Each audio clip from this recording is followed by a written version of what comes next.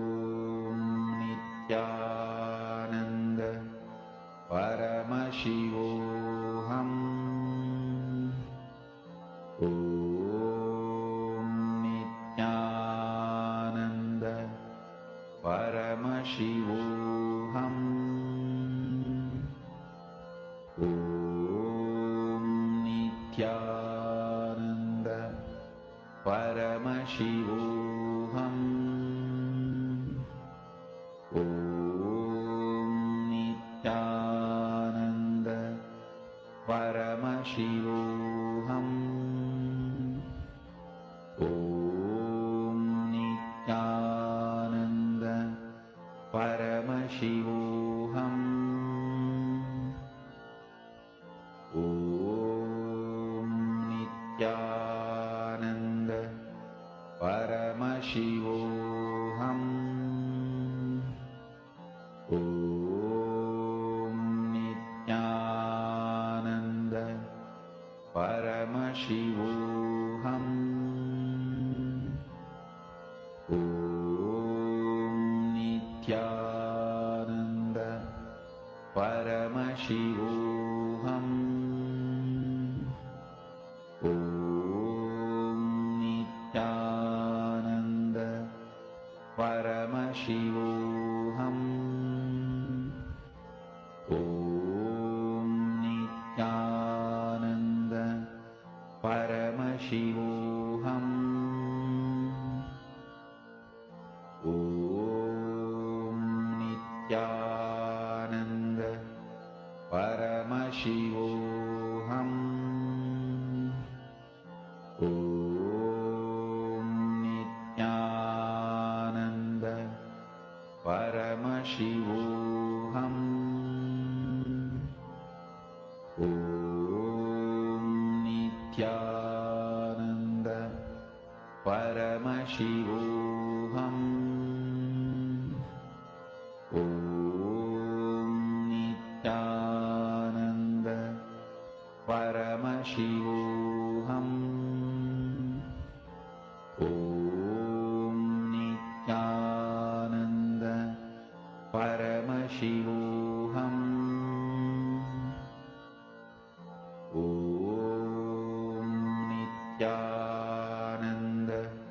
Nityananda Paramashivoham Om Nityananda Paramashivoham Om Nityananda Paramashivoham Om Nityananda Paramashivoham Om Nityananda Paramashivoham Nityananda. All the participants, now please relax. Each of you can post in the audio whatever Swamiji revealed to you in your third eye as the details of this place.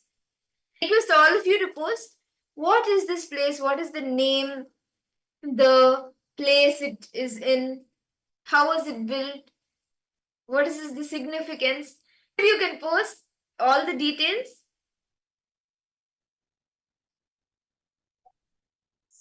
Request all the participants now to please open your eyes and post what Swamiji has revealed to you.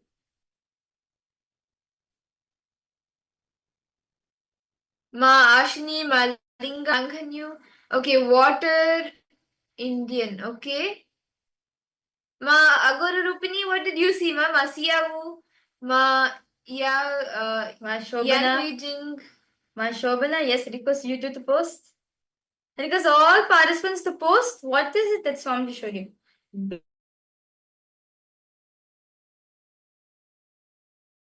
Building. What did you see, Mama? Wanghanyu, what did you see? Building. Okay.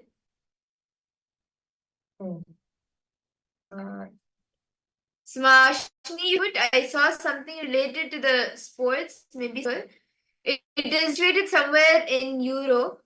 I saw the year 1690 and 1801. Okay. Okay, Masiavu, you're able to see a temple in a house. Okay, that's wonderful. What are the details of this place? What were each of you able to see as the details of this place?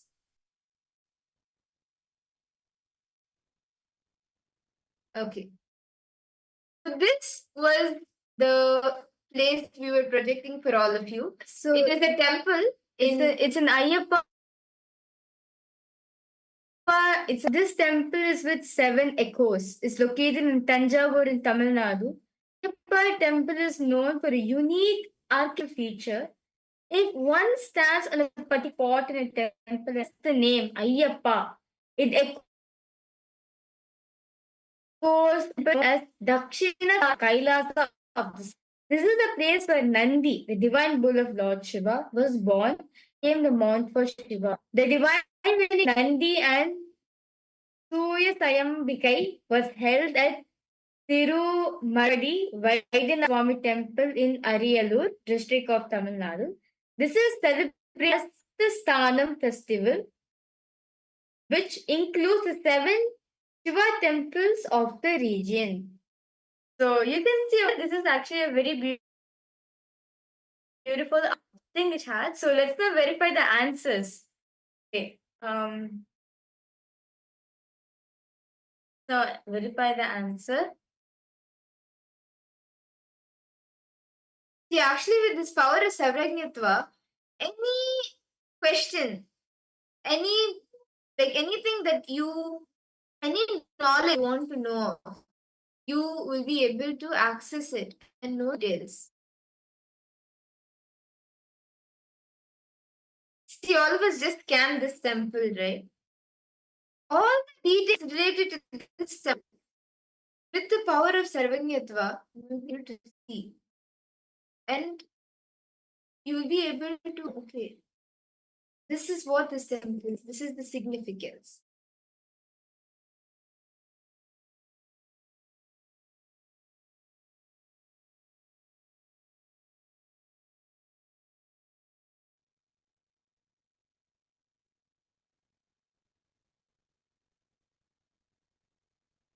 So throughout the day, actually, we'll be manifesting various different rounds.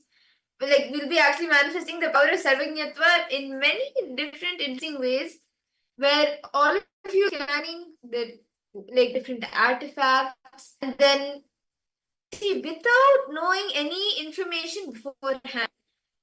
Actually, used to in Gurukul do this power of Sarvajñatva a lot of times, where anything unknown, knowledge unknown to you, you will be able to scan and see what that knowledge is. Like we used to have the textbooks, right?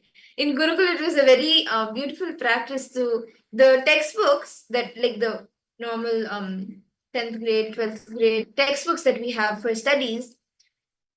With those, what we used to do is we'll use the power of Sarvajñatva. So the mentors, they'll just say, okay, scan this page. They'll give the page number. Through the power of Sarvajñatva, we'll scan that page number. What are the contents of that page? What is in that page? Scan it, download it with the power of Sarvajñatva.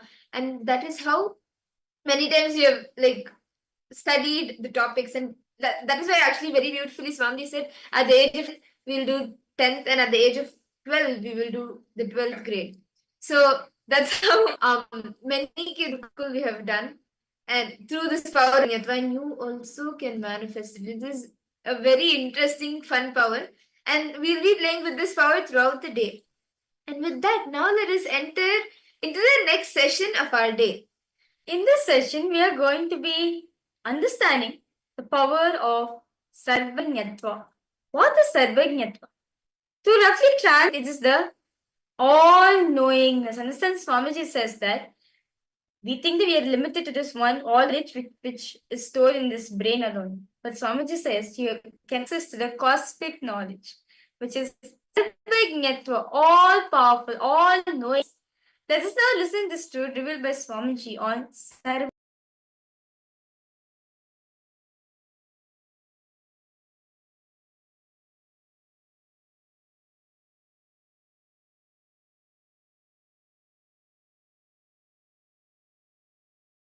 Om, Om, Om.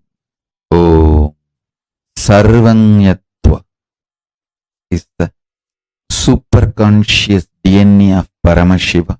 I will manifest in all of you through today's superconscious mutation process. Paramadvaita Diksha. Listen. Listen.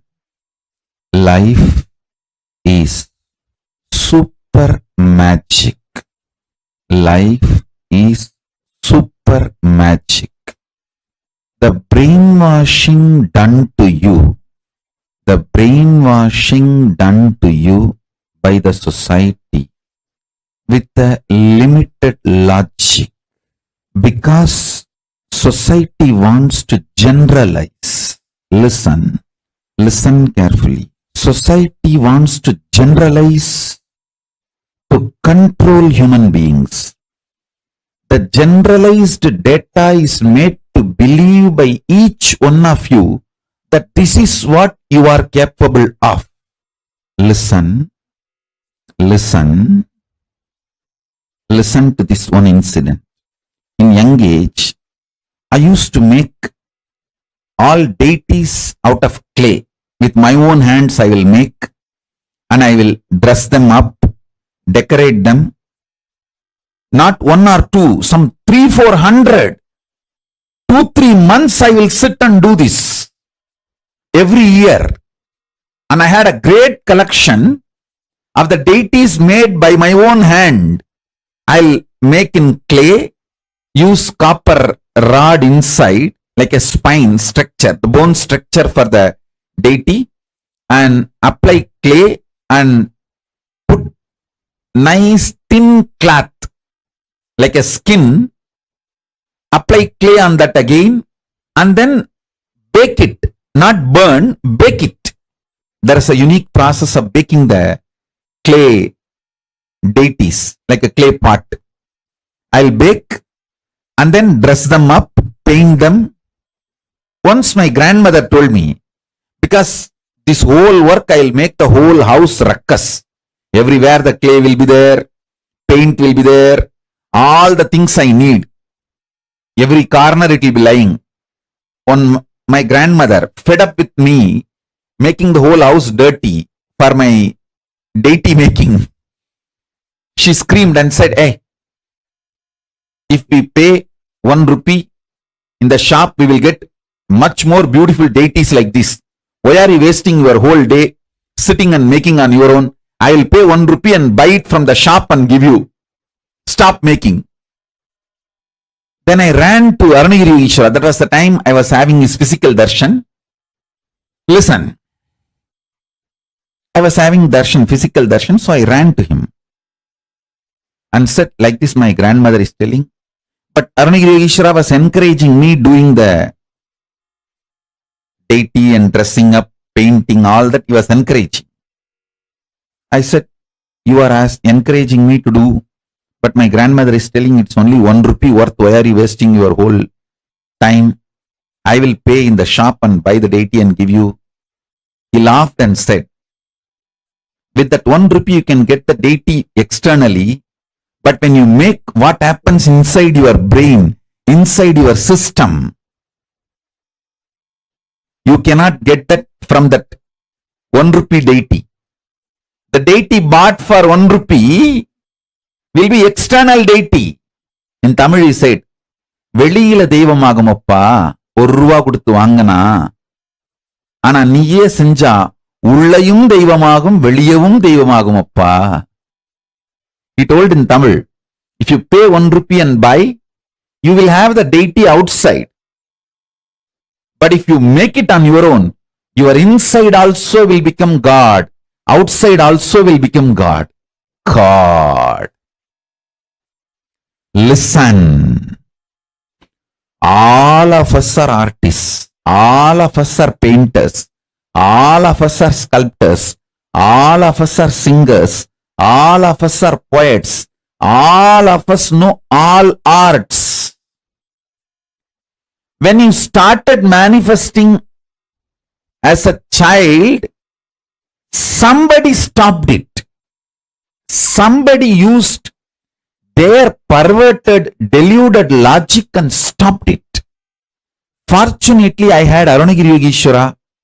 I saved myself. If not, my grandmother would have stopped me. If I decided to go for 1 rupee deity, I would have had deity outside, but I would not have had that sarvanyatva inside. All of us were stopped by somebody to be logical, dropping our life as super magical. Understand? Now, whoever stopped you, I'm going to destroy all of them. Liberate you from all that stoppings, so you can manifest your sarvanyatva, all-knowing. Understand? That one simple teaching from my Guru Arunagiri Yogeshwara. These are the deities I made in stone, but I used to make in clay hundreds. I tell you, the amount of good that did to me inside is unimaginable. I can visualize anything, grasp anything, understand anything.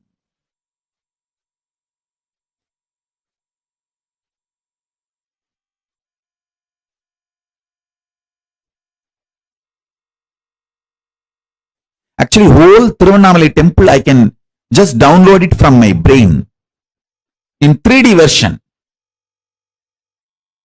Whether thickness of the wall or carvings depth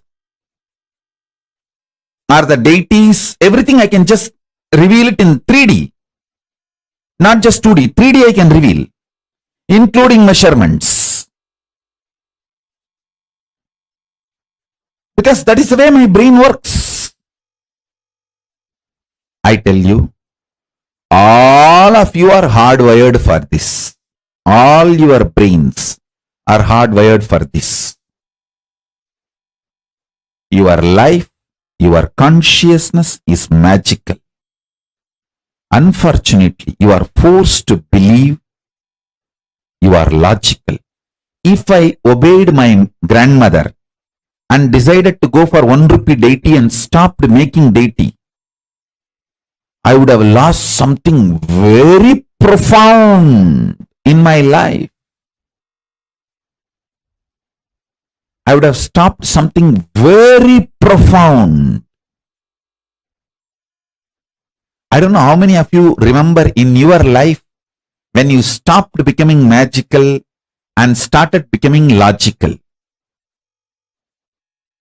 If you remember,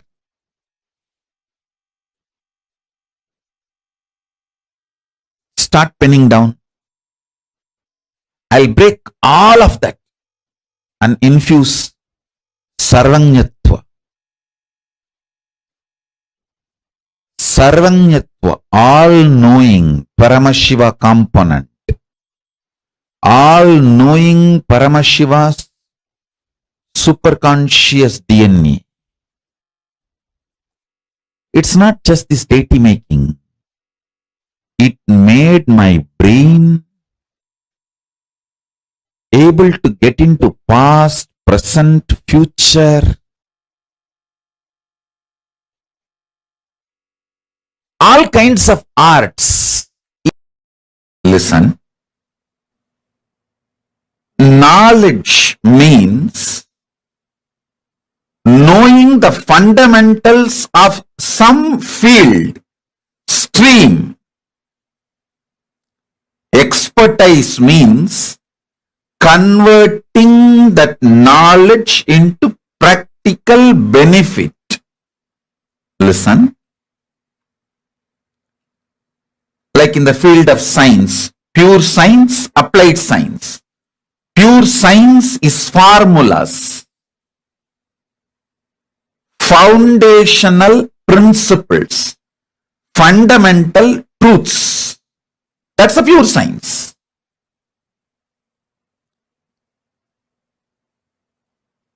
That's a stream of knowledge. Making it into a practical benefit is applied science. And more than the knowledge and expertise, there is something called strategy. I'll give you an example. Knowing the fundamental principles of energy is pure science. Making it as a useful, benefitful,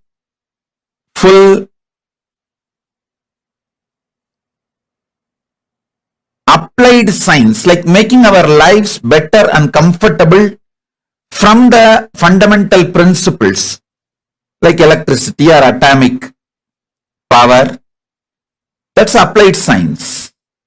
Listen, knowing the principles of energy is knowledge, making it as a day-to-day experience, expertise that about the knowledge and using that knowledge to make our life better. That is applied science. We can call that as expertise. Beyond these two, there is something called strategy.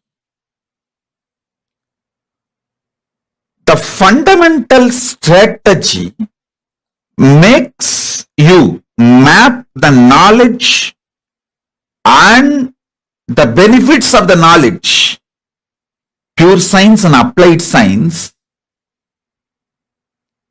to make your life better,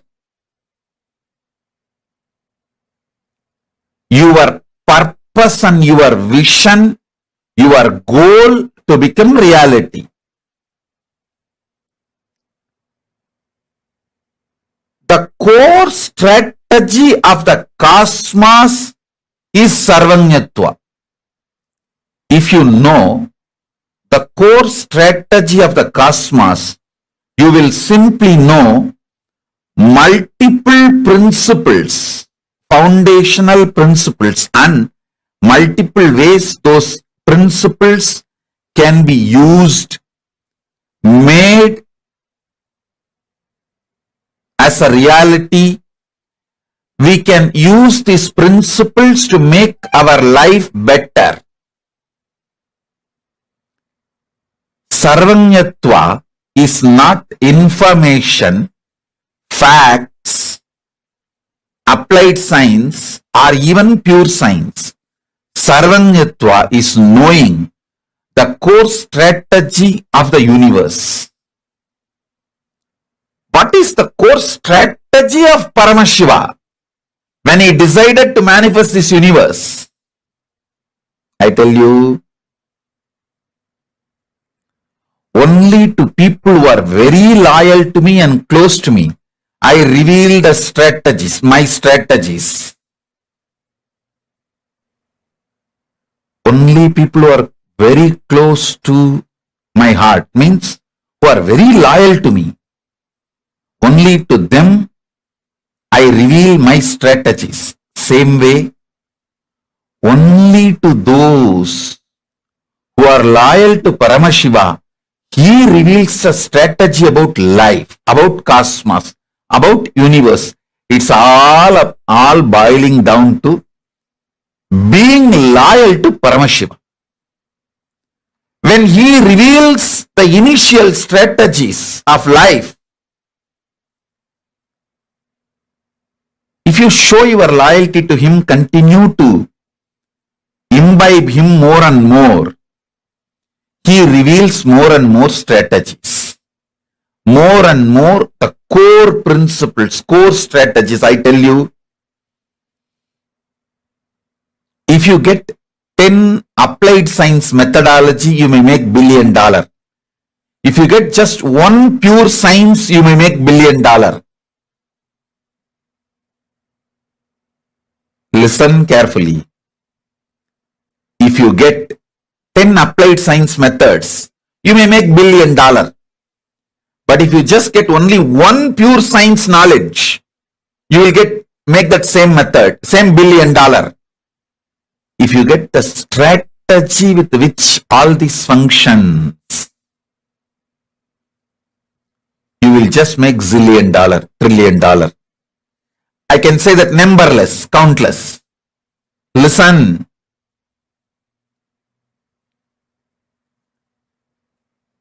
Strategists are the owners of life. If you know the strategy of the cosmos, you own cosmos. About anything, you know the strategy, you own it. Strategy makes you own it. I don't care about anything other than being loyal to Paramashiva. When he reveals the strategy,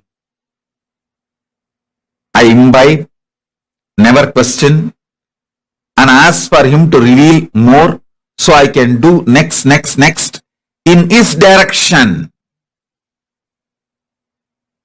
In his direction. So naturally,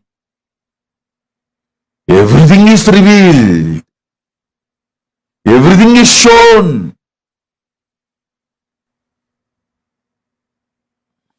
Whether the strategy about consciousness, strategy about the universe, strategy of making power manifestation, every time I show my loyalty to him, he showers strategies about the universe to me. Understand? Whenever he reveals the strategies about the universe, I neither get greedy, nor get fearful, or get cunning. I just say, yes, Bhagavan, next.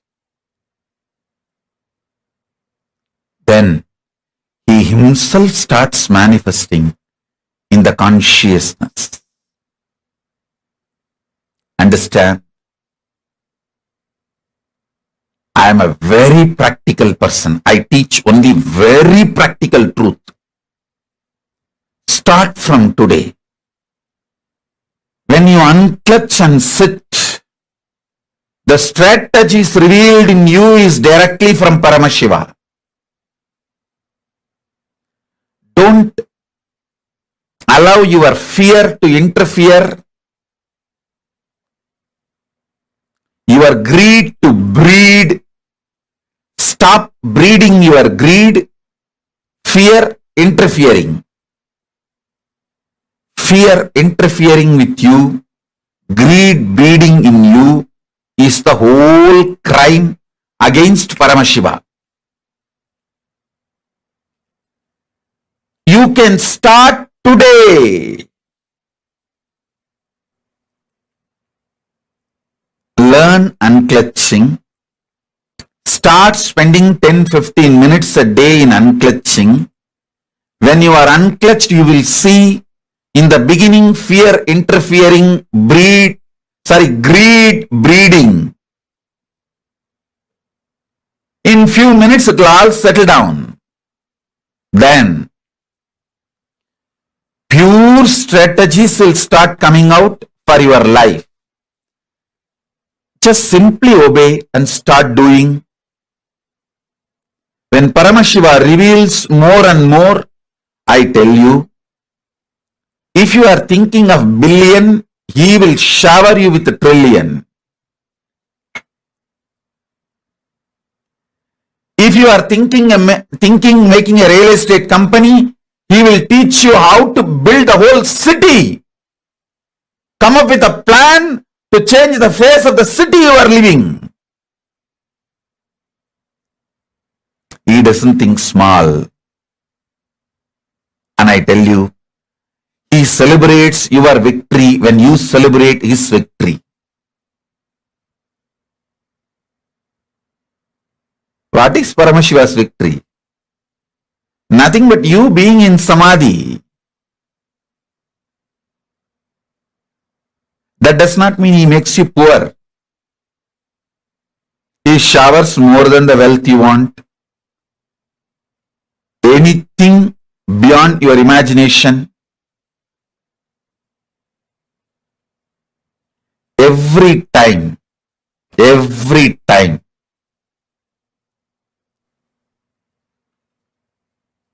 I said yes to Paramashiva. He has revealed more and more of his secret strategies about cosmos.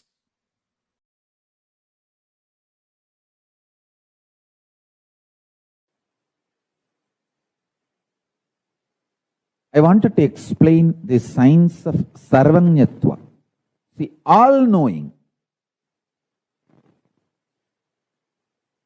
Normally, your brain, when it thinks consecutively, cohesively, coherently, each of these are layer, consecutive, coherent, cohesive. If your brain can think one, next, one, next, one, next, one, and coherent, after this, that will happen, after that, that will happen, cohesive. If this happens, that will be the effect. If that happens, that will be the effect. If that happens, that will be the side effect, next effect. In every layer, coherently, cohesively, if your brain can think, it will lead to knowledge, vidya. In any field, you can have knowledge, medical, social, legal, political, economical. In any field, you can have knowledge if your brain can think coherently and cohesively. In Hindu tradition, we know the science of making your brain grasp the whole cosmos, the whole cosmic happening. When I was developing the software for Sarvanyatva, Sarvanyatva means the power to know everything. Successfully, I have also made many of my Gurukul Balasans to manifest this power for a particular period. When I was training them, initiating them, they started manifesting this power. It was very successful. Listen. All I needed to do was create an ecosystem inside them and outside them where the brain does not feel tired or bored by its own innate experience of the I-ness, existence. It needs to be inspired, excited. Atma Ananta, Swarupa Ananta. What they think as themselves, their Swarupa, that itself is exciting. That itself is inspiring. That itself is wow. That Swarupa Ananta within them and around them. They should have confidence to celebrate themselves, and the people around them should celebrate them. The Balasans. That is the way I created the ecosystem. See, when you are given anesthesia, even local anesthesia, it takes so much time. Almost impossible to get rid of its after effects even for years on your consciousness. Listen carefully. Physically, there won't be any, you will be all right. But your brain's capacity to radiate powers, to manifest powers, is permanently damaged. I'll explain one by one. Listen. If you start enjoying the narration you carry about you, Swarupa Ananda, and everyone around you enjoys the narration about you, which they carry in them. In that space, you manifest Sarvanyatva. Kailasa is the ecosystem to help you to enjoy the narration you carry about you. And everyone celebrates the narration they carry about you in them. You celebrate them, they celebrate you. In this kind of ecosystem, powers manifest just like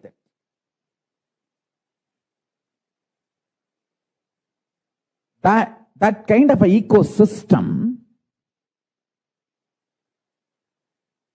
makes nectar flow in your Sahasrara chakra, in your crown center. Even when your guru initiates you with his consciousness, the first thing happens is your Sahasrara chakra explodes in superconsciousness, that Paramashiva space. The nectar, Amrita, pours in your system. You enjoy the beautiful narrative of you carry inside you. That you are Paramashivatva. And you enjoy the Paramashivatva of the whole universe, everyone around you. And everyone around you enjoys you. This complete virtuous circle. Like in the ocean, a bliss rises as a wave and hits at the ocean and creates another bliss wave. Bliss waves, bliss waves, bliss waves. This is the ecosystem of power manifestation. In this ecosystem, in this space, I was beautifully able to transmit the power of Sarvanyatva. People who search for the truth in the field they have chosen in their life, they become genius. In my life, I have met many genius people. In Tiruvannamalai alone, I have met at least 50 genius people. Genius means extraordinary genius because their whole focus is about the truth of life. From the truth, whatever they want to manifest, they can manifest, and they manifested that what they need and lived it. I tell you, Annamalai Swamigal had only 2 loin cloth and 2 towel his whole life.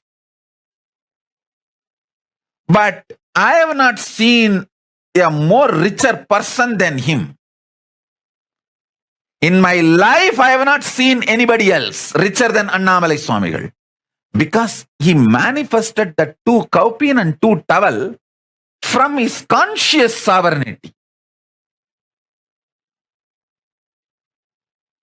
His decision to exist on the truth of life is a genius, I tell you. I have met many Nobel laureate scientists, but the geniusness, nobody can be compared to Annamalai Swamigal or Ram Surat Kumar. A geniusness is not related to what others feel about you. It is related to your strength of cognizing the truth of life. Your brain's capacity to cognize the truths of life and manifest them in your life in a very cohesive, coherent way. That is geniusness. That's what I call geniusness. Neither Annamalai Swami will want 3rd kaupin, nor he would have accepted even if people forced it on him.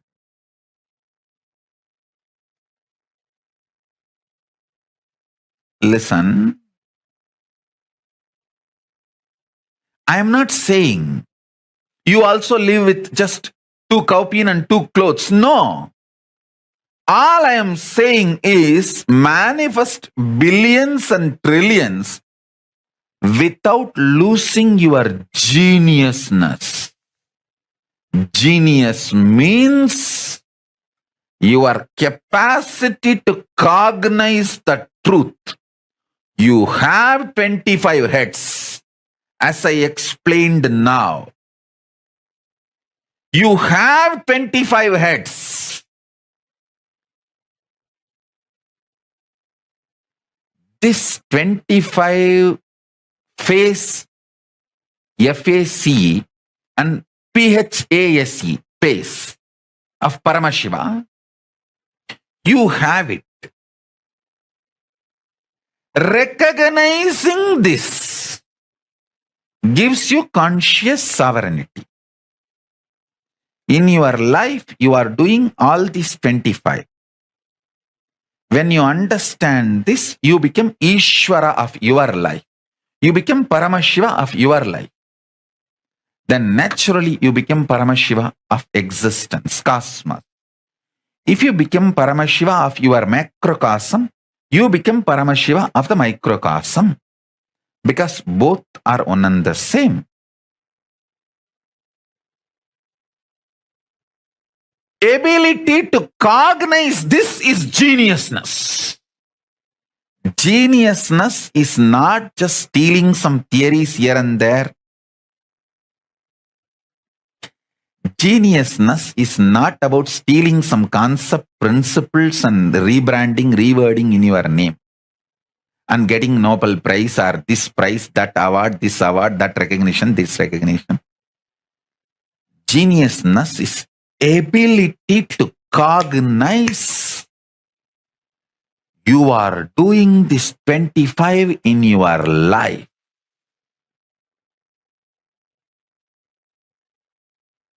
And reclaiming your conscious sovereignty. That is geniusness. This is what I call sarvanyatva. So when I use the word Brahmin, I mean that families, that communities which were carrying the knowledge for next generations. Even 6-7 generations before you stopped practicing Vedas and Vedic tradition also, it's okay because it is in your DNA. Even for 6-7 generations, you are not listening, practicing, chanting Vedas also, your DNA has a capacity to give a birth to a baby. That baby, when I awaken its Kundalini and initiate that baby within 14 years, before the physical maturity, that baby can repeat the whole Vedas. The Sarvanyatva can be awakened in that baby. This is the only hope we have for the future of the humanity. I request all Brahmin couples give birth at least 10 kids. If you are from these communities which were the knowledge carriers, who have been endowed, empowered traditionally to carry this knowledge and transmit it to the next generation, Ayers, Iyengars, Dvivedi, Trivedi, Chaturvedis, Adishaiva Shivacharyas, Adishaiva Velalar. Among the Jains, the Digambara. Among the Buddhists, the Theravada and Tibetan. Any of this knowledge carrier community give birth at least to 10 kids. If you are not able to bring them up, send them to Kailasa. I'll bring them up in a best way. Still, when I remember, my eyes become watery. These village men and women who are my gurus,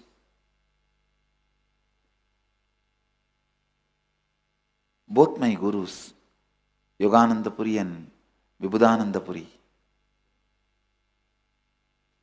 what a extraordinary intelligence they were having. From the beginning, they were so clear. See, by being around them, automatically I picked up this attitude of anything I want to know, I can know. Anything I want to do, I can do. This was not taught systematically to me. Please understand. Like how in our ashram, if you live, you will simply get the confidence to do completion and to do nirahara samyama, because you will see every other person will be doing nirahara samyama. Every other person will be sitting and doing completion. You will not have neck pain to wear this big mala because every other person will be wearing.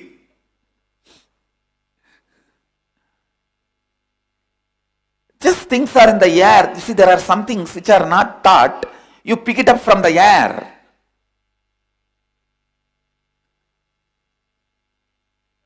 With my both gurus, it was so amazing. Just in their air I picked up. In their presence I picked up that if you want to know anything, you can know. Simply. If you want to do something, you can do. Simply. I never know whether it is a swimming or climbing the hill or anything. Human beings need to be taught. I always thought, you want, just jump and do it. Not just the swimming and trekking. Everything. I still remember one day I went to Mataji, Vibhudanandapuri, and told her, the temple, such beautiful deity is there. It is so nice. I want like that. She said, you make it. I did not even ask how. And immediately, from my neighbor, I got one mold of Lakshmi and made a clay mold out of it.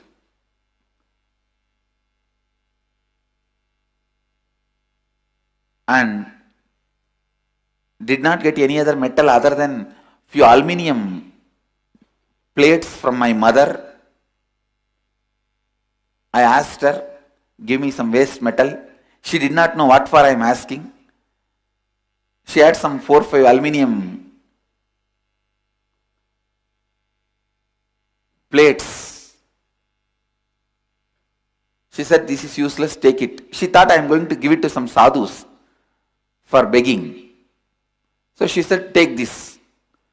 I immediately brought that and melted and poured the mold and made the deity. Still we have the deity.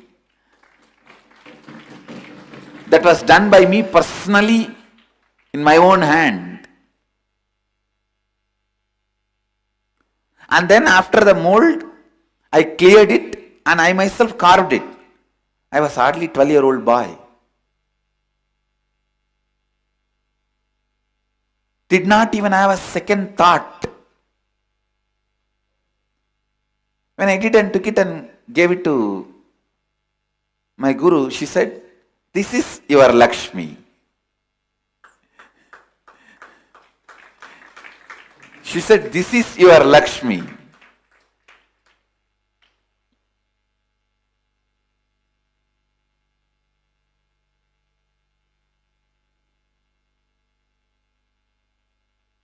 This ability to look into anything and the space of completion to look into anything and no incompletions about anything, simply possibility.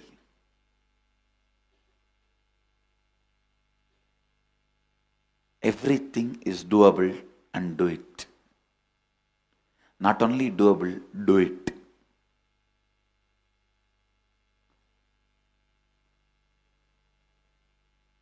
Blind spots are not inabilities, they are choices.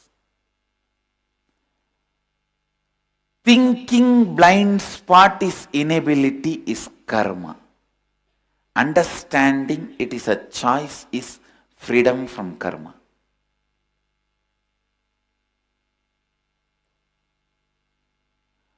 Don't even know about inability and possibility and simply you are living, making everything possible is vikarma. I neither know it is difficult for some people, easy for some people. I simply did it like breathing, like living. Still we have that Lakshmi deity with us. When I went and told the deity is so beautiful, I want like that one deity, she neither discouraged me, nor she started explaining how to get it. She said, make it, you can.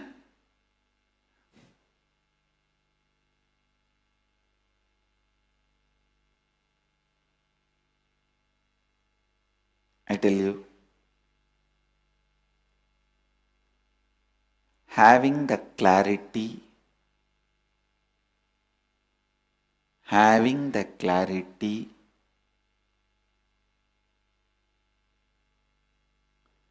anything is possible. No blind spot is our inability. It is only our choice.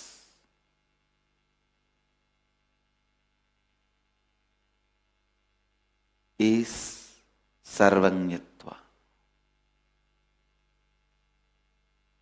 Have this clarity. Anything is possible. Fundamental education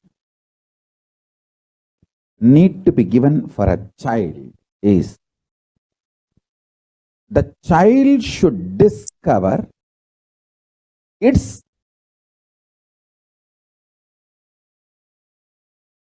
dharma, the source code of its software. See, what is the fundamental principles based on which the child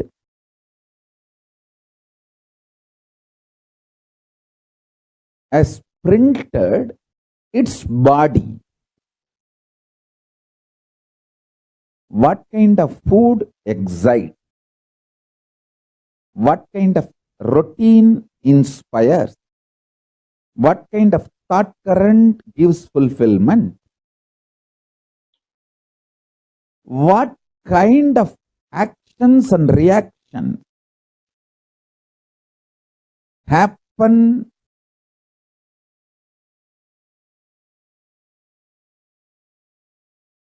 in your internal organs. A child should be given this education. I tell you, the greatest gift I received from my gurus is this education. Once I understood the first principle of me, I just know everything. I become Sarvanya. I can know anything. Understand? I am not talking out of arrogance. I am telling you the truth as it is. I can know anything. If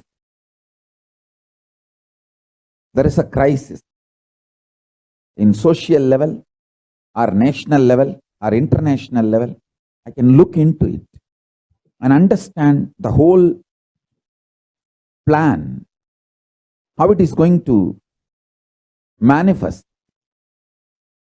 Krishna says beautifully, if you understand me, you will understand you and you will understand the whole universe. That is what he means. In the young age itself, my gurus taught me one thing. The first principle based on which I 3D printed myself. Once I know that, I know everything. Listen.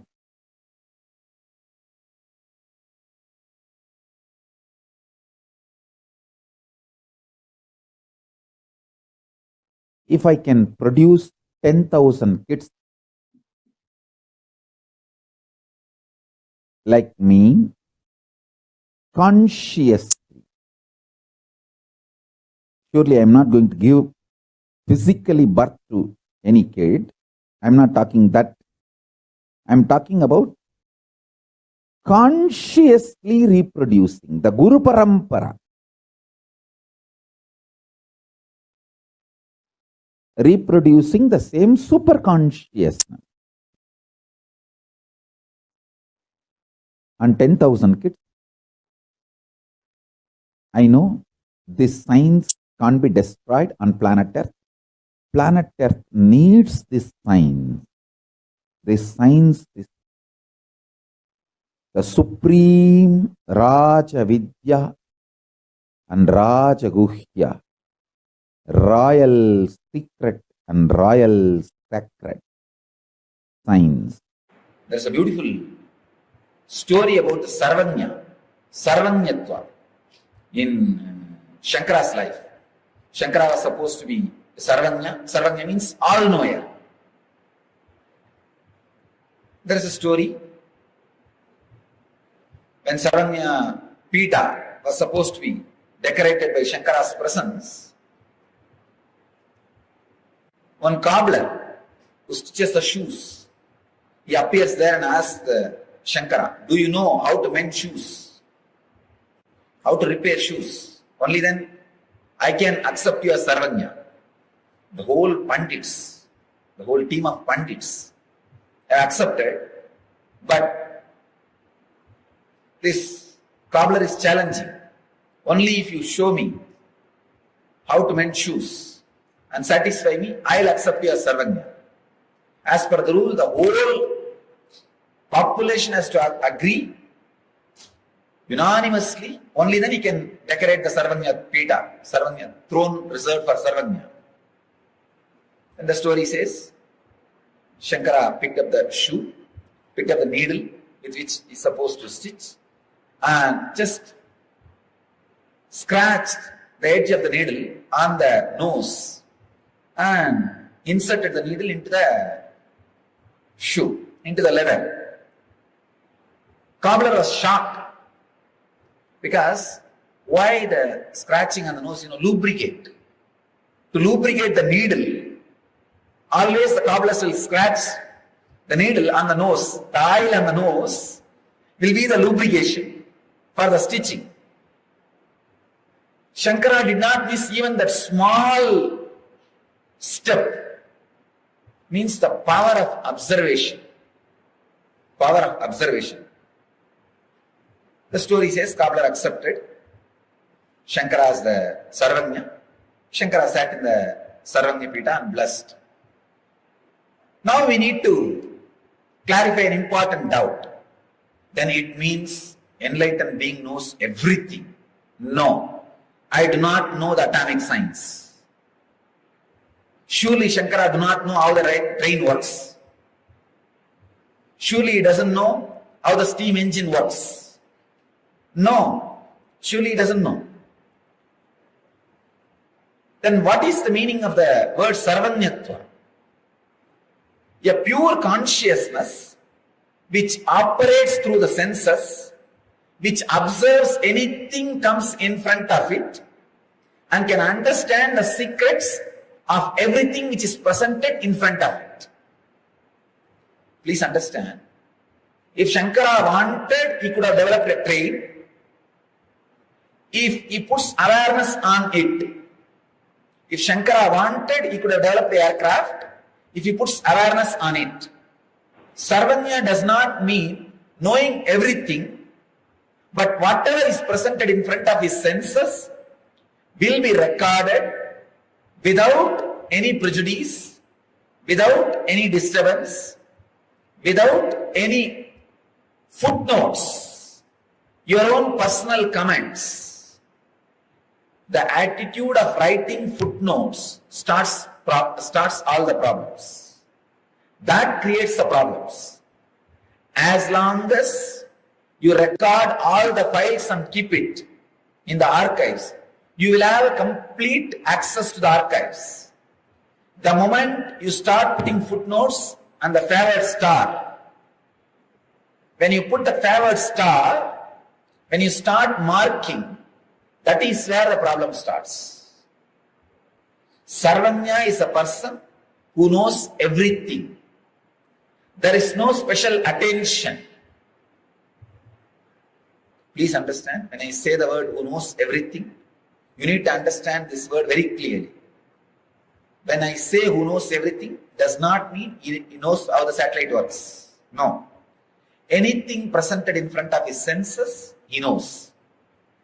Towards anything, if he concentrates, he will know.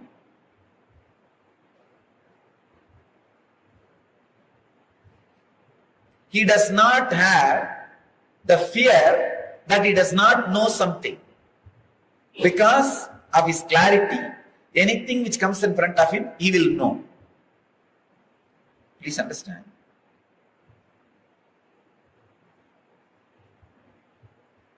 When somebody experiences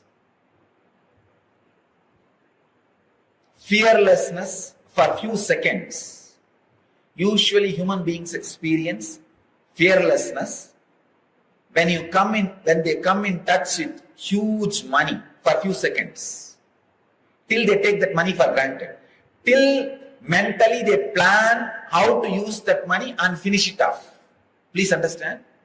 If you get 100 crore, to finish that 100 crore, you may take 5 years or 10 years or 20 years, or you may not even exhaust it. But within 10 minutes, you will finish it mentally. Mentally, you are back to that poverty within 10 minutes. That 10 minutes, you will not have fear.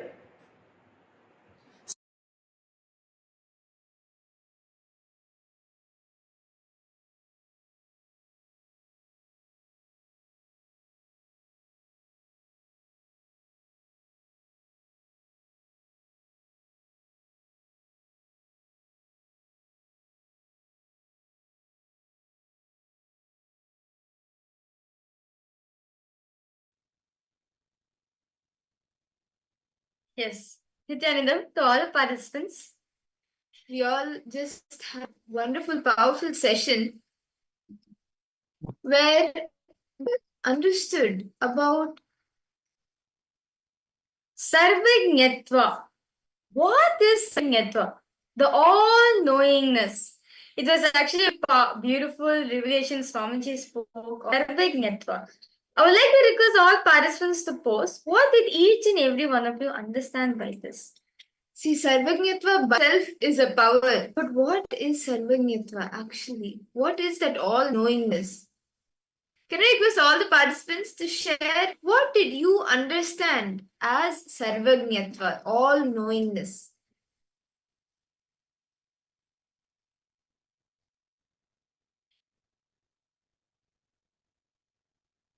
Ma Siyavu, Ma Agora Rupini, Ma Ashni. Each of you what did you understand as Sarvajñatva? See, in the last round, like in the last session, we all, the power of Sarvajñatva, where we were scanning what are the details of a place, right? But now actually you are in understand what is Sarvajñatva, the power of Sarvajñatva. What is this all-knowingness? So what did each of you understand? Just all the participants to share. What did you understand?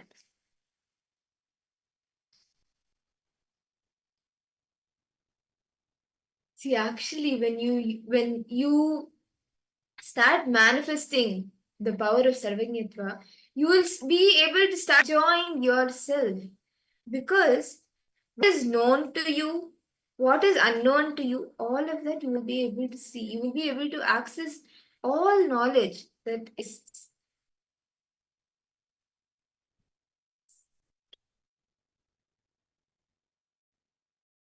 What did you understand? What do you understand as Sarvajñatva? See, it is as it is a power. How length, breadth, depth, time and space, all of these are the different dimensions, but as it is separately, it is a power. Each of these, the Sarvajñatva, the all-knowing is a power.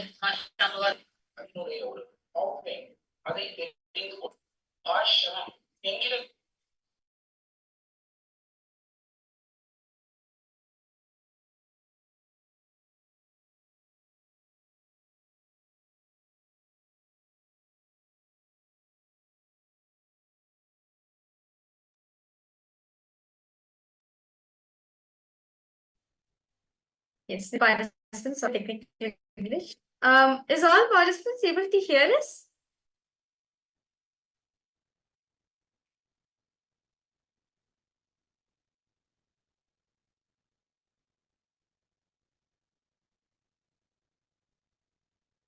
See, actually, with the power of Sarvajñatva, or the having the ability to access anything and everything. See, when you do the Akashic record, you access the past, present, and future. But with Sarvajñatva, like means you anything and everything. With Sarvajñatva, knowledge that you want to access, having that ability to know any knowledge is the power of Sarvajñatva. See, understand, Swamiji says, your brain can consecutively, meaning one next, and currently, meaning after this. That will happen. And cohesively, if it happens, that will be effect. It will lead to knowledge. In any field, you can have knowledge. Medical, social, legal, political, economical. If your brain can think coherently and cohesively. Okay, see. Cohesively means what? One, next. Coherently means after this. That will happen. After this, that will happen. After this, that will happen. If your brain, right? If your brain has the ability to think coherently and cohesively, you can get any knowledge you want. knowledge in the world you want to manifest, you'll be able to. All this need is making your brain think coherently and cohesively. Are each of the participants understanding? Just think, okay, what next?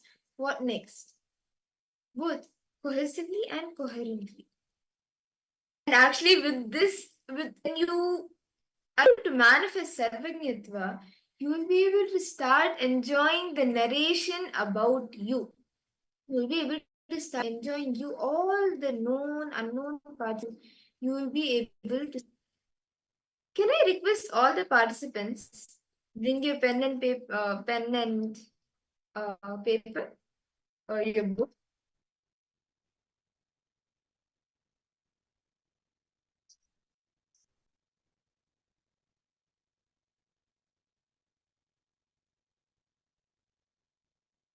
And if any of you have any questions, please feel free to ask.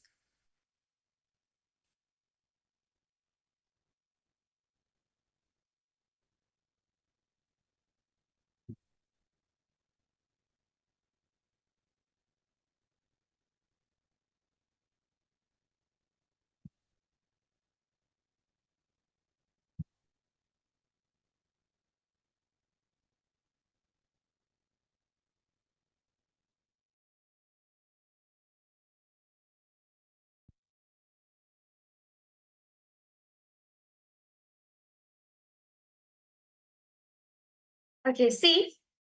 So, having your brain think passively and coherently. This will actually make any one of us to access knowledge in any field of life.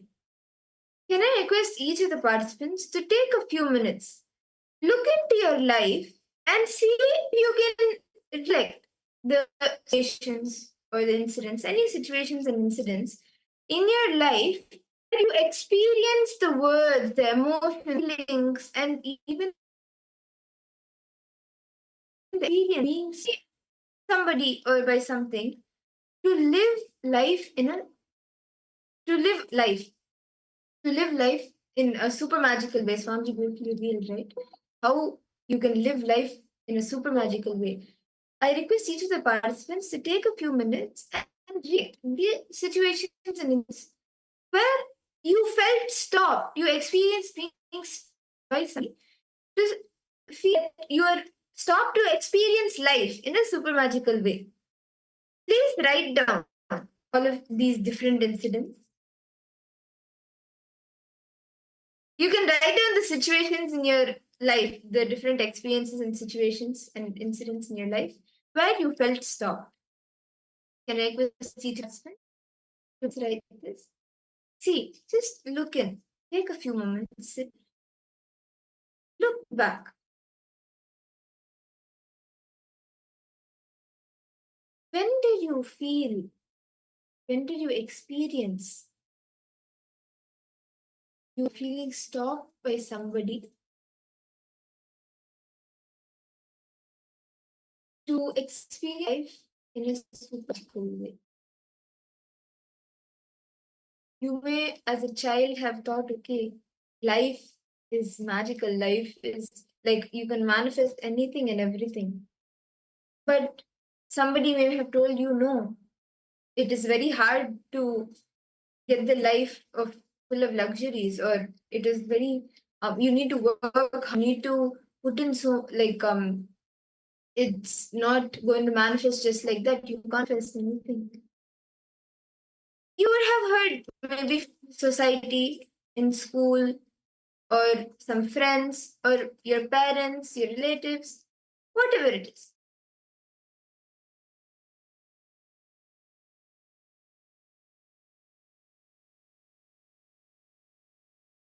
Recollect the incident where you first felt, experienced feeling stopped by somebody.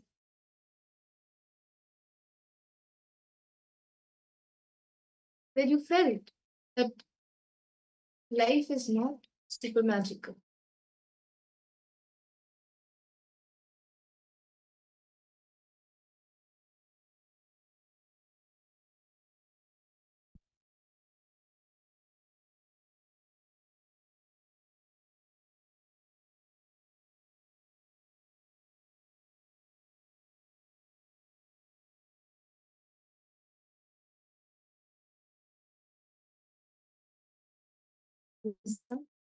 recollect the earliest incident, earliest situation.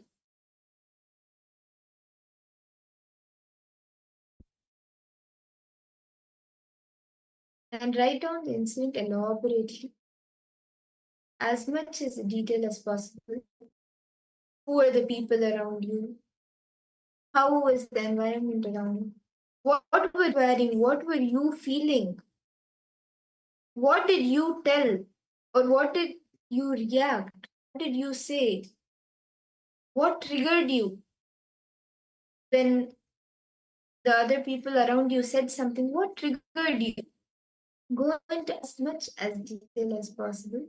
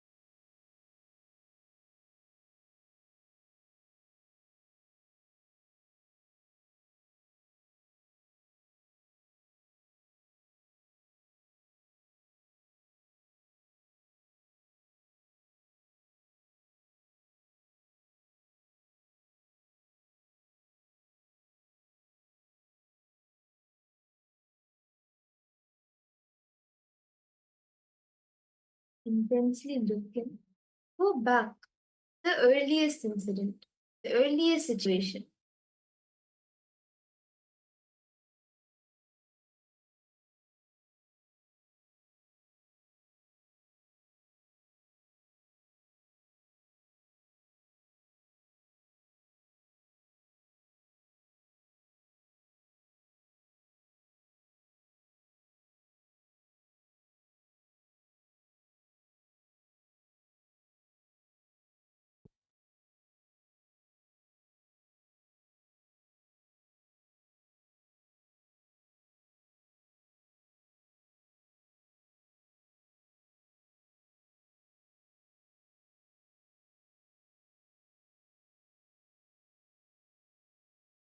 This you should have been around the age of 7.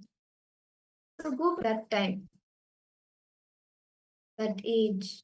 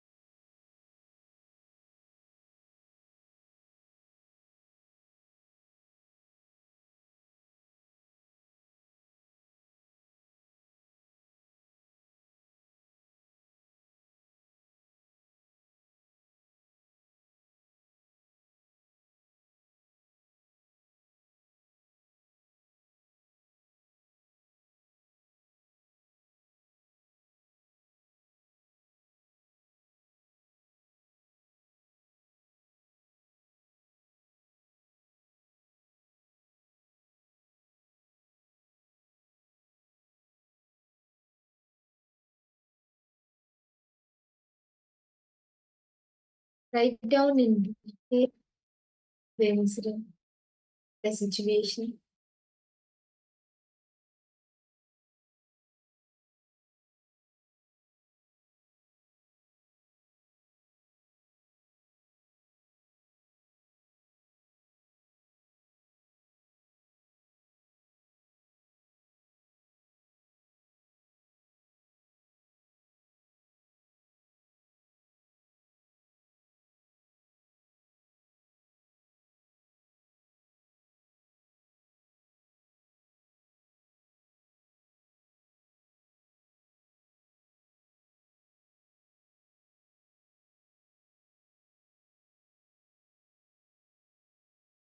Now, I request participants to bring a mirror. See, understand, you're complete with the mirror. You see your own reflection in that. You actually will start seeing that as you do the completion with the mirror, inside you will see your disappears and you will start Swamiji's image. So I request all the participants to please bring a mirror and let us all do the completion, the reliving and relieving process with mirror.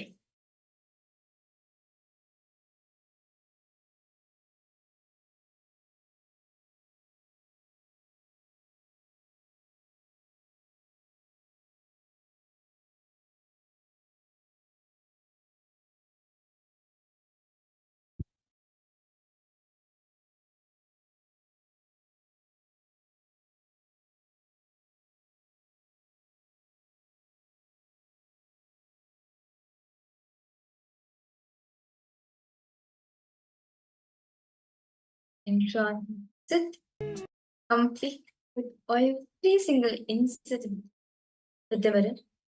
Recall everything.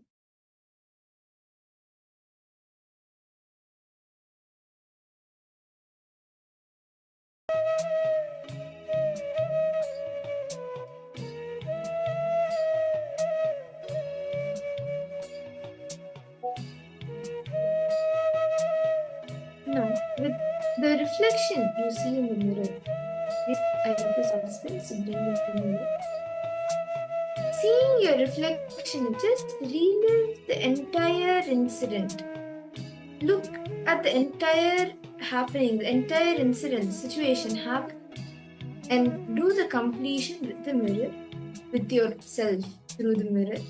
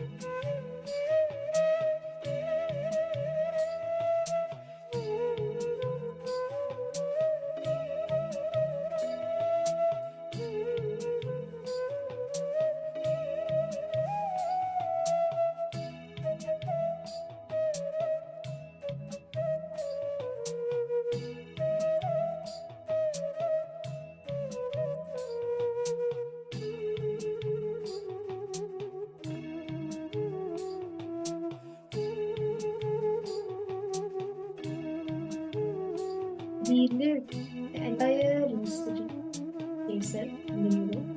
Go back to that same age, the same environment, the same dress you were wearing, the same people who were around you. Relive the entire incident.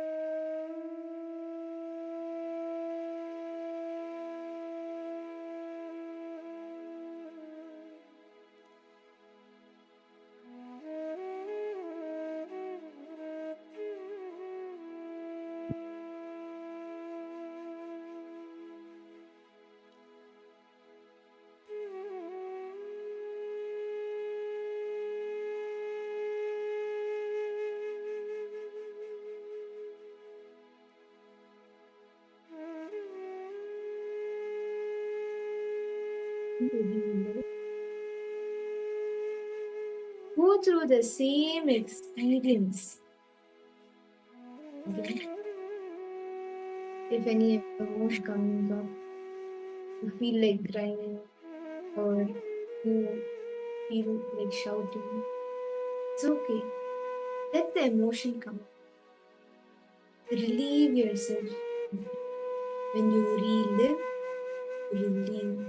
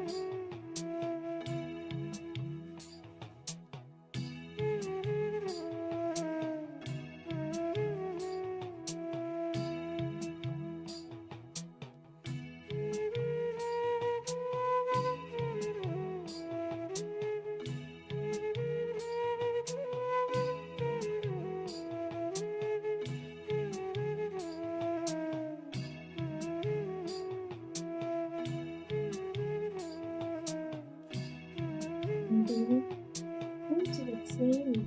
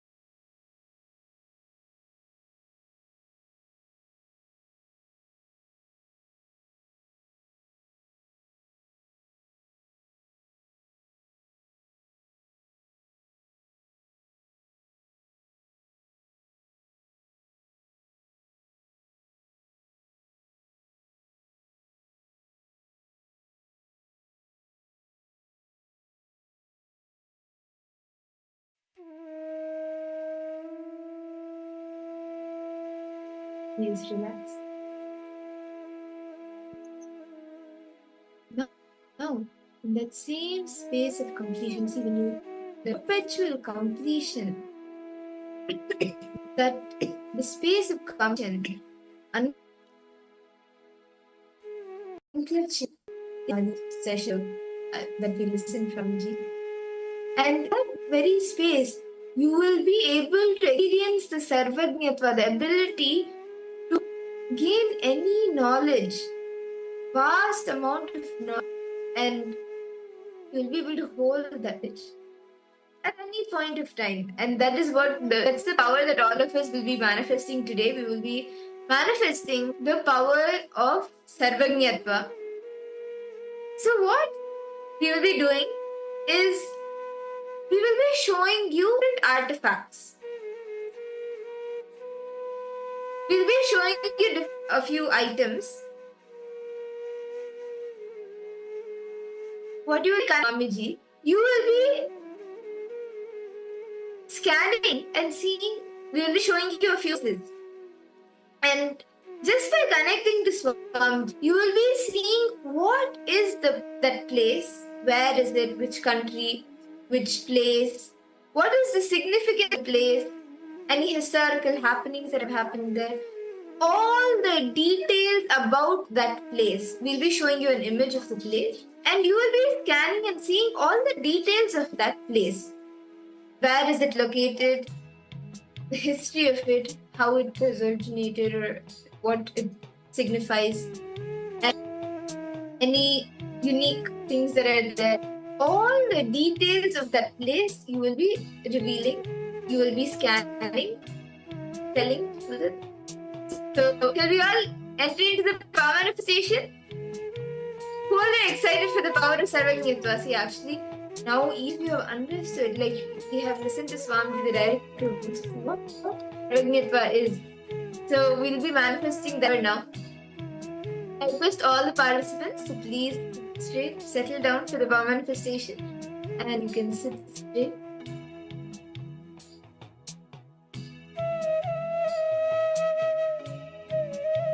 Chant the Mahavir intensely.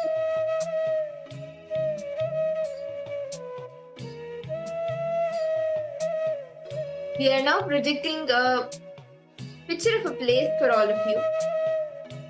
I request all participants now chant the Mahavakya intensely. Paramashivoham. Connect, Amiji.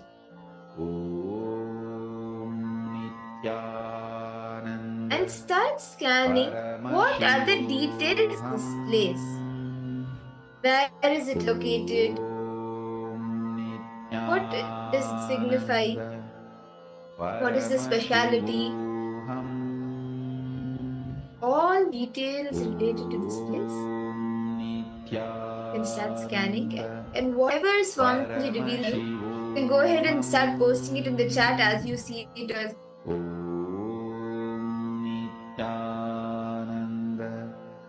Paramashivoham. Om Nityananda Paramashivoham.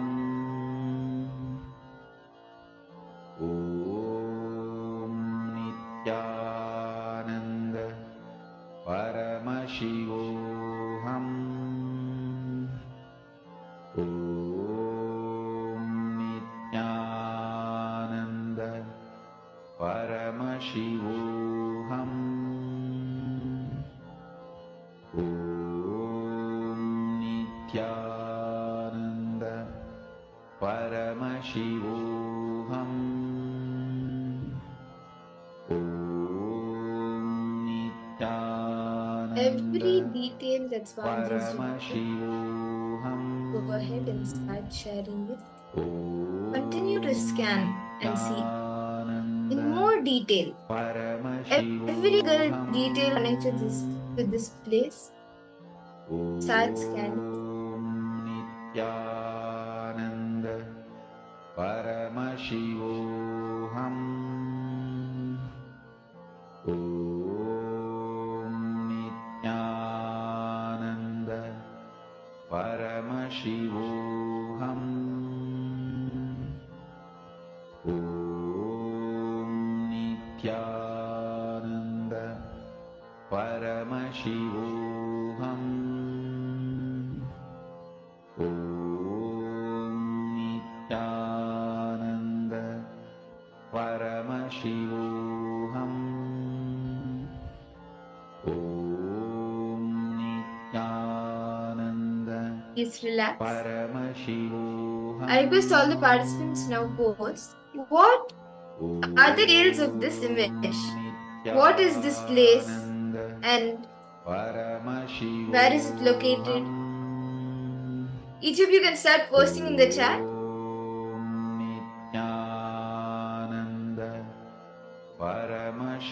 What did you see? Ma Ashini Siyavu, Ma Aguru Rupini Nityandamma. Each start posting. What did all of you see? What is this place? Where is it located? And what are the details of this place? Nityananda Paramashivoham. Om Nityananda Paramashivoham. Om Nityananda Paramashivoham. Every single detail that Swamiji revealed to you, you You can post. Do not filter out anything, do not guess anything. As you saw, as Swamiji revealed to you, that same thing we share.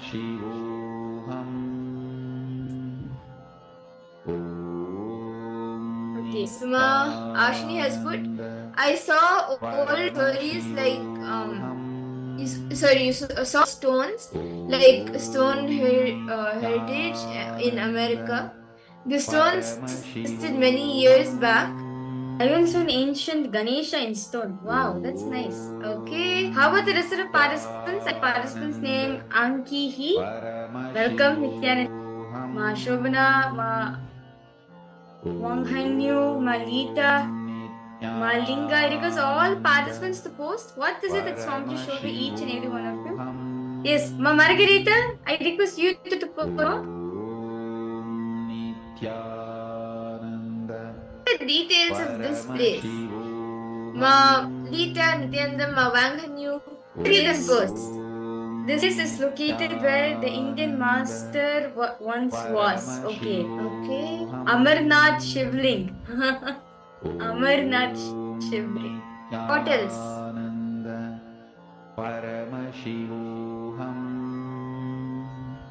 Okay, let's now verify the answers for all the participants. So this place that all of us saw right now is called as the Nidhi. So this place is Nidhivan. This place is actually there in India, in Vrindavan. So this Nidhivan, which means forest of Tulsi, is one of the sacred forest sites of Vrindavan. It is situated in the Mathura, the very place where Bhagwan Krishna have incarnated. Nidhivan is considered the most prominent site dedicated to Leelas of Radha Krishna and their gopis. Even today, the devotees Nidhivan still witnesses the Ras Leela dance of Radha during the night time, and thus nobody is allowed to stay inside the premises of Nidhivan at night. No one is allowed inside the premises of the temple after the sets down. Devotees of Radha Krishna come to the temple every night to rest. It is known that anyone who tries to what happens in the night either dies, goes blind, or loses their mental balance. Although the houses built in the vicinity of Nidhivan have access to the view of the area, but no one attempts to do so. Devotees hear the tinkling of anklets in the night, and even the monks leave the Nidhivan temple after the last bell of the Aarti. So you can see the beautiful temple. This is the Nidhivan, which is there in India. This is the place where Bhagwan did the Ras Leela with Radha, Srimati Radharani, and with the Gopikas. And till date, even now, that bells, anklet sound still heard. So that's why the people who are staying in Nidhivan, they don't actually go in forest because it is considered that Bhagwan Krishna and Radha, Srimati Radha comes in the night and they have sleep. So this is the thing which has been projected for all the participants. Well, all of you got something related to gods and goddesses, so that's fine. It's close to it. That's nice. And I request, actually, we'll be doing another round. I request participants to go deeper, see the location, see the significance of each place. So let's all do another quick of the power of Sarvanyatva. Scan all details. See, now with the Sarvanyatva, you have the ability to access that knowledge. What is related to this place. So with the image, drop the image into your inner space. Swamiji to show you what are the details of the place. Okay? Are all the participants ready? Let's all chant the Mahava. Connect intensely to Swamiji. Just be in this pure and start seeing what this place is.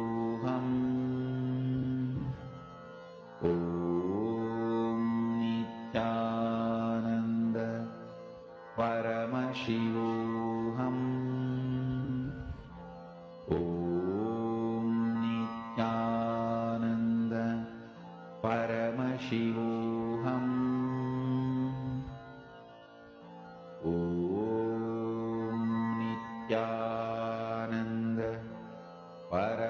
Paramashivoham Om Nityananda Continue to remain in the pure space. Create a thought not destroy a thought. Paramashivoham Om Nityananda Paramashivoham Om Nityananda Paramashivoham Om Nityananda Paramashivoham Om Nityananda Paramashivoham Om Nityananda Paramashivoham Relax. Solvents now pose and whatever Swamiji revealed to you. Whatever Swamiji to you in your third eye, as details of this again pose. Paramashivoham Om Nityananda What did Swamiji show each and every one of you? Om Nityananda Paramashivoham Ma Ashini, Ma Lita, Ma Wanghanyu, Ma Wenmei. Okay. You saw waterfall? Not able to see more. Okay. A lot of mystery temples in India. Okay. Nityananda Paramashivoham Om Nityananda Okay. We all see the answer now. The place that was being projected, Kailasanatha temple in Ellora, India. And the Kailasanatha temple is the largest of the rock-cut Hindu temples at the Ellora caves in Aurangabad district in Maharashtra. And megalith carved from a rock cliff face, and it is considered one of the most remarkable cave temples in the world because of its size and even the architecture and the sculptural treatment. And the climax of the rock cut face of the Indian architecture, the temple, is the topmost superstructure over the sanctuary, the Garbha Mandir, which is 32.6 meters, which is 107 feet above the level of earth below. Kailasa temple, which is the cave 16, is the largest 34 Buddhist, Jain, and Hindu cave temples and monasteries known collectively as the caves. And these range for over 2 kilometers, 1.2 miles, along the sloped basalt cliff at the site. And even most of the excavations, the temple is generally attributed to the 8th century Rashtrakuta king Krishna I, and with some elements completed later on. Temple architecture actually shows traces of Tava and Chalukya styles as well.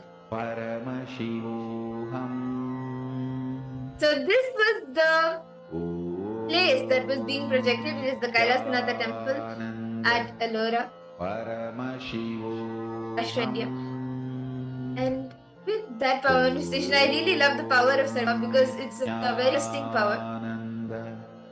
And with that, now let us all enter in the next session of our day. Today, as you all of us are receiving the darshan of Bhagwan Dakshinamurti, so we are going to be understanding about him as Bhagwan Dakshinamurti symbolize that space of Nirvikalpa Samadhi, silence, so intense inside silence. Let's now This is this truth revealed by small.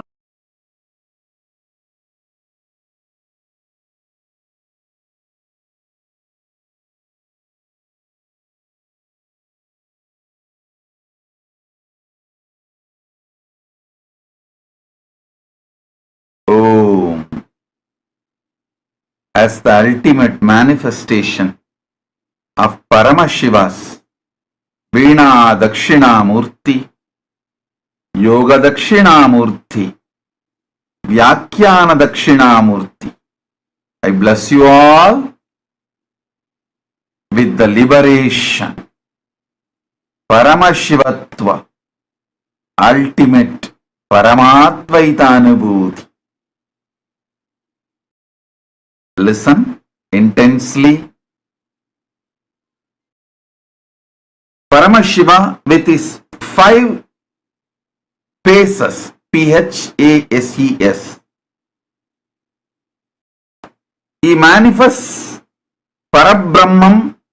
From the Parabrahman, the creation starts. From Parabrahman, Brahma comes and creation starts. Then, from the sustenance phase, Parandama manifests. From Parandama, Vishnu comes, sustenance happens.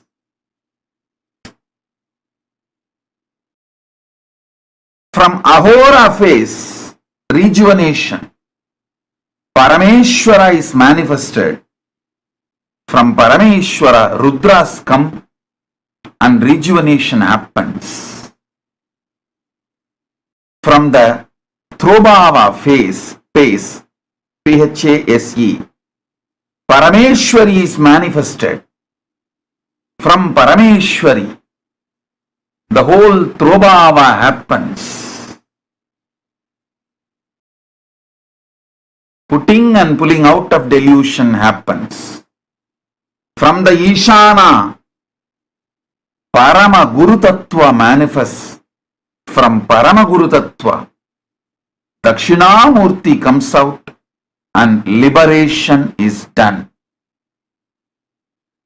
Parabrahmam, Parandama, Parameshwara, Parameshwari, Paramaguru, all 5 put together is Paramashiva. Mahadeva withdraws Adi Shakti into himself. He sits as Sadashiva and Adi Shakti together. That is what is Dakshinamurti form. That is why in all Rajeshwari temples there will not be Shiva. In all Dakshinamurti temples there will not be Devi. Because in Dakshinamurti form he is both. In Rajeshwari form he is both. When the male component is sucked into the female component, he is Rajeshwari. When the female component is sucked into the male component, he is Dakshinamurti. In no Dakshinamurti temple, there will be Devi. So he sits as Dakshinamurti. Understand? Mahadeva vibrated the cosmic knowledge, Vedas, as Dakshinamurti. Rishis radiated it and read it out from the cosmic knowledge. That is the way Upanishads were delivered to the planet Earth. Mahadeva just sat in the silence as Dakshinamurti under the banyan tree and radiated it as a vibration, vibrant silence, living silence, the alive silence. And Rishis just spelled out the cosmic records, the Akashic records in words and shared with the world. This is the way the Upanishads have happened. Hindu knowledge transmission is totally different from anything known to the world by the name education.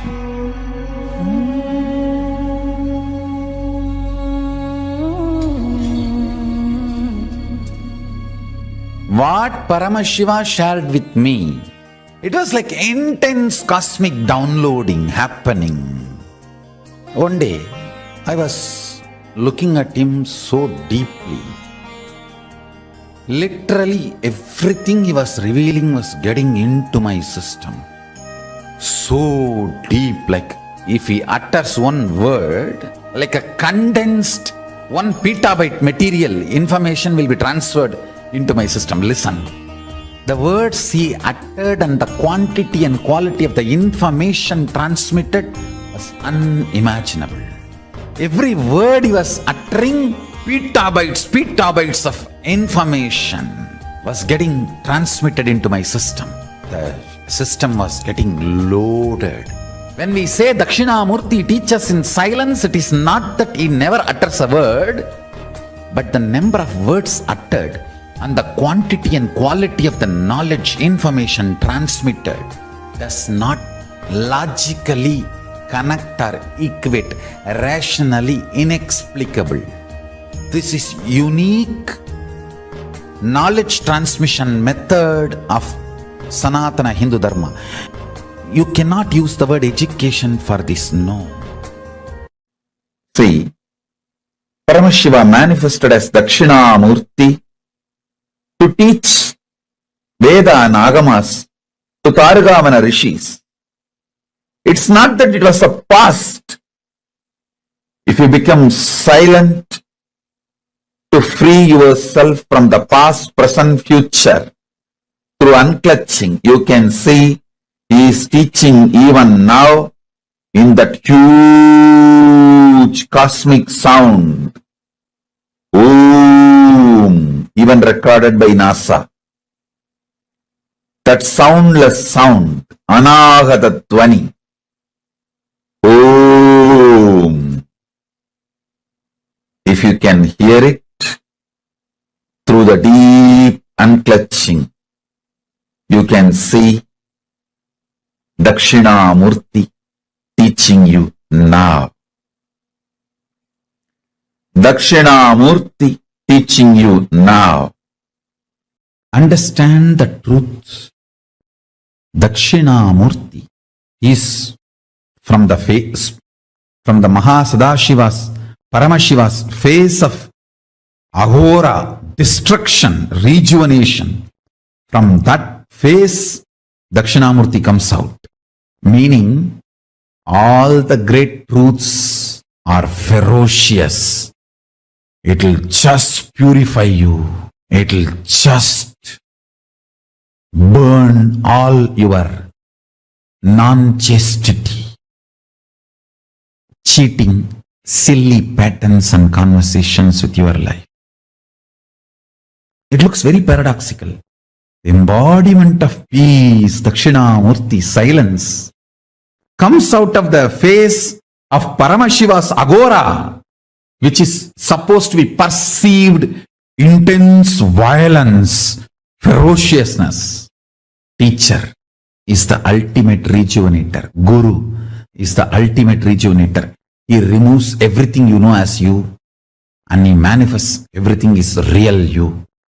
The real you swallowing everything you know as you is chastity.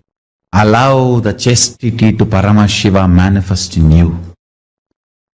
Wake up when Dakshinamurti teaches. Don't wait for Kalabhairava to come and wake you up. And you need to know both came out of the same face, Agora. Maybe Paramashiva always tries to show Dakshinamurti of his Agora face. And if you don't listen, then only he has to allow Kalabhairava to manifest. Chastity will never create conflicts. It will bring tremendous fulfillment. If there is a conflict outside, look in, something need to be attended inside. Listen to this clearly.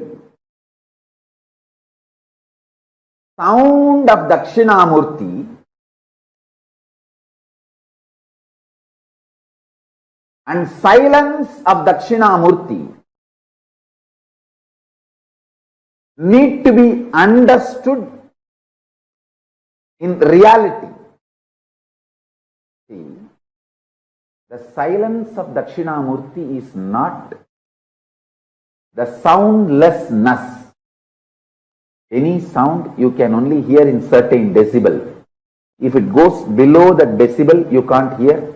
If it goes above that decibel, you can't hear. Dakshinamurti's silence is above decibel. That decibel which you can't hear, beyond your capability of hearing, that decibel sound is Dakshinamurti's silence. So Dakshinamurti's silence is not soundlessness. It is beyond the sound you can hear. Same way, listen carefully.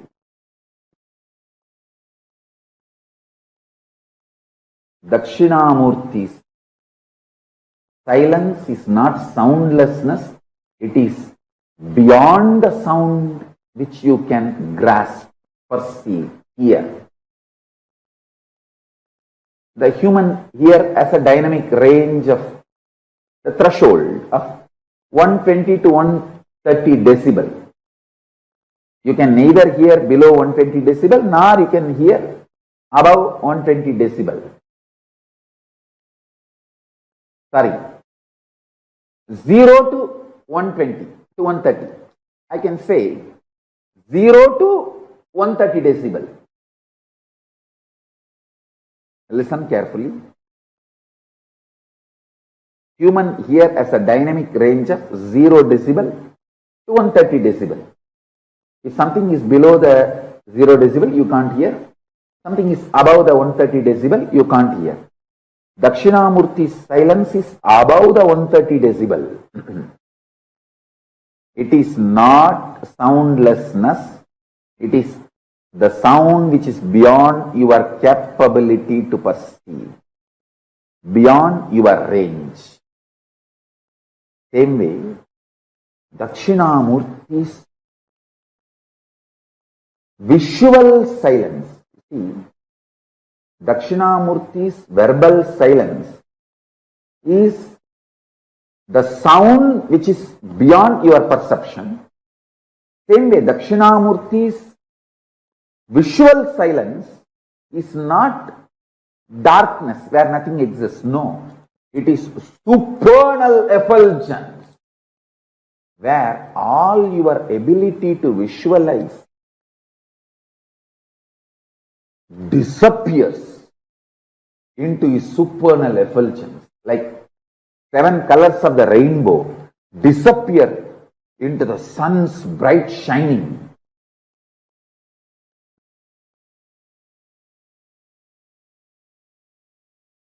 Your ability to visualize dissolves, disappears into the supernal effulgence of Dakshinamurti. Understand? The supernal effulgence of Dakshinamurti and supernal silence of Dakshinamurti. Then you will understand the right knowledge, right clue about the existence of Paramashivatva. If you understand this one truth, today you can manifest powers.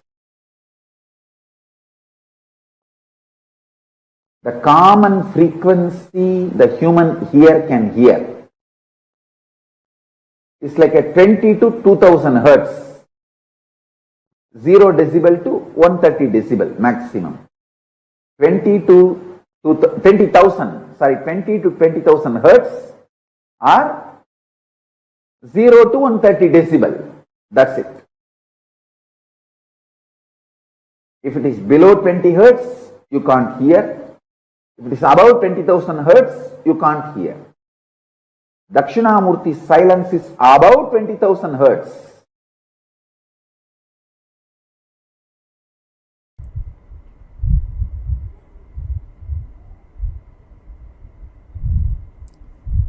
When I map down the cosmic silence of Dakshinamurti into the verbalization in the language you understand. Listen. Ultimately, Sadashiva's silence is the greatest teaching, where you vibrate in his very frequency, in the oneness. Words are not even used to remind you about the oneness.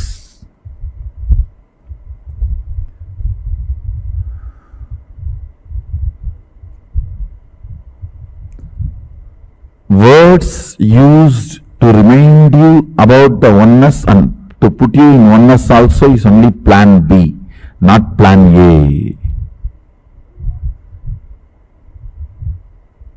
Understand?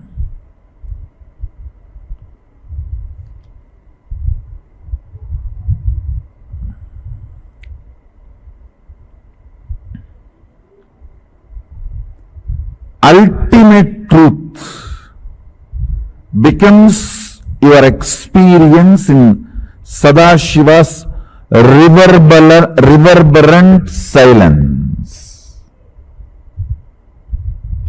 where the cosmic sound and the cosmic silence becomes one and the same.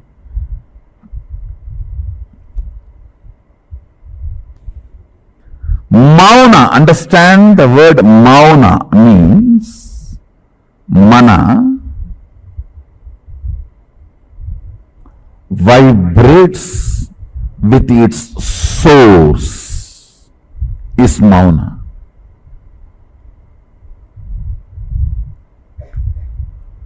Your frequency is so high, so intense, so alive to the cosmic frequency. Words lose its power over you, or words have no meaning. That is the ultimate state. But till you raise to sit without attitude, understand, to experience Sadashiva's silence, you need the space of not having attitude. Understand? Let me explain. Not having attitude. Even while you are sitting, you always hold your victim identity or your authoritative identity. Your inner image should not be active. That is what is mauna. Mauna means your inner image should not be releasing thought currents from its cognitions.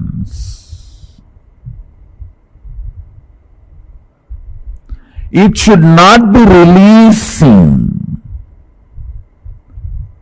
either cognitions or thought currents. Having inner image while you are sitting is having attitude. You always think attitude means you behave style, brr, brr, brr, and you behave weird. The attitude queens who think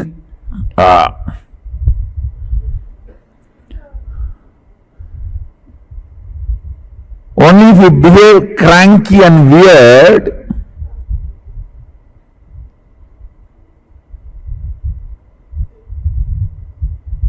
to get attention or because you got attention.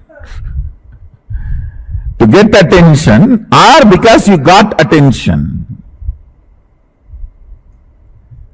You think only if you behave weird and stupid, it is attitude. No. Even if you are sitting, if your inner image is active, it is having attitude. To take taste Sadashiva's silence, you should drop attitude, inner image. Your inner image should not be active. I tell you, that is simply possible. You just go and sit with our banyan tree, breathe along with banyan tree, that's all. Decide, Mahadeva. See, understand, our banyan tree is literally Mahadeva, alive. Mahadeva, I'll breathe along with you, that's all, nothing else.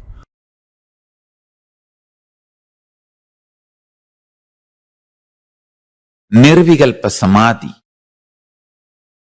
Paramashiva resides in Nirvikalpa Samadhi and radiates it in the form of Dakshinamurti.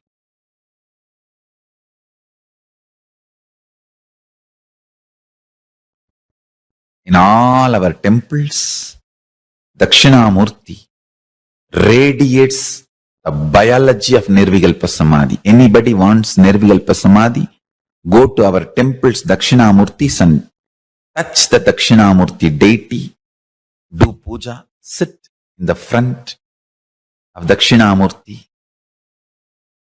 sit in front of the third eye of Dakshinamurti and just see him with your third eye. You will fall into Nirvikalpa Samadhi. He carries the very bio-memory, conscious decision, will to be in Nirvikalpa Samadhi. In Nirvikalpa Samadhi, all will melts down. That Tattva, Nirvikalpa Samadhi Tattva, radiates as a living will.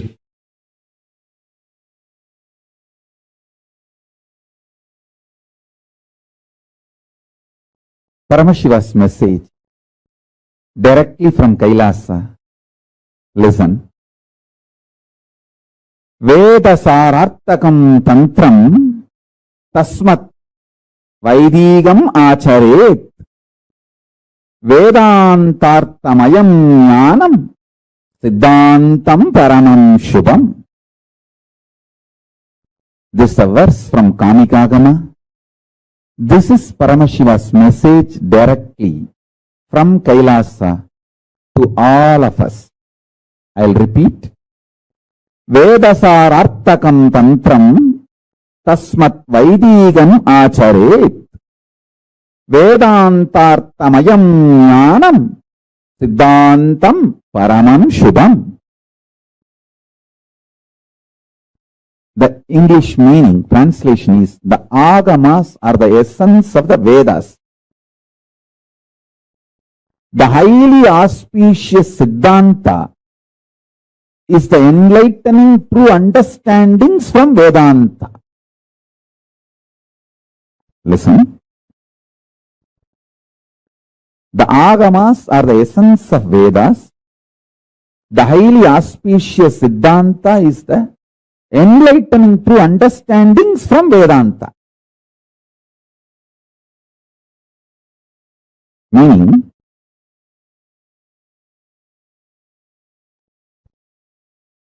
Vedasarartakam tantram tasmat Vaidigam acharet. He gives very clear declaration. Paramashiva gives a clear declaration. The essence of Vedas is Agama. Tantra means Agama. Tantra is the word used for Agama. So, Acharet means live Vedic tradition.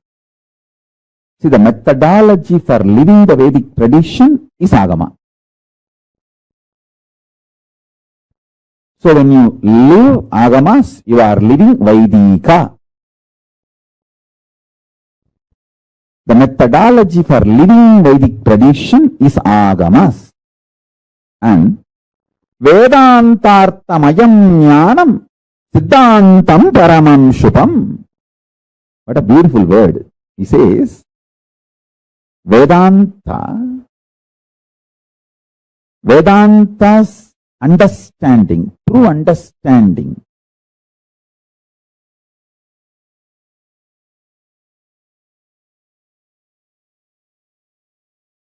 all that collected is Siddhantam. Uses the beautiful word, Siddhantam Paramam Subham. It is ultimate auspiciousness because it is the essence of Vedanta. I'll give the translation in Tamil also. Vedatin sarame agamam, Vedantatin unmayana சாரத்தை வழங்கும் ஞானம்தான் மிக உயர்ந்த சுபமான மங்களமான சித்தாந்தம். I think Paramashiva revealed this to me. This is the fundamental statement for the whole Kailasa, my philosophy and the Sangha. There is so much of noise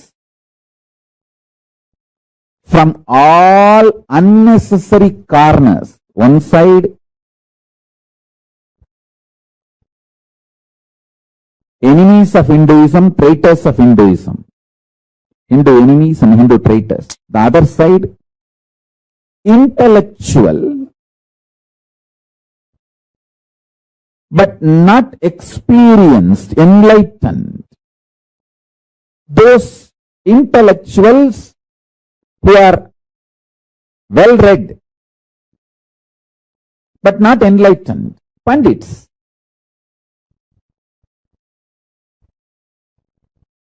They speak only for their vested interests, not for the truth. Understand? Those people are also creating this huge noise about, oh, Vedanta is separate, Siddhanta is separate. We should constantly keep the fight.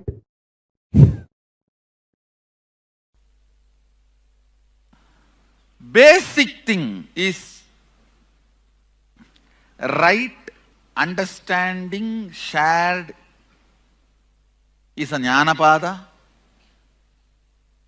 Right actions from that understanding is Kriyapada. Right alignment to that understanding is Yogapada.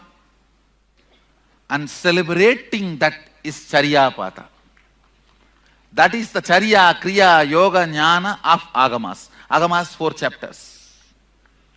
Understandings is getting established is Jnanapada. Actions from that understanding is Kriyapada. Completely falling in tune with that understanding is Yogapada. Celebrating that reality is Charyapada. I tell you, during all the 4, before, during, after. See, it's like how these weight loss photographs they put. Before, after. In all traditions, the before and after pictures will be different. Only in Shaivism, before and after picture is one and the same. Before Sadashiva, during Sadashiva, after Sadashiva. This before, during, after pictures do not change in Shaivism. If the before, during, after pictures change, then what about after? Then that also there is a possibility of changing. Then why do you want to achieve a state which is going to change? Simple logic. If before photo is different, during photo is different, after photo is different, then what about the after photo? Who knows what is going to be?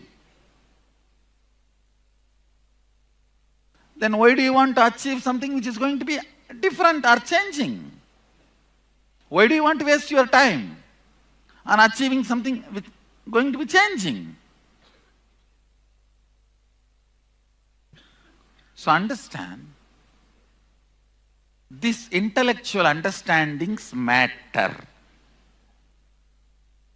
Be very clear, what you take as your official stand is going to become your reality by my entanglement. My Shaktini Pada will make that into reality. The slide you decide to hold will be projected as a reality in the projector of your life. Listen, listen intensely. When you decide to celebrate Paramashiva in your body,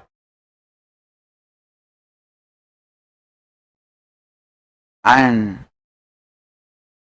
through your Kundalini Shakti, that is called Nityananda Yoga.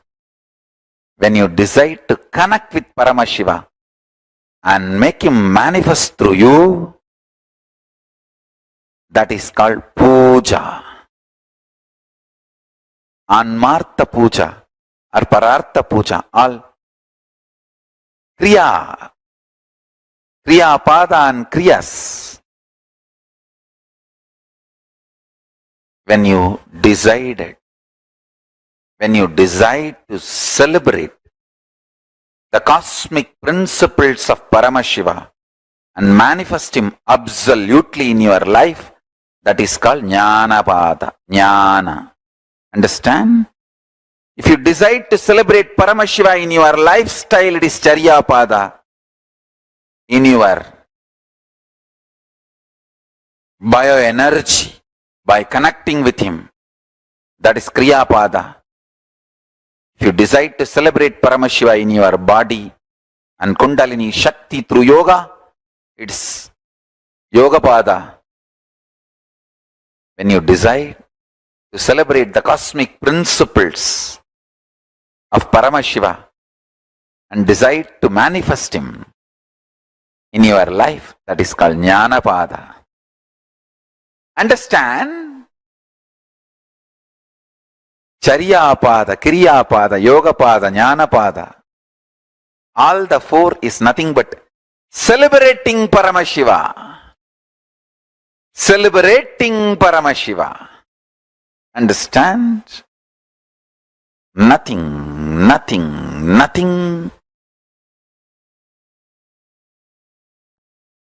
else is important in the life other than celebrating Paramashiva. Celebrate Paramashiva. Create enlightenment ecosystems wherever you are. Listen carefully. In Vedanta, there can be conclusions. For example, what is the essence of Vedas? Vedanta. What is the essence of Vedanta? Aham Brahmasmi. Oh, there are so many thought currents in Vedas. Like, you have multiple births, and you have karma, and you can be liberated. You can avoid birth and death cycle. If you want, you can have even conscious birth and death cycle. And this is cosmology. This is self-jiva. And this is God, Ishvara. So much of concepts. Finally, the essence. If you ask, essence of the Vedas is Upanishads. Essence of Upanishads is Vedanta. Essence of Vedanta is Aham Brahmasmi. But in Agama, there is nothing called Agamanta. You cannot say the essence of Agamas is Sadashivoham, and essence of Agamanta is Sadashivatva. You can't say. In Agama,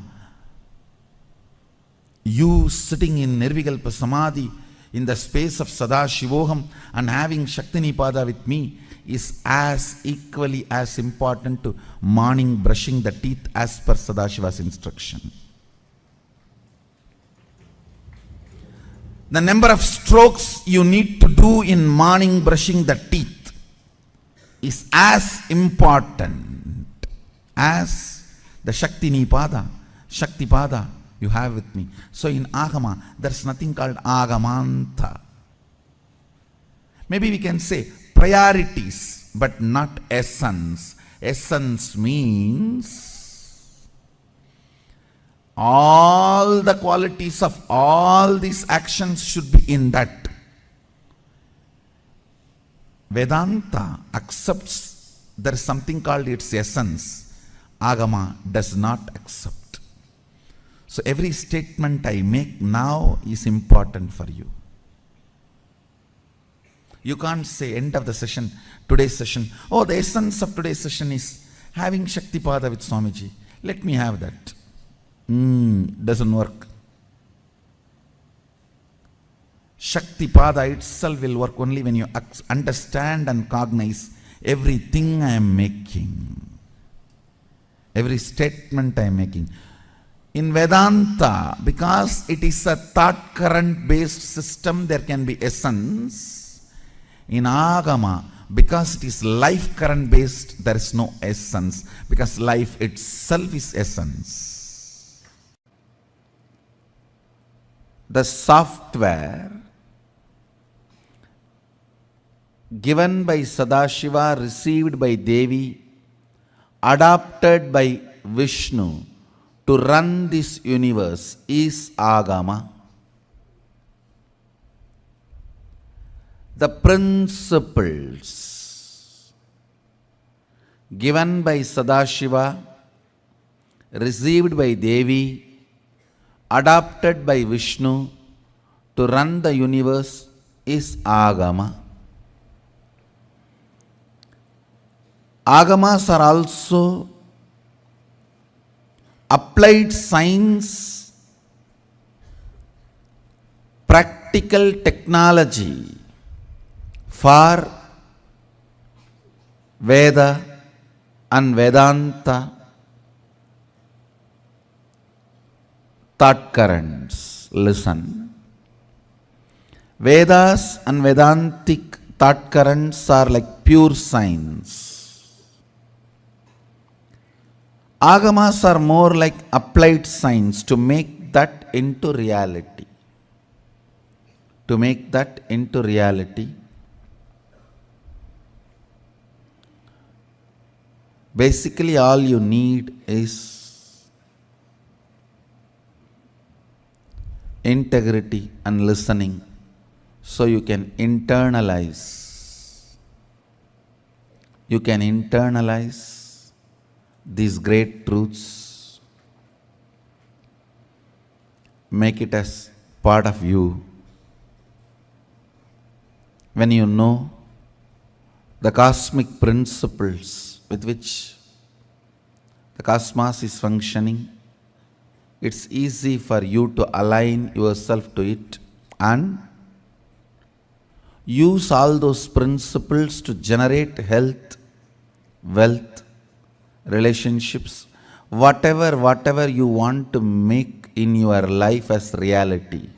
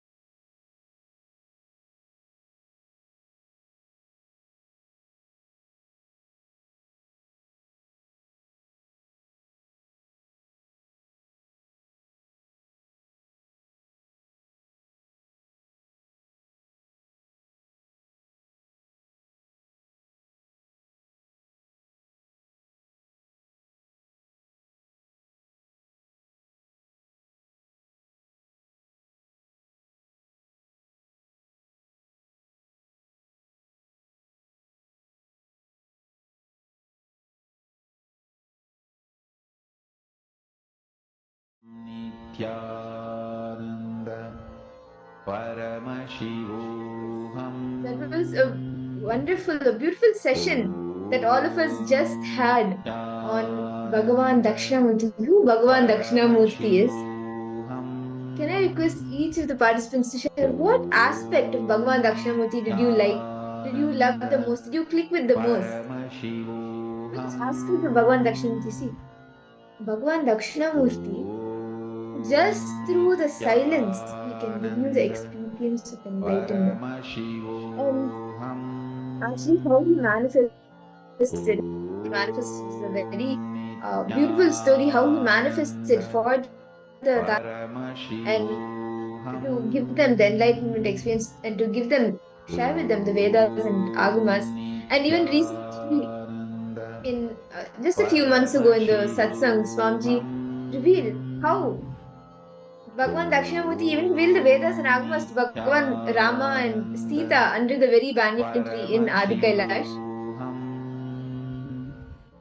So you can see over here, Touch Murti, Bhagavan Murti, the very form Paramashiva who resides in pure space, the Nirvana, who sits, who teaches us who teaches the whole world the science of unclutching.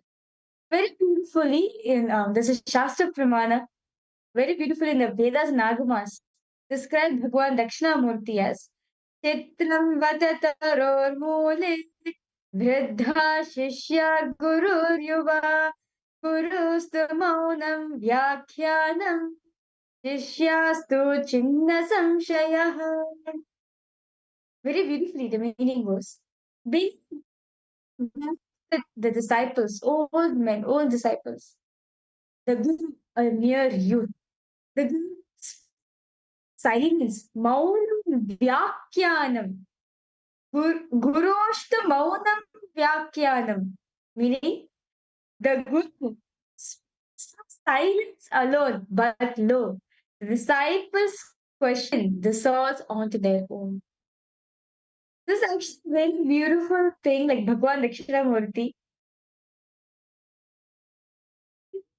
Silence. And understand, silence is as powerful to destroy anything. Right? Each has to manifest a form. Like the ferocious aspect of Paramashiva manifested the Kala Bhairava, the one who, the energy which conquered the three worlds, Tripurantika Murti, the one who teaches in silence, Dakshinamurti. Understand? Bhagavan silence is so powerful. He teaches us how to be in a state of Nirvikalpa Samadhi. Bhagavan Dakshinamurti teaches through the Mauna, the silence, Manon Mauna. With his source, he teaches you. And your frequency, like it becomes so high, so intense, so alive, the cosmic frequency that the words have no meaning for you. And the ultimate state, the Nirvikalpa Samadhi. But till you rise to that level, you should sit without any attitude, meaning you should not of the inner image, you should not hold on to it, such as like your any victimhood that is there, or yourself, your inner image, your inner identity, that I am like this, I am like this. All of that without holding on to that attitude, that authoritative identity or that victim identity, without holding on to either of these, just unclutching and just ready to receive, then you'll be able to be blessed with that experience of Nirvikalpa Samadhi directly from Bhagavan Dakshinamurti. And understand, it is not just that all of this that is happening, Bhagavan Dakshinamurti, the silence he is giving experience with, happened in the past. If you become silent to free yourself from the past, present, and future through unclutching, you can see how Bhagavan Dakshinamurti is present He is teaching you even now through the Mano Mauna, through the soundless sound, the vibration. Om. And that is called the Anahata Dvani, the sound which actually even which NASA till date has like very recently only NASA has been able to even discover this sound, the sound of Om, which vibrates across the Brahmanda, the soundless sound. Very beautifully, understand. All of us learned, right? The silence with Bhagwan Dakshinamurti radiates, right? The silence he radiates is so powerful. All incarnation gets dissolved. As very beautifully, the one more says, the Agamas, the Vedas and Agamas, very beautifully says, Maunam Vyakya Prakatita Parabrahma Tattvam Yuvanam वर्षिष्टान्ते वशत्रिशिगणैरावृतं ब्रह्मनिष्ठैः आचार्येन्द्रं करकलितचिन्मुद्रमानन्दमूर्तिं स्वात्मा मुदितवदनं दक्षिणामूर्तिमीदे. The meaning goes, salutations to Sri Dakshinamurti, whose exposition through profound silence is awakening the knowledge of Supreme Brahman. Whose disciple, who himself is youthful, he is sitting surrounded by old and great sages who are devoted to Brahman. The hands of the supreme spiritual teacher is forming the Chin Mudra, the gesture of knowledge of the Brahman, and whose appearance and blissful, who is his self, which is reflected on his blissful face. Salutation to Sri Dakshina. And you all should just understand that ultimately, Paramashiva's silence is the dream teaching where you vibrate his very frequency in the space of oneness. The silence, when you are in the space of silence, you vibrate with his very own frequency. And this silence, all you need to have is the space of not having attitude. That is all you need to experience that nirvana samadhi, that space of Paramashiva, that Mano Mauna. And in this, Ma Ashini, Ma Grisina, Ma Fatima has welcome. Grisina Marianity and the Ma Lita, Ma Shemain, Ma Linga.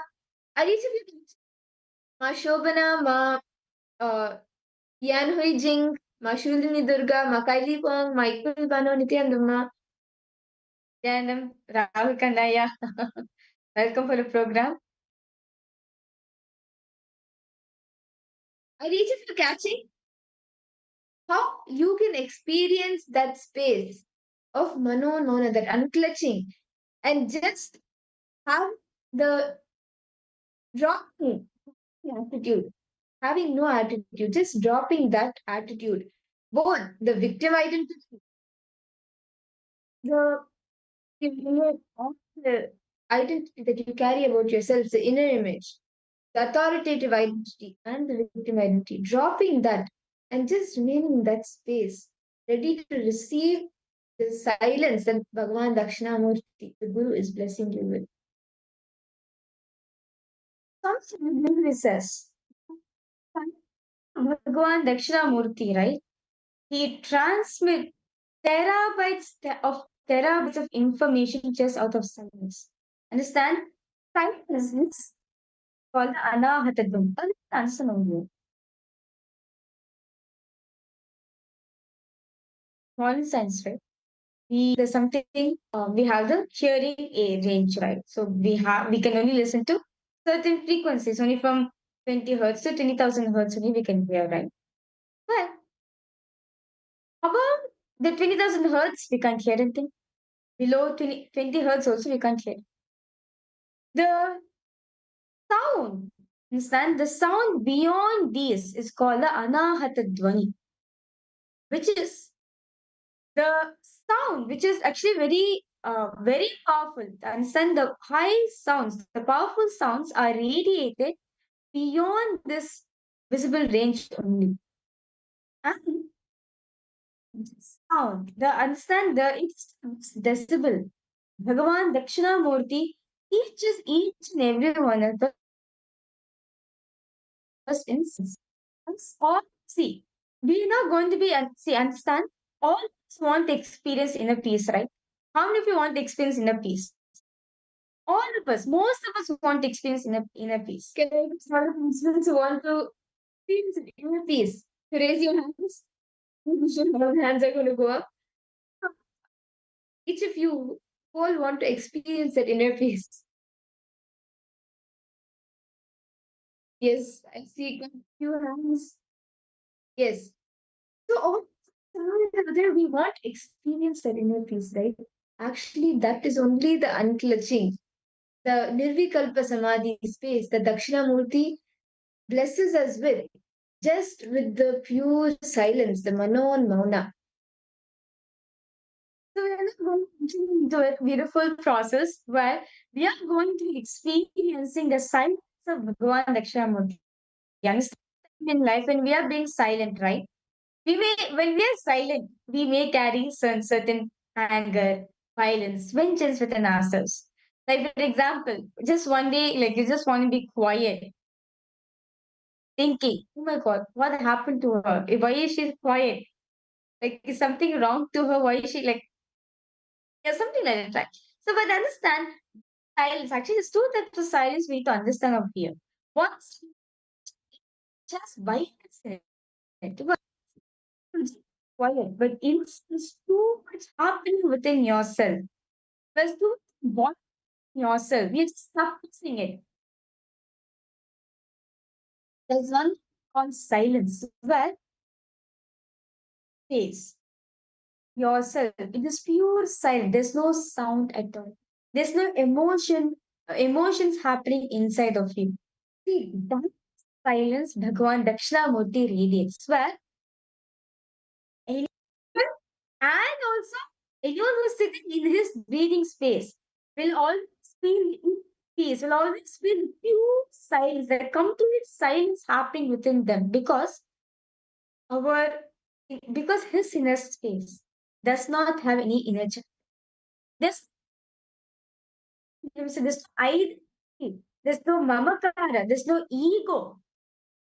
That is why when he sits in silence, all of us can experience the pure silence, the pure completion happening within ourselves. Are each of the participants, are each of you catching? Are you able to understand?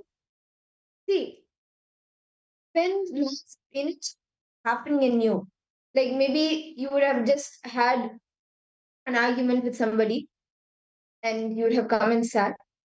You have choices. You can you remain silent. You can either sit and you can have a continuous inner chatter running in you. Oh my God, how can they tell this to me?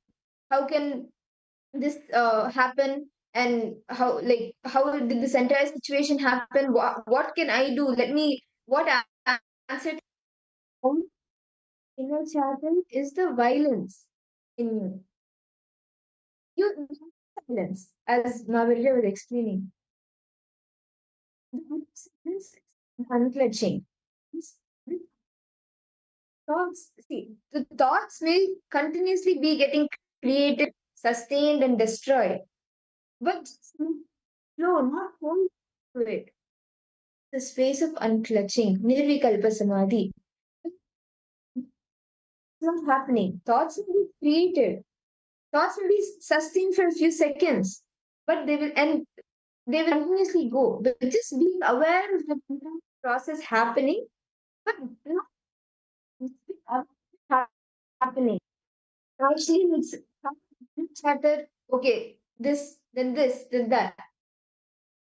You will just be aware. Okay, this is happening. The thought is being created, sustained. It is being destroyed.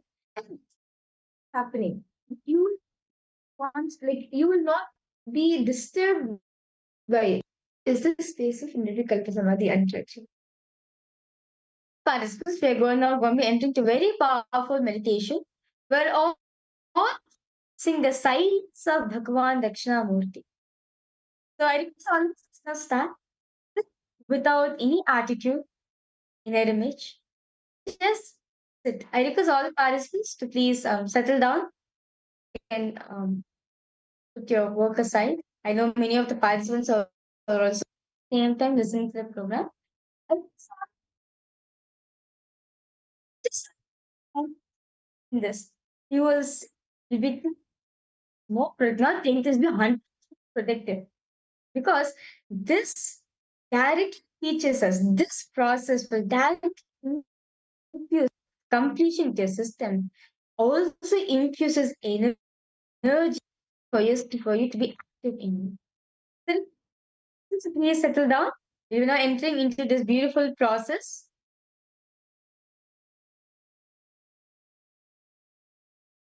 Just sit down, relax yourself, breathe intensely, inhale and exhale as slowly as possible and as deeply as possible.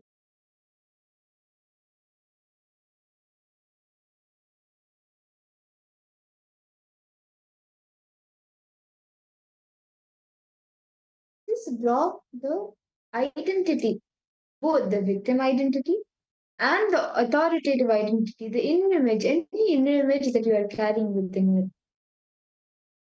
And be open to that silence, pure silence that Swamiji will be guiding us through.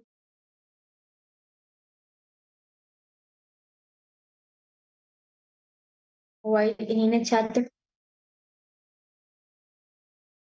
breathe in and breathe out as slowly as possible and as deeply as possible.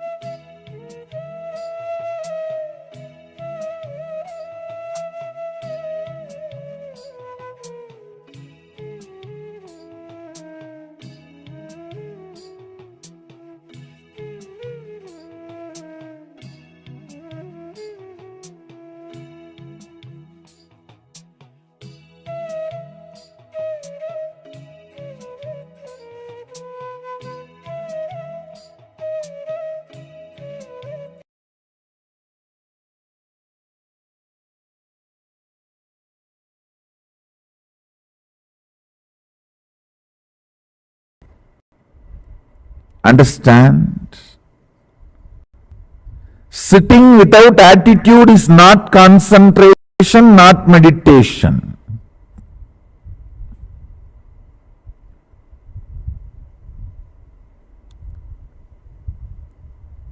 Sitting without active inner image. See, if inner image is not active, outer image cannot be active because everything is centered on that only. No inner image, no outer image, no others image, no life image, nothing. Because if the inner image is not active, all other images cannot be active. It's only after the inner image becomes active, all other images will become active. Sitting without attitude. Sitting without the inner image.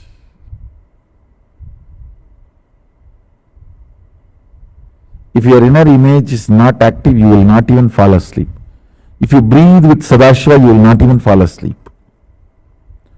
You just know how the breathing space of Sadashiva, the prana, enters into your body and enters into all the cells and activates the Kundalini and makes you do the power manifestation.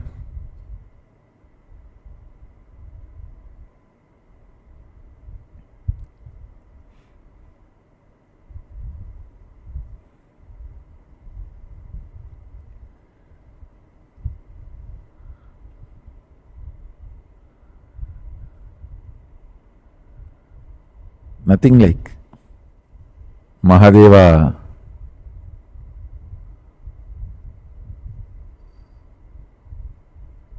and the breathing in Mahadeva's breathing space. Nothing like it. Breathing with Mahadeva, breathing with Sadashiva.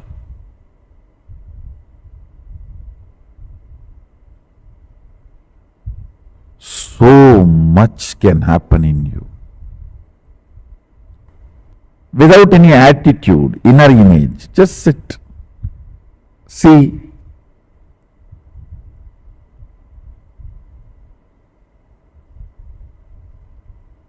Just breathe.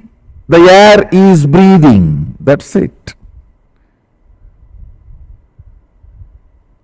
You will directly experience Kailasa.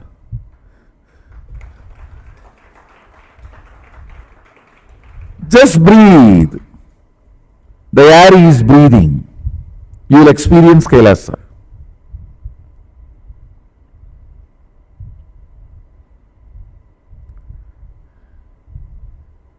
You will experience Sadashiva.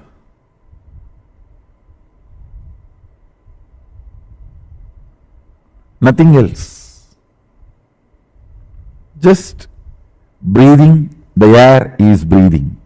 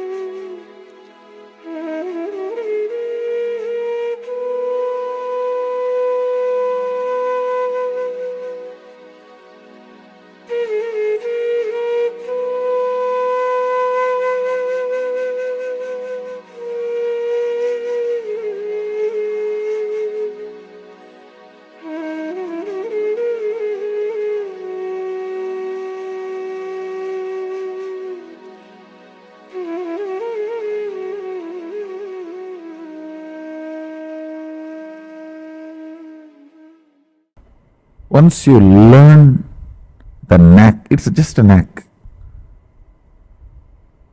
Once you learn that knack, even now you can, even here you can practice.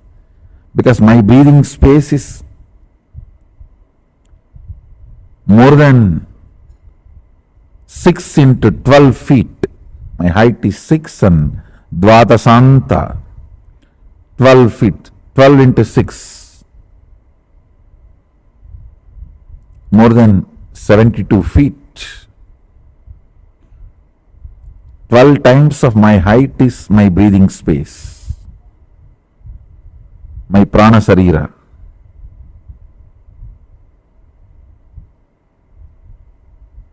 So most of you are already in my breathing space. And it is not even restricted to this. I can extend to anybody whom I see. Whoever is in two-way video conferencing, all of you are in my breathing space. Decide to breathe with me, that's all, nothing else. No attitude, no inner image, no outer image, no others image, no life image. Drop. Let me just breathe, is breathing space. So other than breathing, nothing exists.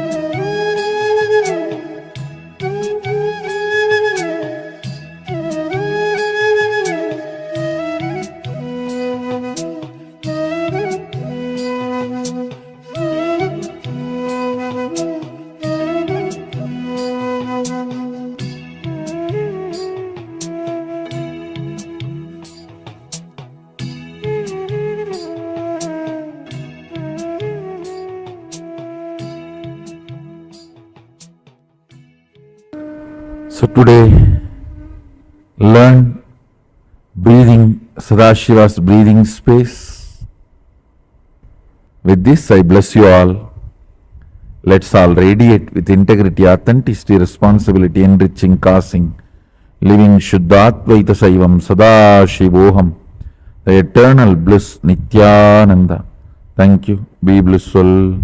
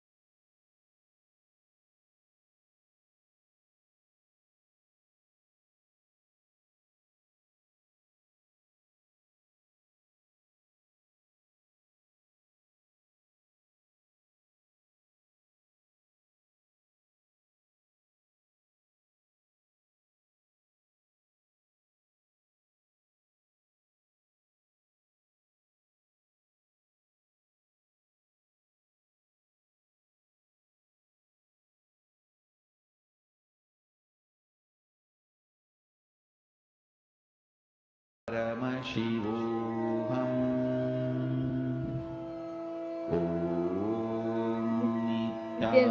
is uh, we see how the experience, the Mano and Mauna experience, the pure silence, and just through silence, how he blesses us, how Bhagavan Dakshinamurti gives us, and in that same space, see, in that space, in that unclad space, and we are all serving it. See, actually, in the space of unreaching or in the space of Mano and Mauna, you are able, you have the ability to access, like you have the different knowledge that around you anytime from anywhere. The power, we all did multiple rounds since morning, and let us all do another exciting round of when we talk about places, right? The deep down these planets. So what we're doing is we will be projecting to each of you planets, and you will be scanning the deep information about these planets. How many of you are interested in like astrology or like in the planets, the how it goes around, how they exist, what impacts they have on us? You can do this through the Paramashivoham. Even if you do not, if you haven't learned astrology or you haven't learned astronomy, through the power of Sarvajñatva, you can manifest this. And now in this power manifestation round, we will all be scanning the information about distant planets. So let us all I request all the participants to please sit straight and sleep and to the space of unclutching, pure unclutching, silence.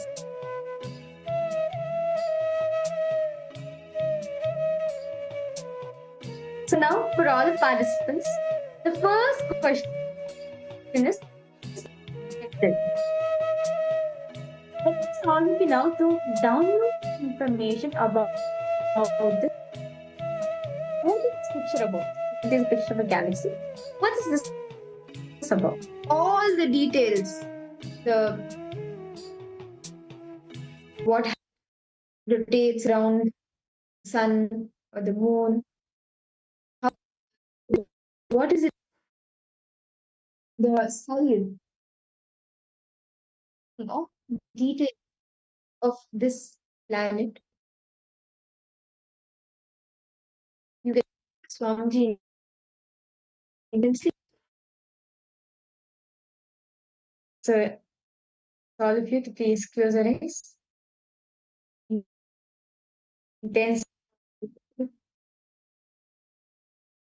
Oh, yeah. Paramashivoham. Om Nityananda Shivoham. Om Nityananda Shivoham.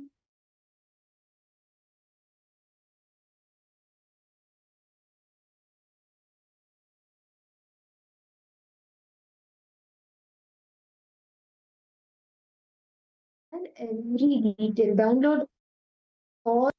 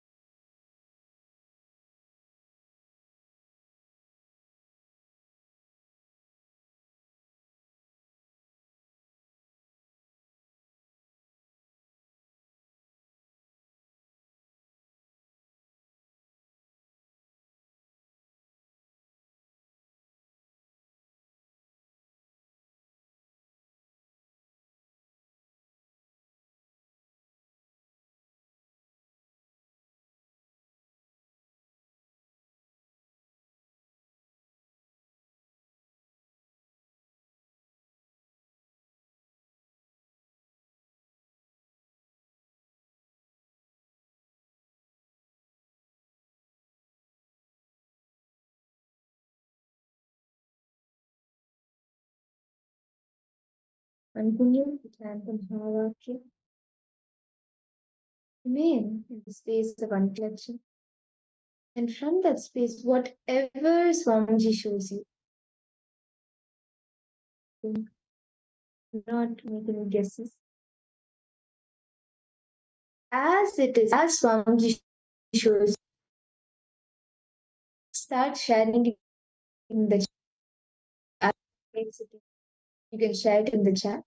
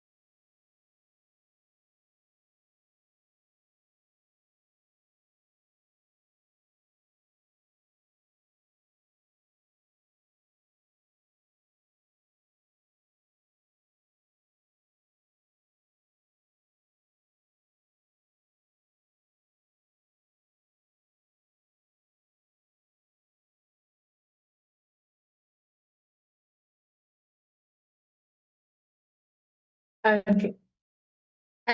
And please open your eyes. Start posting the answers. What is answers Swamiji is showing for each and every one of you?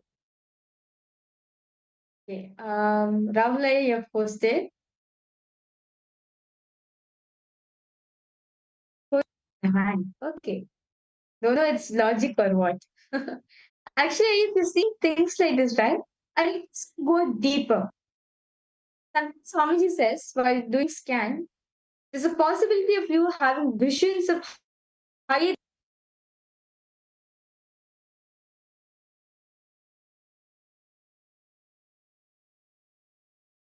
What you see here, Rahul Kanaya? What do you see? Any other details? Whatever you were able to download about this image that is being projected. Ma Gabri, what did you see, Ma? Ma Sunni, Ma Lolita, Ma Anandeshwari, Ma Grazina Maria.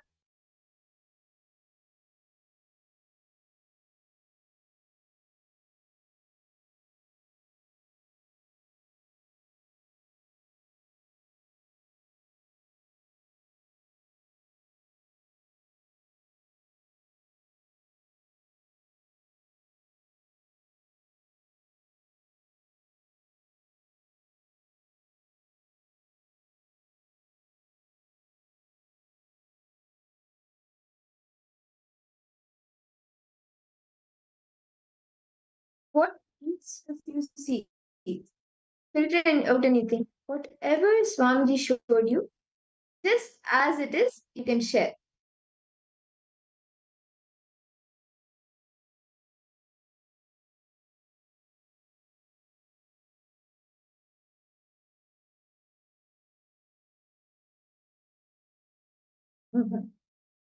Okay, Aya, you just thought you travel somewhere out in space. But it's fine, that's nice, Aya. Actually, Aya, that itself is a power in dimensions. Information about humans 500 years ago. Okay. Okay. How about for you, Manandeshwari? Margaret Zina, Ma Shantu Gurumurtini, Ma Iqbal Babalu.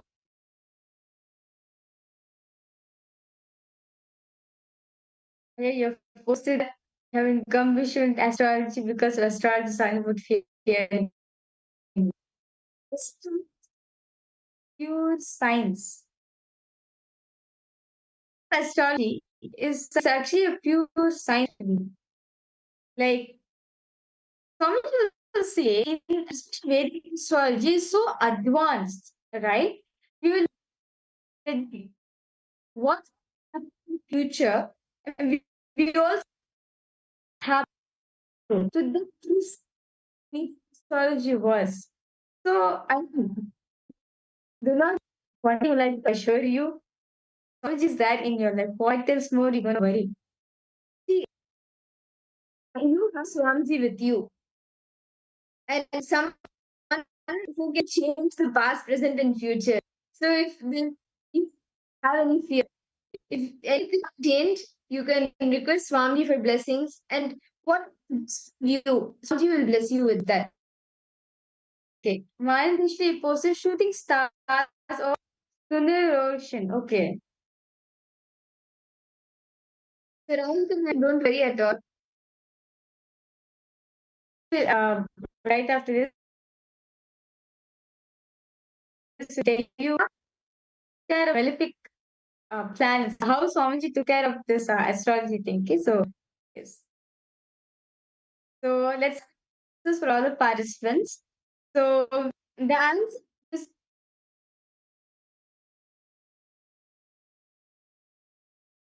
yes.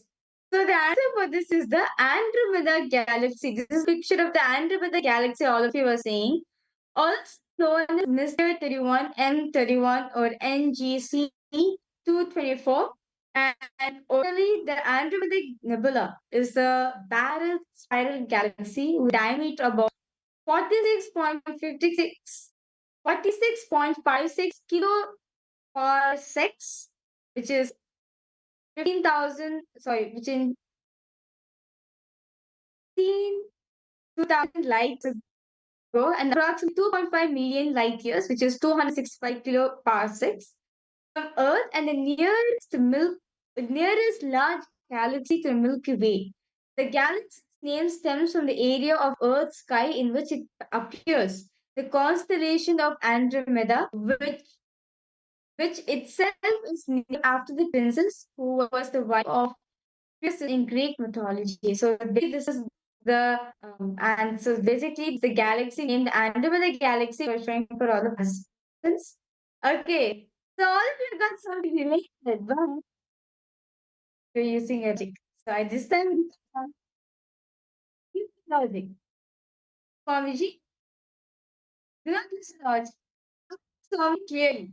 Okay, so we'll be projecting one picture for Swamiji to reveal the information. What this image is all about, and the information about it. Do not filter anything. Swami shows you just what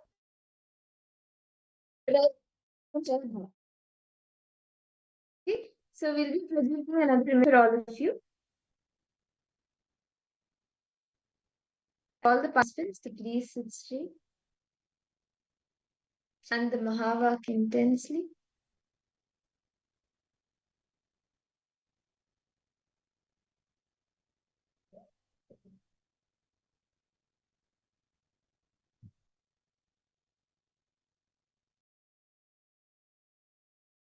And now, all this planet, what all the details, the size, then like how the rotation, the orbit happens, all details you can scan. Whatever like details, description, anything and everything of this planet, you can download it.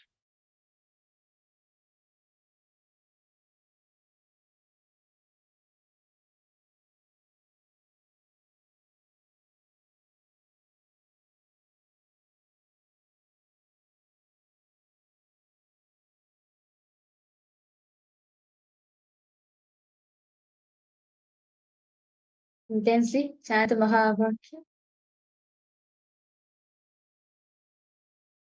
Om Nitya Paramashivoham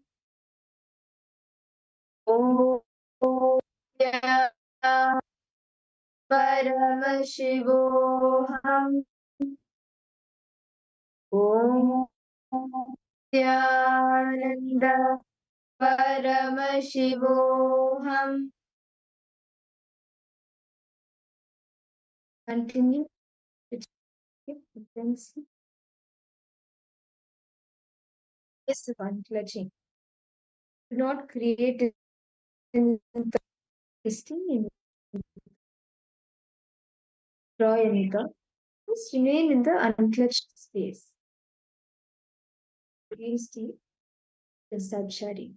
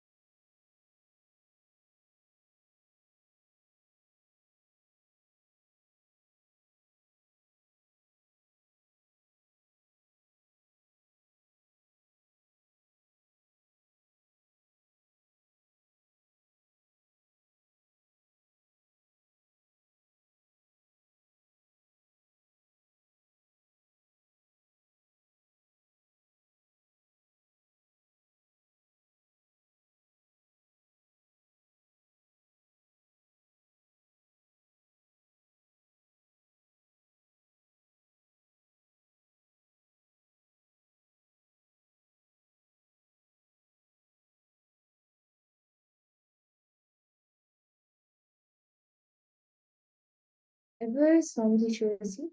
As you see it, you can share it in the chat. Do not filter out anything or add any guesses.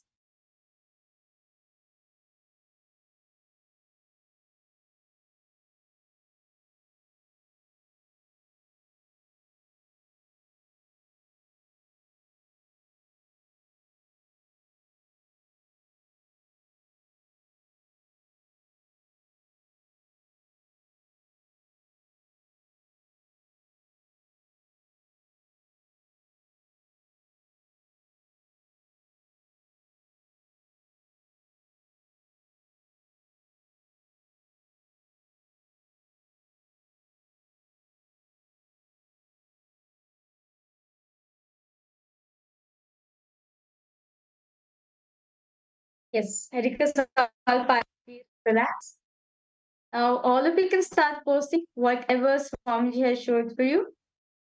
Whatever details, any details that Swamiji revealed to you, please share that. Please take a moment to detail out everything.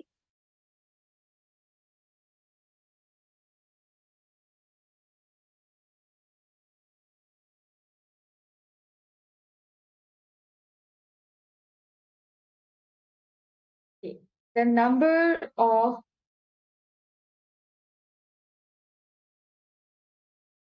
seven, 500 kilometers has appeared. Okay. Mars.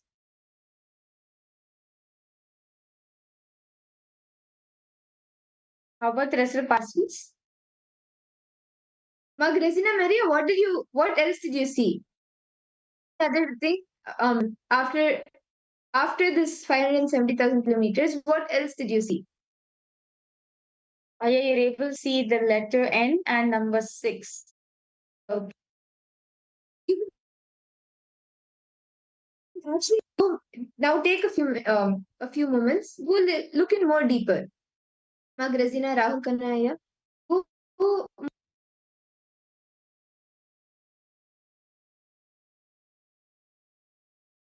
Mars deeper. How? What is it made up of? Nebula. Okay. Nice to hear that.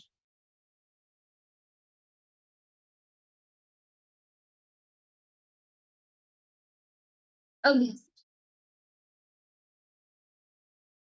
What is this planet? So this planet is actually this planet is actually called the 18 Delphini B. So 18 Delphini D is abbreviated as 18 Del B, formerly named Arion. 2 is an extrasolar planet approximately 249 light years away in the constellation of Delphinus. And day period that the planet it orbits, it has an orbit of 993 days. And the yellow giant star, 18 Delphini, is this is the 993-day orbit that it orbits around. And massive, and it's a very massive and dense mass of 0.3 meters. Sorry, 3 mj. On February 19th, 2008 by Van Sato. Van Sato. Okay. Let's very now. Okay. Yeah. So number 6. Okay, that is nice. But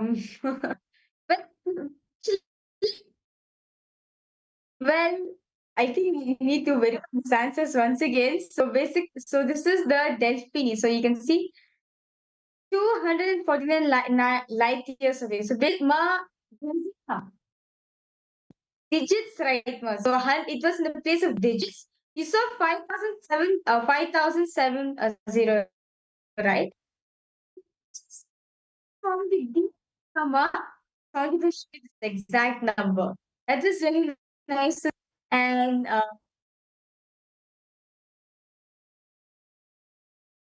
now, so actually, this power of 7 is very interesting because you get to access information that you may not have normally on a day-to-day basis, or maybe anything even in your life.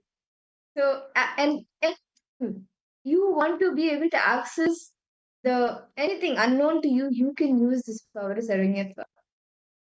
Now, with that, next holiday, understanding more about the Maunam Vyakhyanam, the space that Bhagavan Dakshinamurti is in, which is the Hindu way of education. Vyakhyanam, the knowledge through silence, the speech. So let us all listen to this beautiful session. Understand today, all the participants, all of you are going to be experiencing that silence within yourself, but which creates most of the time when we are in silence, right, when we are listening, or let's say when we are in silence, there's going on within ourselves. There's so much which is going within ourselves actually. We feel like actually I'm not in silence actually. But this Bhagwan Dakshina will make one of us understand the power of silence. As one says, right, what? Silence. So it's silence. Today, you are going to be experiencing this one thing. Where you experience silence. So, and silence inside silence, that pure space of all of you are going to be experiencing. See, actually, what Swamiji says about like Maunam Vyakhyanam, why it is the Hindu way of education, when Bhagavan down, he came down to reveal Vedas and Agamas to the Tarkavana rishis. But if you see happening, you will see that Dakshinamurti never even, Bhagavan Dakshinamurti never verbally. He remains in that silence. But in that silence, he transpired Vedas and Agamas to the Tarkavana rishis. And that is all have the Vedas and Agamas with us. These truths revealed directly by Paramashiva, by Bhagavan Dakshinamurti. Under the banyan is the referendum. So, yes, let's now enter into this session and listen to these revelations directly from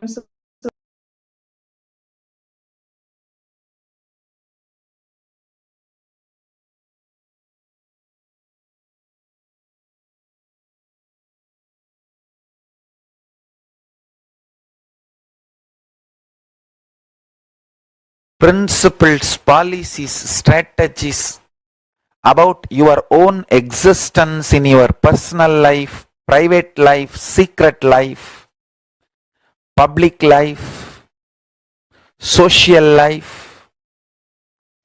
In every level, the strategies, ideas, principles you evolve to raise you socially, economically, politically, powerfully,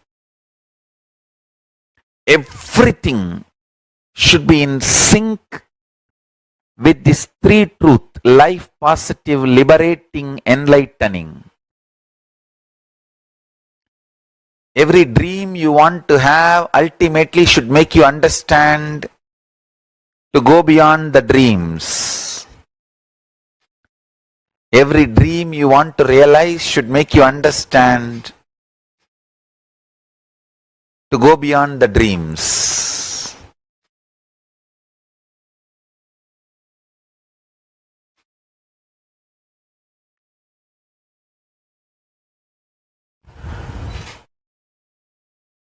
Nightmare or daydream, fantasy dream or frightening dream, both should make you realize it is dream. Life should constantly make you more and more strong.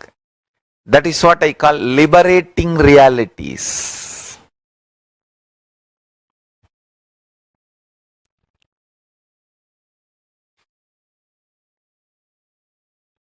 Liberating and enlightening. Understand? Liberating and enlightening.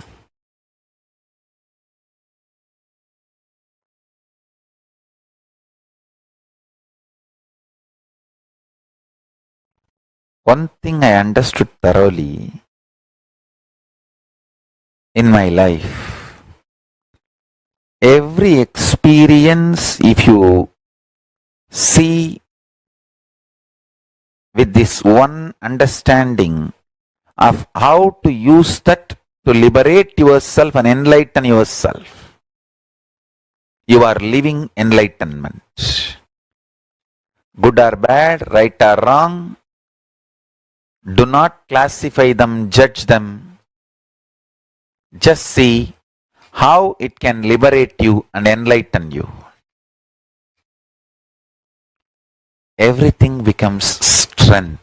Everything empowers you. The intense love I felt for my masters made me receive the whole thought current into me.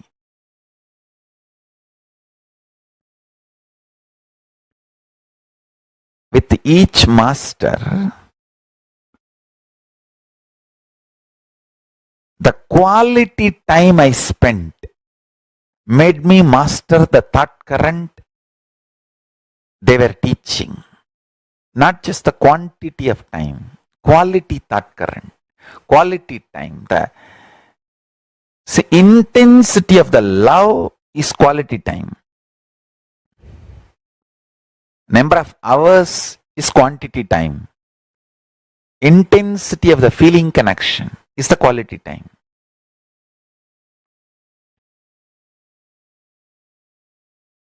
The quality time I spent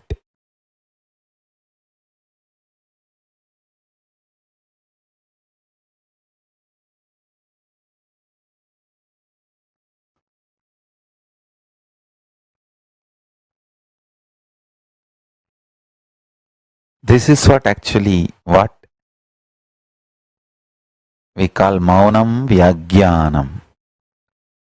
When Paramashiva sits as Dakshinamurti in silence, the intense love between him and the disciples, such high frequency, spiritual thought currents are revealed. Less words, too many truths are shared.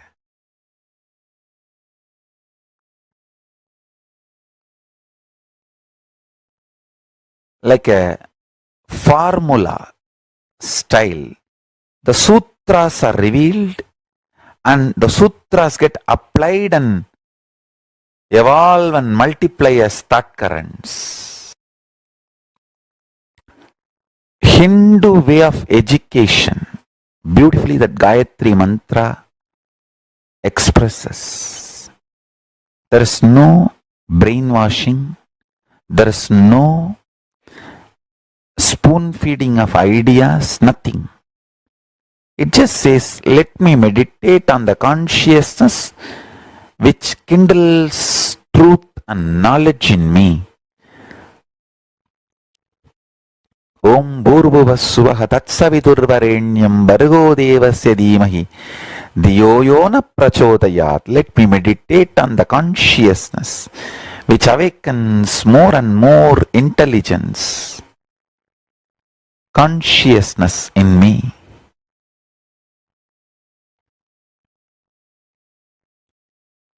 More and more life positive principles, liberating principles, enlightening principles are shared. That goes and sits in your system and your whole thought currents are developed with these three basic principles: life positive, liberating, enlightening.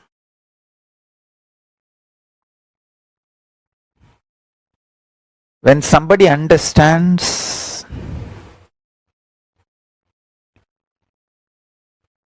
absolutely life positive way, the whole life, your youth, middle age, old age, death, all this,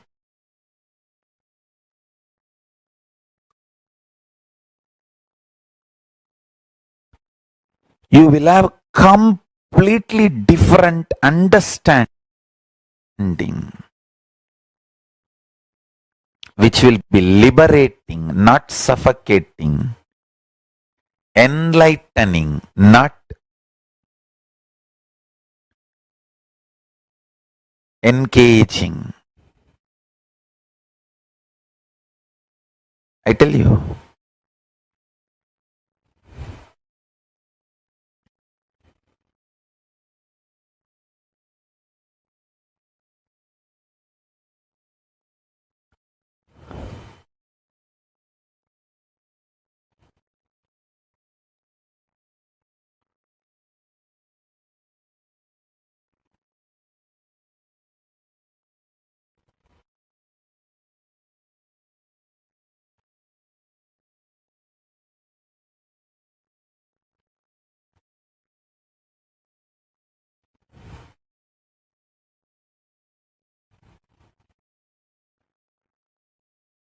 Intensity of the truth I am experiencing inside is so high, mapping them to the words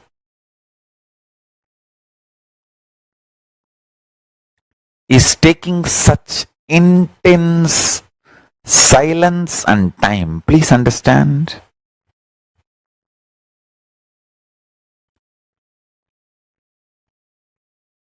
Ordinary words can be written, printed on ordinary paper, but the currency can be printed only in the special paper. Same way,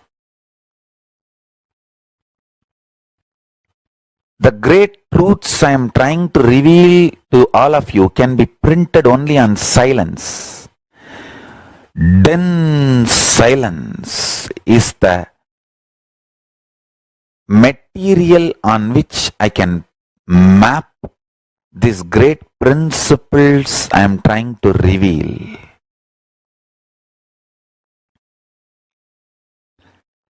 Intensity of the truth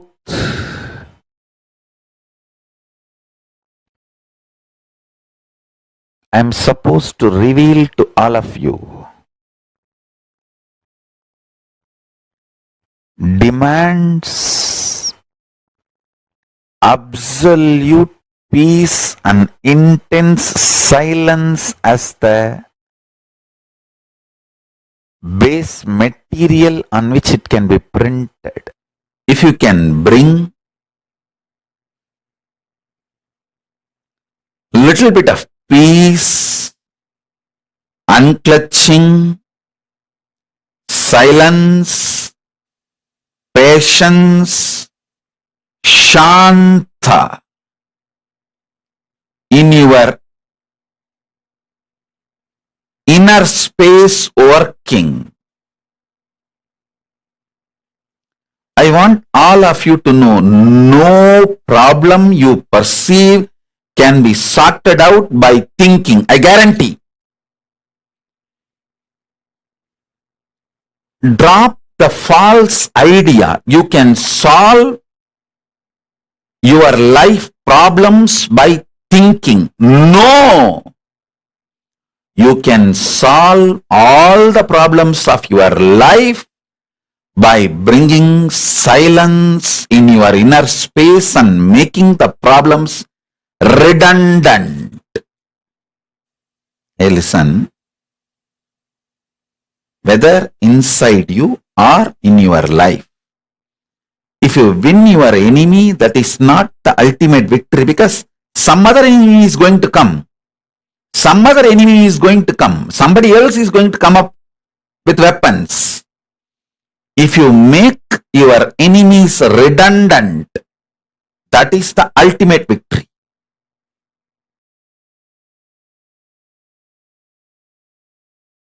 Today I want to expand on few important truths. Actually, when I utter, I understand every word I utter is important. People say I speak so much. Later on you guys will understand I have not uttered a single extra word. Man who never uttered a single word which is not required means he is a Mauni. Later on, you guys will understand I lived in eternal Mauna and I am living in eternal Mauna because I have not uttered a single word which is not required, which is not important.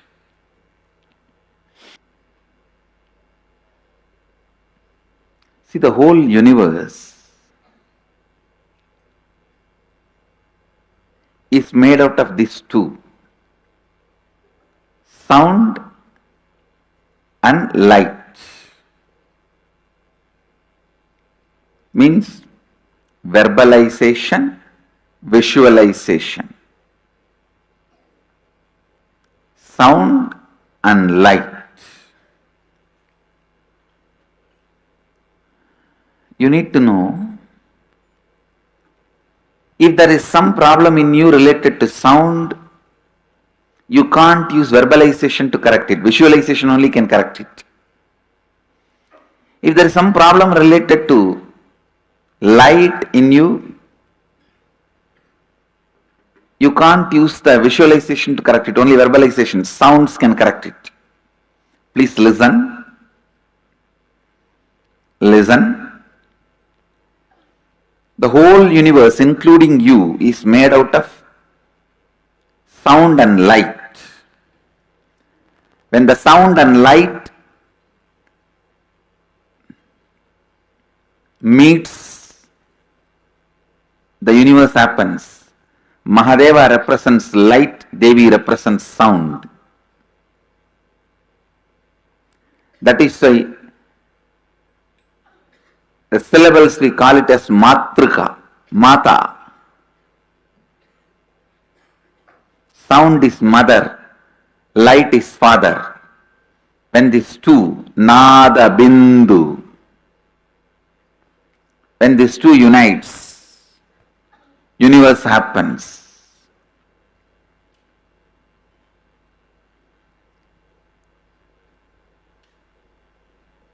Science of Srividya, the ultimate knowledge, is knowledge of using sound and light and achieving the space of Shivoham. That is why all the powerful sounds are used, and in a very powerful way the lines are used. See, all forms are nothing but lines. Everything you see is nothing but lines. Lines in different geometry, that's all. If you draw the line straight, two line, and it looks like a ladder. If you put the same line like this, it looks like a snake. It is just different lines. And listen to this. One guy was trying to develop a therapy called art therapy. Means letting the mad people draw, scratch, paint whatever they want. By painting, drawing, so much of catharsis happens. They get healed. They become alright. By painting, in a month, they vomit all their madness and they become alright. The funny information is, the doctor who was doing research on all these paintings, he found a very strong similarities between their madness and painting. If somebody has become mad due to women, they all paint in the same way. If somebody has become mad due to money, they all paint in the same way. Listen. The last bit of information is the most important. The doctor who was doing research on all this, he became mad. Now listen. It means your painting shows the inner space you carry. Understand the truths. First, your drawing shows the inner space you carry. Through drawing, you throw your inner space out. Whoever consumes that drawing receives that same inner space. Understand the triangle. You throw your inner space through a drawing. Whoever consumes that drawing receives the same inner space. Mahadeva has thrown open in his whatever is in his inner space in the form of drawing, that is Sriyantra. Understand? Mahadeva has thrown what is in his inner space, that is Sriyantra. That is Sriyantra. If you consume whatever has Mahadeva has revealed, Sadasiva is the Rishi for the Sri Vidya. If you consume whatever is revealed by Mahadeva, you achieve the same space, Shivoham. Shivoham. Shivoham. Sachidanandoham. Shivoham. Nityanandoham. Shivoham. Understand? Shivoham.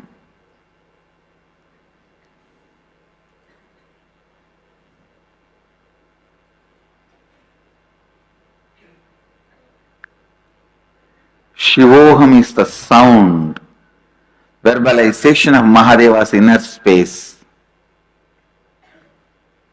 Sriyantra is the geometrical representation, visualization of Mahadeva's inner space.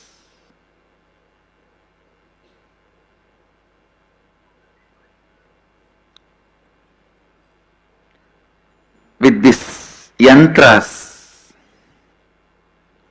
and the sound. When Mahadeva opens up his inner space to you guys, simply you will see. First thing, your Kula Kundalini will be awakened to have the darshan of Mahadeva.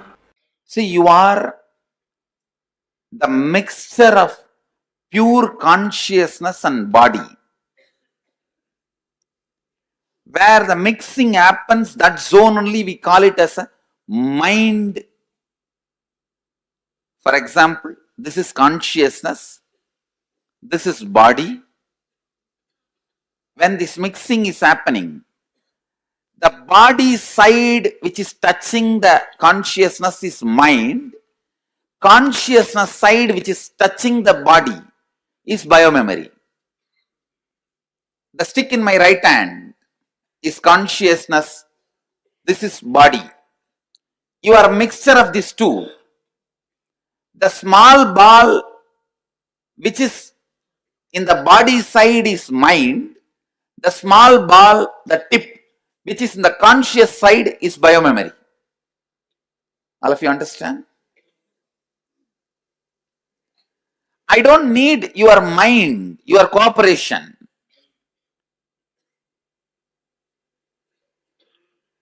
It is not necessary your mind needs to be controlled, any of which you can't do. Because I am going to work on your biomemory, not on your mind. But for me to work on your biomemory, physically you are required here. Physically you are required here, available for me, because your biomemory is centered on body. Even though it is the conscious part, because it is centered on your body only, you are still alive. If that is not centered on your body, you will not be still alive. See, when you close your eyes and sit alone with yourself, the idea you have about you, those sounds, those visualizations, I am directly working on them, just taking the fire from them. See, when you are just sitting with yourself, the kind of how you carry you, how you feel about you, that component only I am burning. That is exactly aham, I. That part, that area only I am burning, purifying, reprocessing. That's or I can say reprogramming. To be more and more conscious, to operate from the space of Shivoham. Please understand, the first thing I'll be releasing is that deep suffering you carry about you. When that gets released,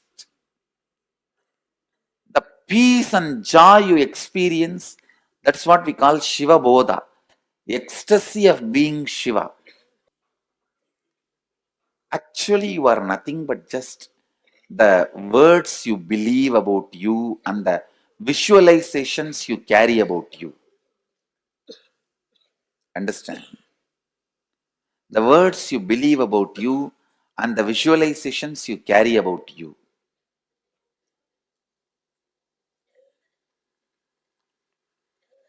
If the correction is done there in the source, if the purification and reprogramming is done in the source, that's it. Then the periphery also starts changing.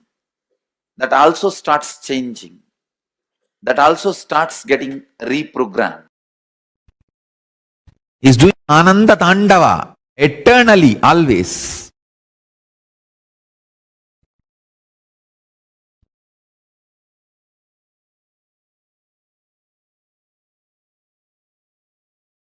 You can't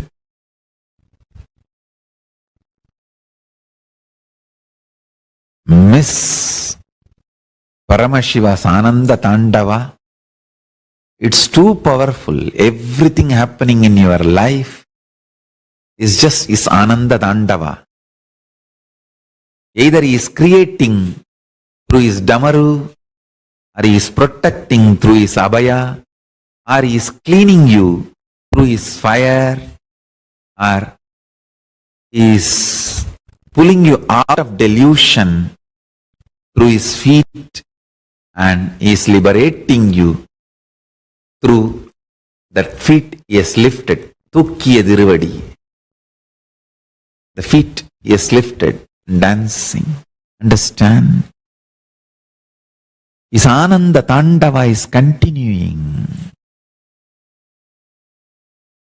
Do not be worried about something being removed from your life. He is rejuvenating you. Do not be worried about this whole Ananda Tandava. Celebrate it, enjoy it.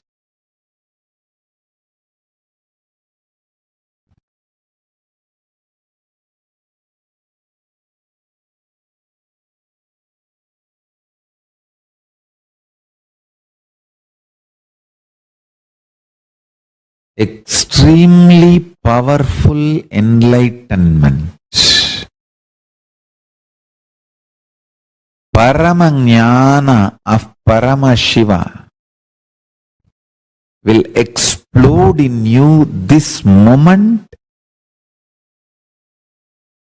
Just understand the Paramananda Tandava of Paramashiva. The Ananda Tandava of Paramashiva. Paramashiva in Nityananda Tanda. And this whole Tandava happens in absolute space of Mana Unmana, where the extreme sound and extreme silence is one and the same. Understand? The ultimate sound and ultimate silence is one and the same. That is the space I am calling Paramashanta Swarupa Anahata Dvani. Sound which is uncreated. Means extreme sound and extreme silence. Infinity, hertz and 0 hertz, both is one and the same. That is the Damaru of Paramashiva. Damaru of Paramashiva is 0 hertz and infinity hertz, both. Together. Meditate on this. When you start talking intensely to Paramashiva, just this 3 listen. Forget about everything else. Paramashiva is real. And you start talking to him. You can be complaining, you can be crying, you can be talking, you can be enjoying, you can say, thank you for what you have given me, or you can be angry, saying that what have you done to me? Older than the sun, newer than the fresh breath you are taking inside. So you can talk anything you want.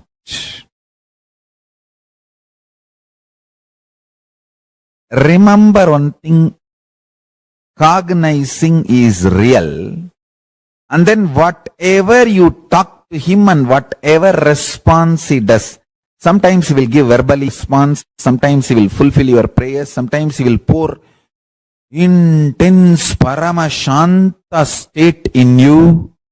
All is his response. Anything you do will only wake you up to the reality. He is real and he is ultimate. That's it. I have given the essence of everything. state, space, powers, being, super consciousness, and Sri Kailasa of Paramashiva. All the 6 aspects I have given in this 1-3 line. Paramashiva is real. The ultimate is real.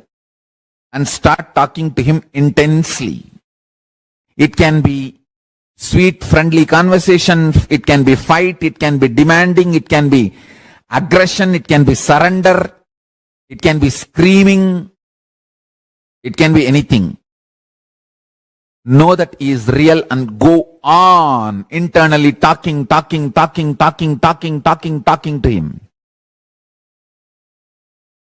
Before sipping cup of coffee, tell him, Swamiji, here is a sweet coffee. Enjoy. Before falling asleep, tell him, I am resting in you. Make my brain fall in tune, so I manifest you. Go on and on and on. I tell you. Listen to this. Once you feel you are dreaming, and after that, even if you slip into dreams, all those dreams only leads you to waking up state. Only once you remember, I think I am dreaming and it's not all real. Even if you don't wake up and fall, you slip into the dream again.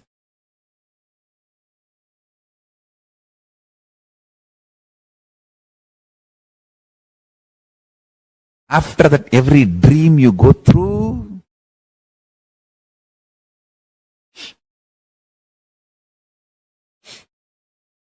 will only lead you to wake up. You will only wake up.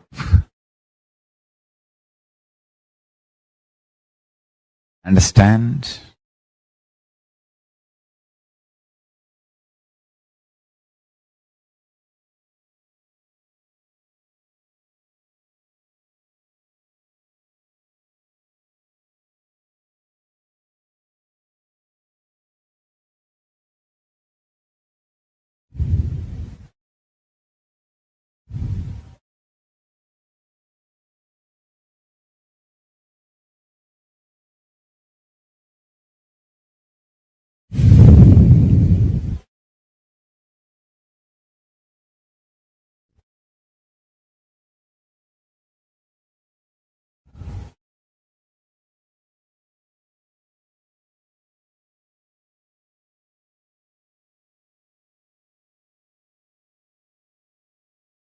Independent intelligence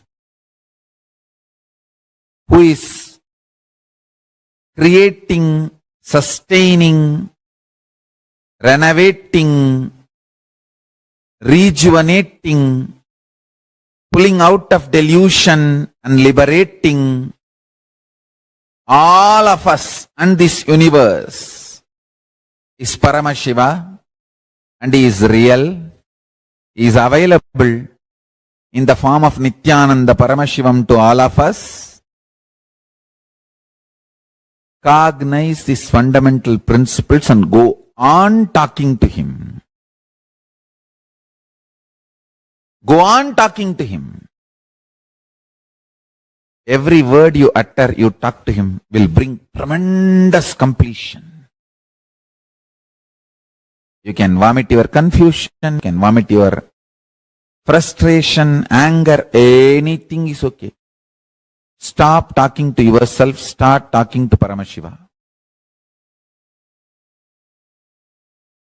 Maybe this is what I will give us today's essence of satsang. The title for today's satsang is Stop Talking to Yourself, Start Talking to Paramashiva. Talking to yourself, you will create more and more guilt, anger, confusion, frustration, incompletion. Talking to Paramashiva, more and more you will feel intense Paramashanta. Your whole nerves will get intense Paramashanta, extreme joy, patience, activism. Understand? Activism in life Paramashanta gives you activism in life. You all mistake aggression as activism. No, aggression is activism in the negative direction is aggressiveness. Paramashanta flowing in positive direction is activism.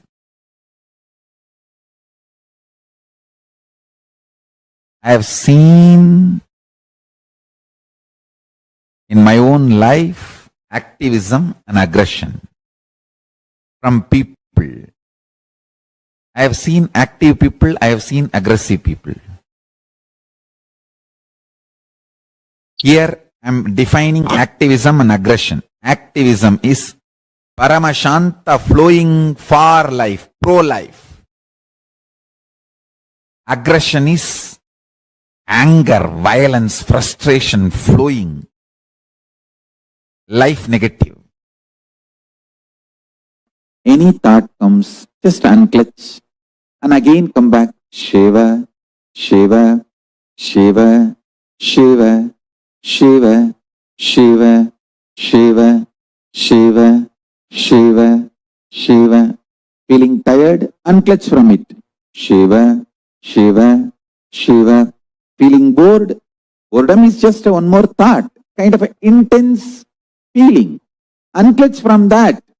Shiva, Shiva, Shiva. Put Shiva as the fire and burn everything else.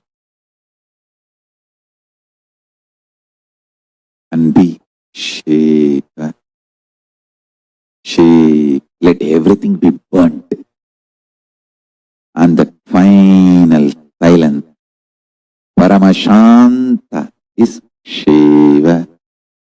Anything you know as the world, everything, burn it inside you.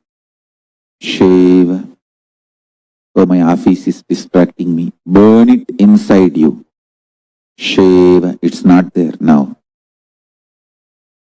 Anything which distracts you, burn it in your inner space. I'm not saying put the fire outside. I'm saying burn it inside, inner space. Just with this.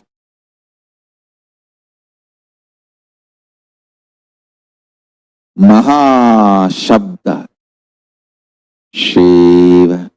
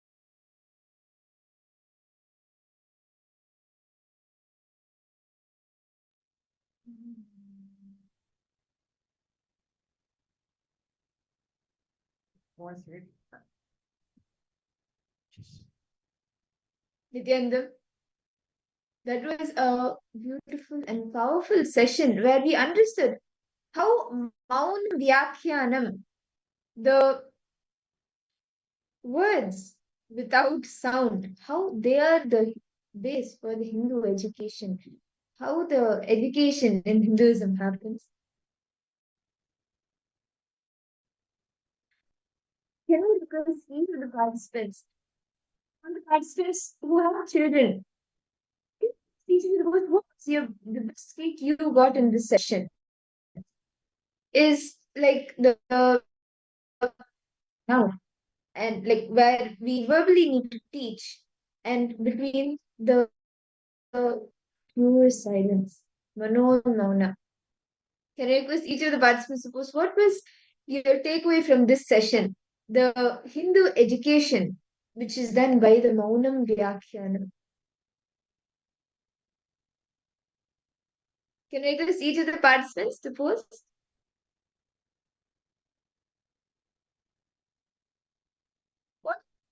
Whatever insights you got.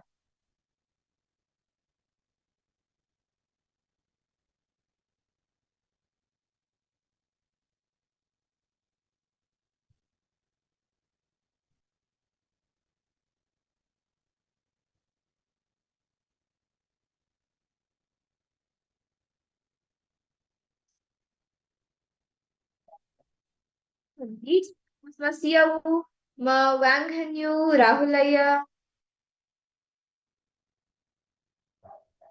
Madita.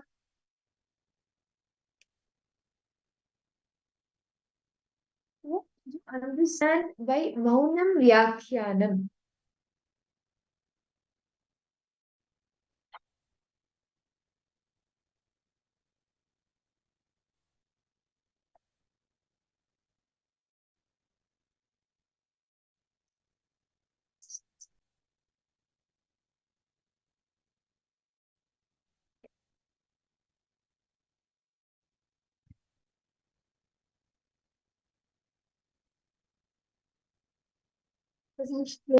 Powerful revelations Swamiji spoke on Maunam Vyakhyanam, meaning true silence.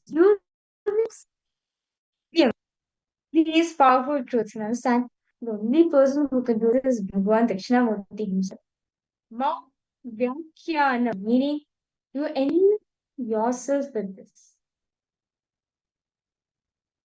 See what Bhagwan Dakshinamurti is teaching through this is all the principles, the policies, the strategies, own existence. This is what Bhagavan Dakshinamurti is teaching us. All the principles, policies, and strategies about your own existence. Are each of you understanding?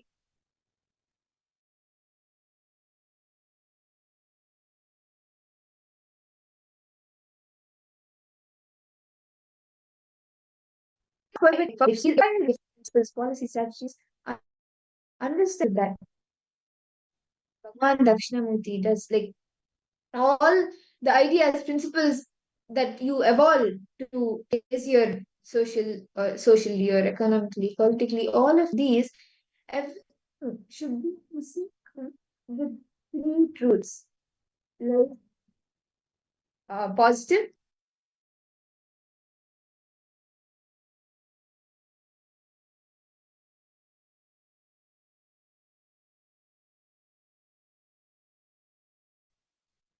see, Bhagavan Dakshamurti is teaching us in silence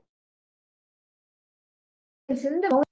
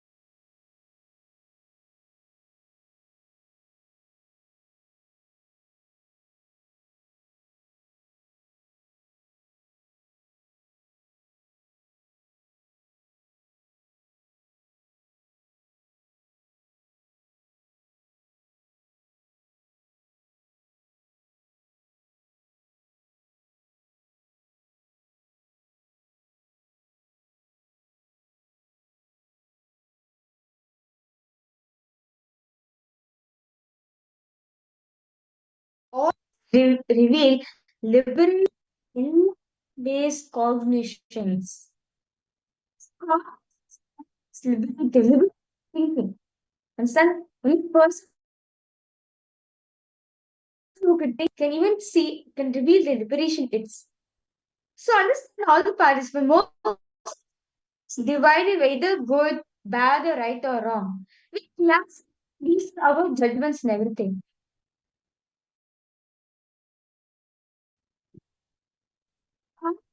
We are judging them. First, liberty. So some participants now the piece went down.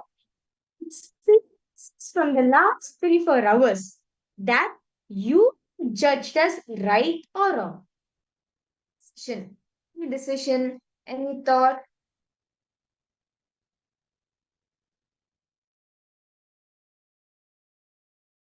decision or thought that you may have had. But you, whether it is right or wrong, it could have even been maybe okay. You cooked some kind of food item. It could have been maybe a pizza, for example, and you bought a pizza. Then you think that you have this conflict within you. Should I have it? Should I not have it? Is it healthy? Is it not healthy? You have this conflict going on. The decision, okay, let me eat healthy, let me eat it. It's wrong. For my health, it's bad, it is wrong. So, decisions, any ideas in the last 24 hours, could be any decisions, work related, personal life related, socially, economically, anything. Good or bad, right or wrong. And this stuff.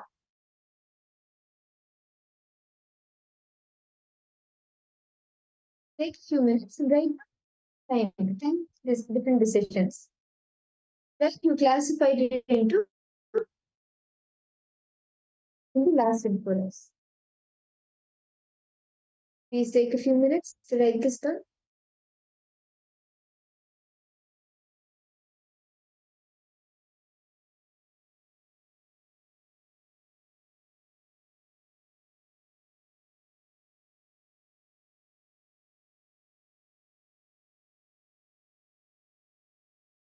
And if you have any questions, like if you're stuck anywhere, you want more help to analyze whether it is right or wrong or like what exactly it is, you can paste it in the chat. You can share with us in the chat.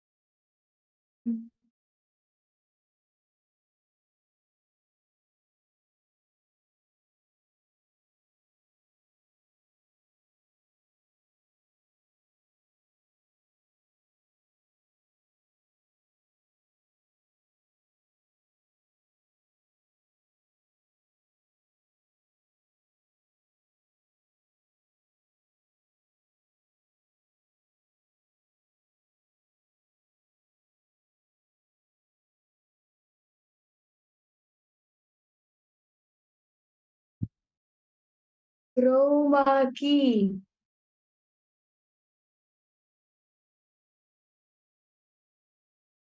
It was not. It was not much.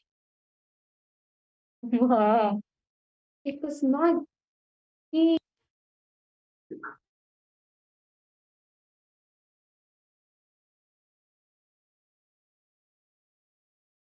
Okay, so what's happening?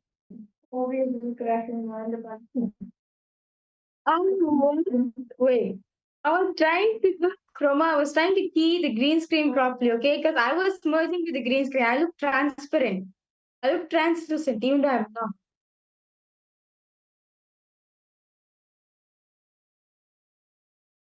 It's got some different metal jewelry on it. Was I heard right?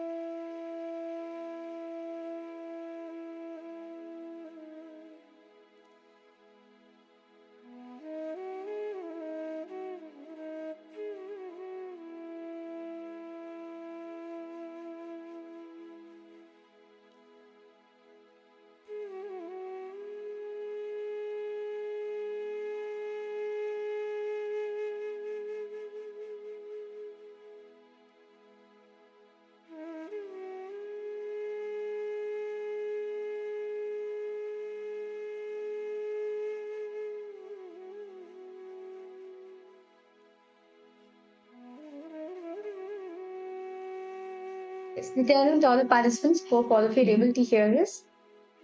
Yes. Sorry, apologize for the technical glitch. I hope easily you come writing the times in the last 24 hours.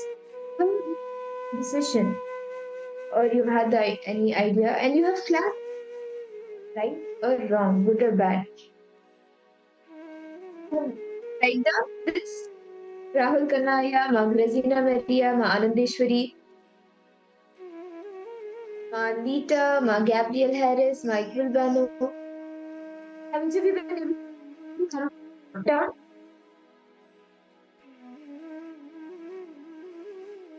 Yes, in the last 4 hours, but you have been able to take.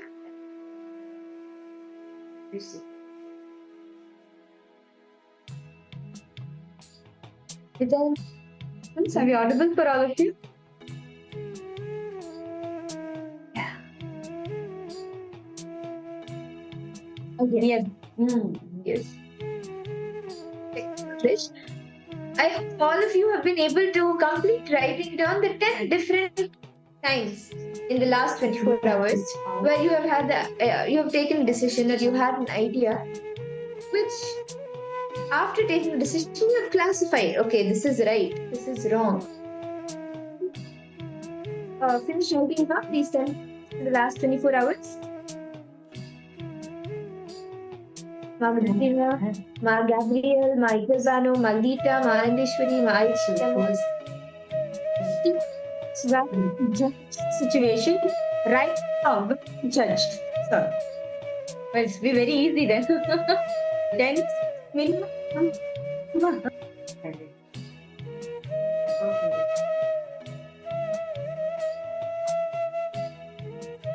how about you, Mama Grazina? Yeah. Okay, you very beautifully gave a powerful cognition and Mauna. That's very nice to stream up. So, how about alive? Of your life over the last 24 hours, where I just judged this, where right or wrong? Everything.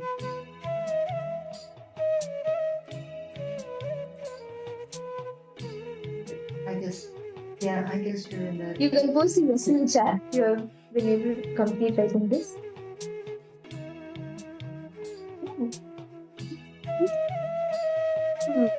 Minute. Each of the incidents that you have penned down, what thought did you cherish to judge them as good or bad? What thoughts running in you? What's the thoughts running in you when judge them? Decision, okay, this is good, this is bad. When you classified them. Can I do something to start? Look, these different incidents that you've written down. Half current that was there. Can I request all the participants to please go to questions? You can share it in the chat and post it in the chat. Out of these 10 incidents, thought current that made you judge the incident. This is good, this is bad.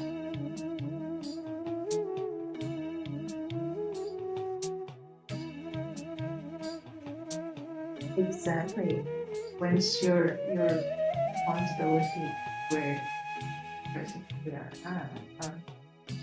and then you can do.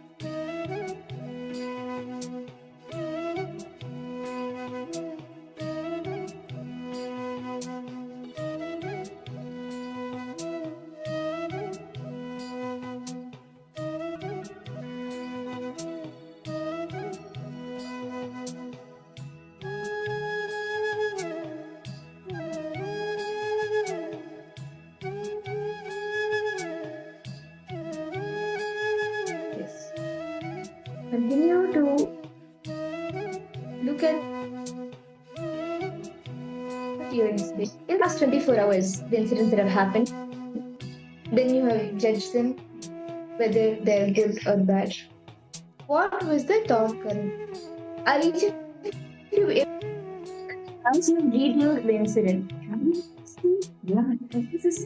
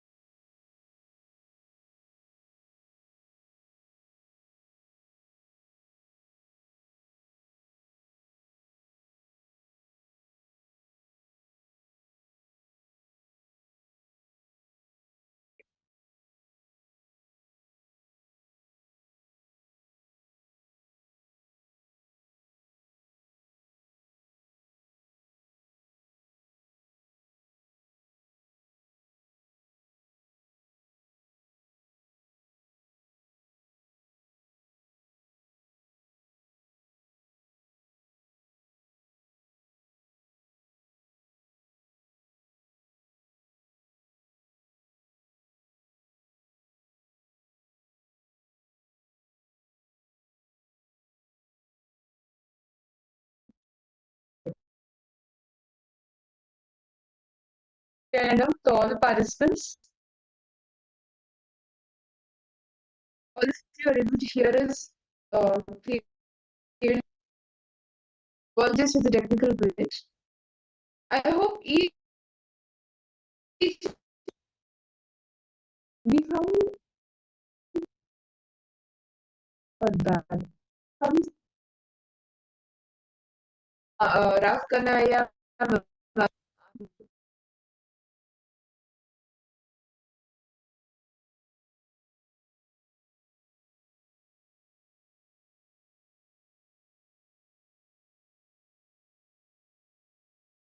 You can share what you have.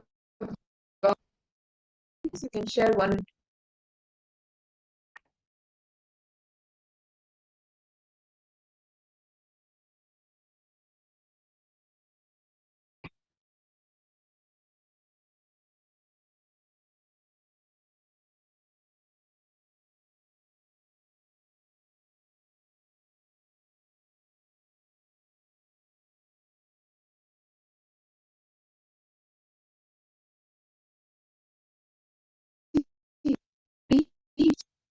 Actually, when you are able, what is the exact the right decision?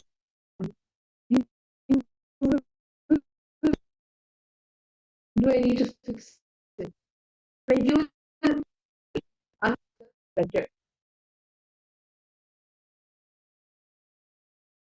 That understanding, see, actually,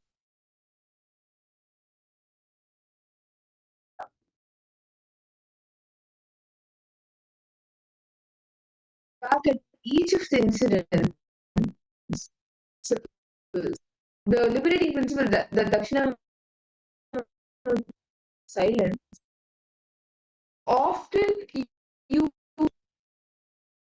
inside you again, these are completion.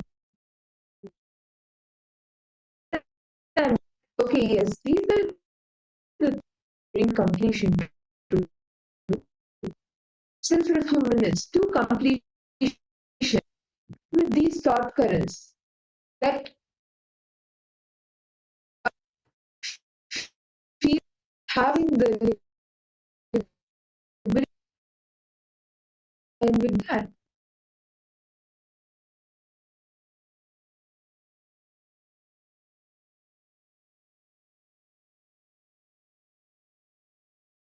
before meeting Swamiji had the question, why Guru in all of our lives? And that is what Swamiji will be. So this session and session per day will be why Guru? Why does the Guru manifest in our life? For all participants, all of us are going to be receiving as Bhagavan Brihaspati. Those two beautiful Swamiji is going to be dressing as Bhagavan Dakshinamurti. And so let's session. She will be Guru Shukra Acharya. They will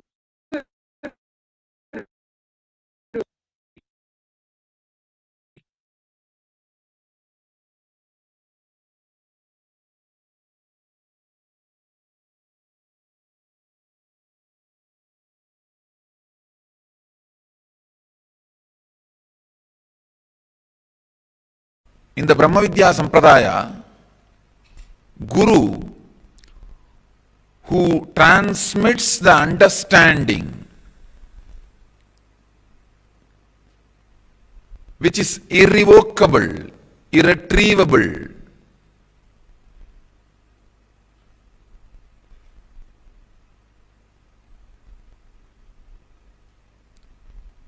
plays a major role in the path of devotion. God Your chosen deity plays a major role. In the path of yoga, the technique plays a major role. In the path of meditation, the technology plays a major role. When I use the word technology, I mean all the things around meditation, around the technique. With yoga, you may not need a music. In the path of yoga, you may not need other accessories for the technique. But in the path of meditation, it is not just technique, technology. You need some more accessories.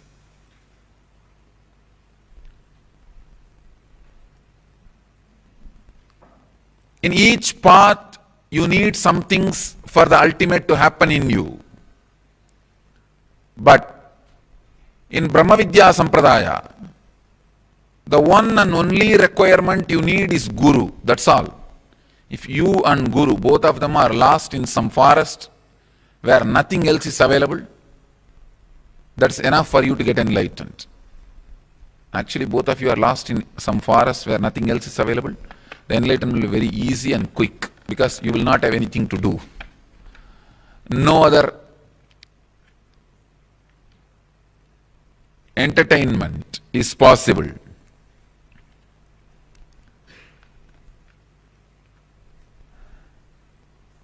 That is the reason always the Brahma Vidya Sampradaya, the Guru and disciples get lost in forests.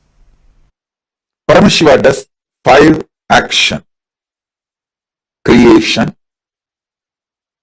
sustenance, rejuvenation, putting in delusion, and liberation. First 4, creation, he does by sitting in Brahmaloka. As a Brahma, he manifests and creates. Maintenance, he does by lying down in Paramapada as Parandama. Rejuvenation, he does as Maharudra in Kailasa, from Kailasa itself. Putting in delusion, he does through many of his forms, like Bhikshadana, all those forms he took just to put people in delusion. Liberation. For liberation, he always comes down to planet Earth. He has to assume human form. The form he assumes for liberation is Guru. Keeping liberation as a predominant activity, the form he assumes is Guru.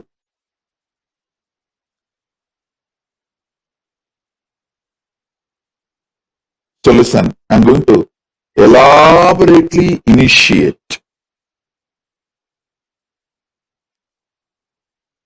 Attend intensely.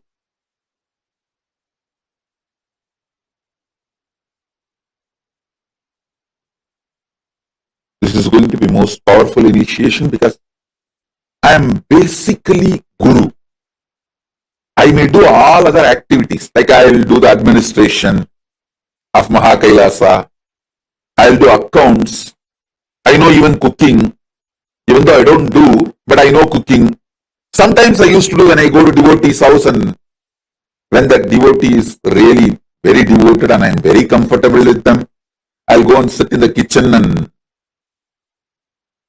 do some dosa, khichdi, puliyodare, all these kind of things, and simple food. And I'll be playing. You will see the early days photographs between 2000 to 2010. If you see, you will see a lot of photographs in the Nityanandapedia, where I go to devotee's kitchen and sit there, and even in Bidri, I'll be making some dosa.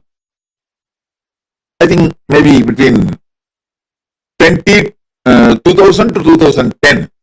Mostly we'll see. I may know many things, I may do many things, but basically I am Guru. I am Guru. The deep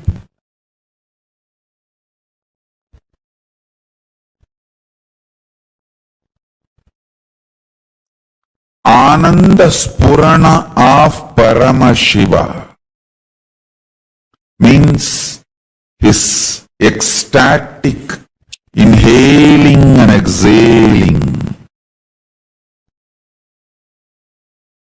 reaching to planet Earth is Guru,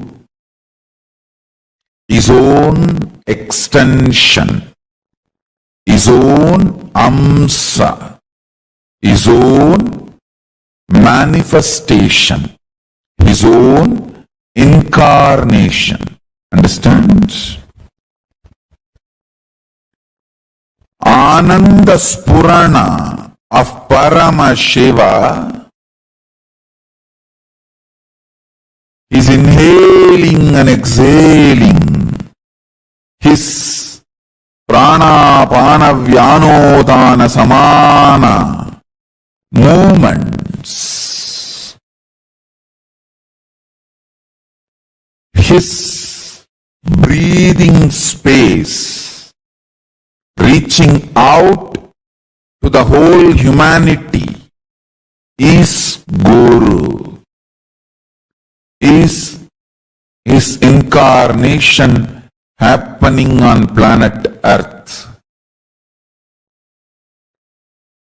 His very space manifesting here on the planet Earth is Sri Kailasa. The way he wants to grace the planet Earth, humanity, each one of your life, he demonstrates his compassion by happening as Guru, manifesting himself as incarnation and entering your life. Understand? Recognizing Paramashiva himself is entering in your life as Guru is the most blessed thing you can achieve, the greatest achievement on planet Earth. Understand? Any award, reward, anything, he himself manifesting, entering in your life as Guru is the most blessed, beautiful, greatest happening and greatest achievement for you in your life. Any other reward, award, achievement, wealth, position, power, career, social power or political power or economical power, resources, relationships, everything else is second priority. He himself entering in your life as Guru and you recognizing that he himself has happened as Guru. Understand?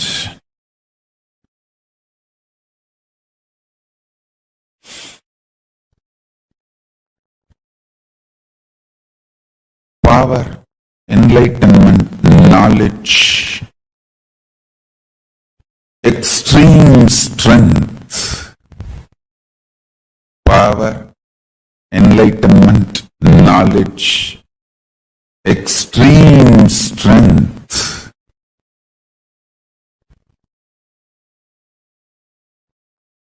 all this great happening happenings, all these ultimate happenings, all these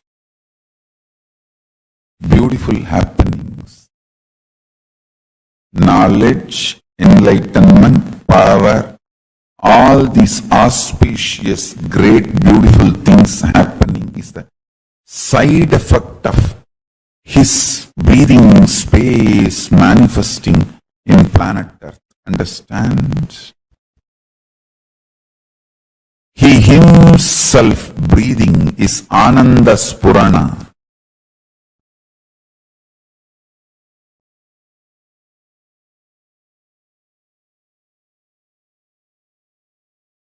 Paramashiva's two dimension. Devaguru Brihaspati, Asura Guru Shukracharya. For example, if you try to get a second wife, second girl, keep without the knowledge of the first girl, by secretly hiding, Brihaspati will not help for all that. He will say, no, no, no, no. But if you go to Shukracharya, he will say, oh, all right, okay, don't worry, I'll do what need to be done. Go. And he will even give you some tips. I'll take care. The Brihaspati is very socially polite relationship. Shukracharya, only integrity. If you are integrated to him, that's all. The social norms, rules, regulations, being organized, all that does not matter.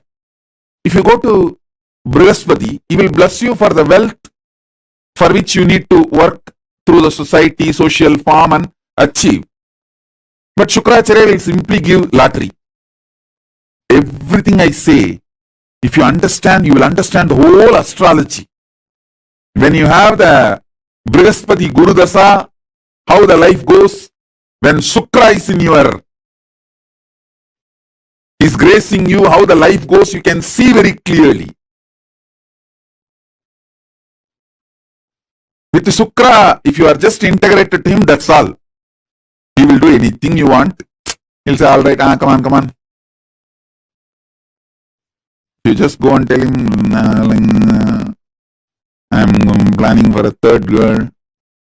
He will just look this side and that side. Hey, come in the evening when I am alone. I'll tell you what to do. Go. Now too many people are around. Go.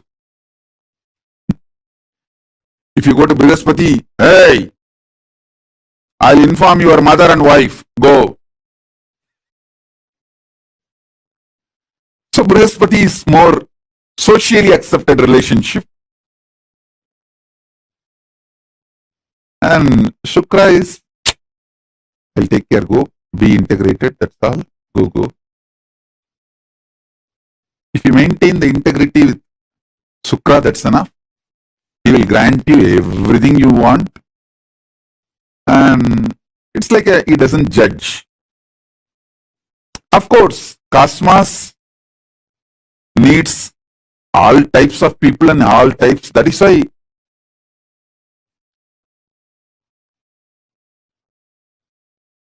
Paramashiva himself manifests as Brihaspati and Shukra both. Both are Paramashiva's own manifestation. It's not that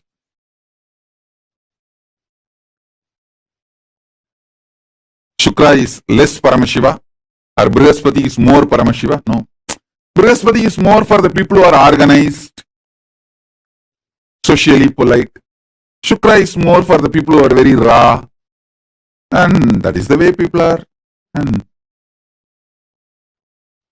he accepts everyone.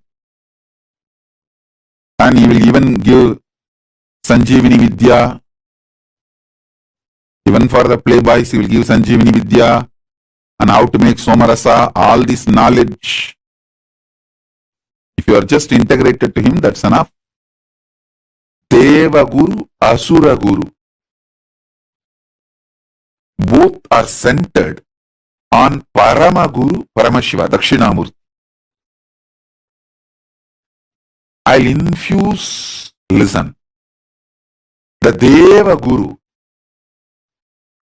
is absolute power of trust. Asura Guru is the absolute power of love. The trust Brihaspati, love Shukra, both are from Dakshinamurti. I infuse Dakshinamurti in you with Brihaspati and Shukra. Brihaspati is trusting you. You will become Paramashiva. Shukra is, it's okay, even if you do something once in a while, it's okay, I am here. I'll hug you and just, I'll give my quota. I have my quota, means even stupid fellows I can push it in the crowd. Hey, all right. Hello. Like honorary doctorate. Any university, if 1,000 people write thesis and get doctorate, the university has the freedom to give a honorary doctorate to one guy, even if they don't write the thesis. Like that, I have my quota. Granting in my quota, okay, that is Shukra. That's why he is Asura Guru. Even for demons, he allows, okay, all right, pass it. When he was young, he does intense tapas to Paramashiva to become one with Paramashiva. His tapas was so intense. Paramashiva appeared and asked him, what do you want? I want to become one with you, not only spiritually, conscious-wise. Whatever I carry, even this body should become one with you. Paramashiva said, what to do? He just swallowed him. He gave the boon, Paramashiva gave the boon and just swallowed him. Shukra went inside and started doing tapas inside happily. Inside the stomach of Paramashiva is the best place to live. He just lives inside Paramashiva's stomach blissfully. Not only achieves oneness with Paramashiva, his whole biomemory, everything becomes so powerful, empowered, he becomes literally Paramashiva. And then Paramashiva tells him, hey, you become literally so much me. It is time, when I am expanding and making this universe,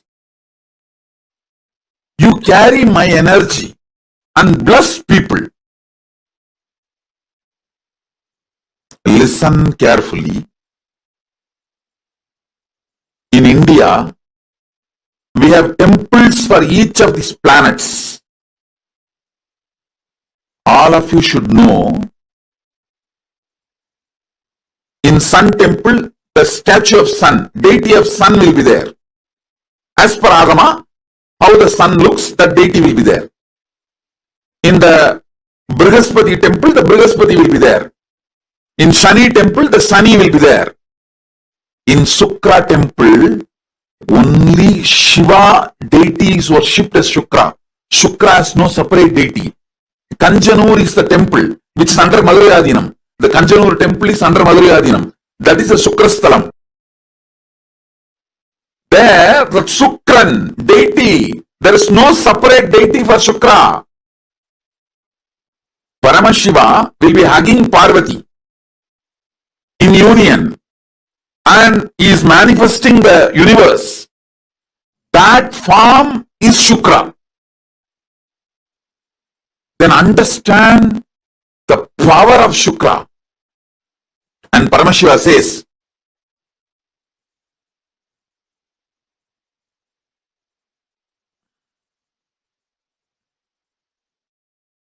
listen carefully. Paramashiva says very clearly,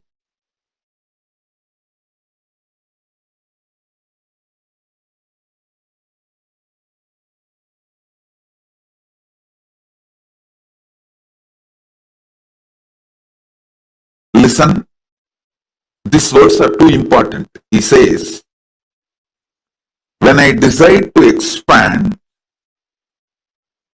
my passion to give, when you are in high peak, how you give.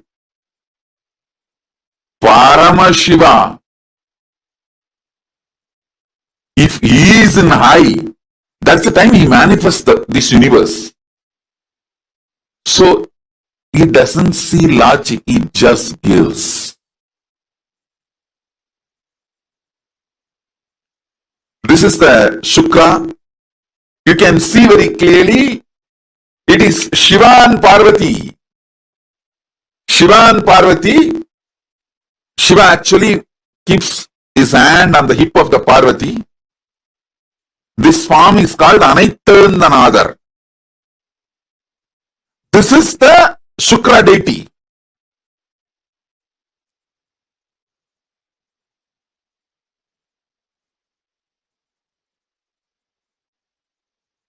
Paramashiva,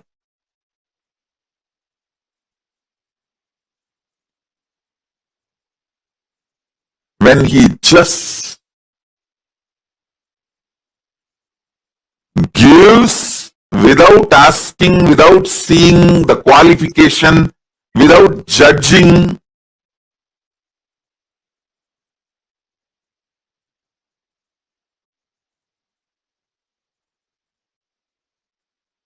that energy of Paramashiva is Shukra.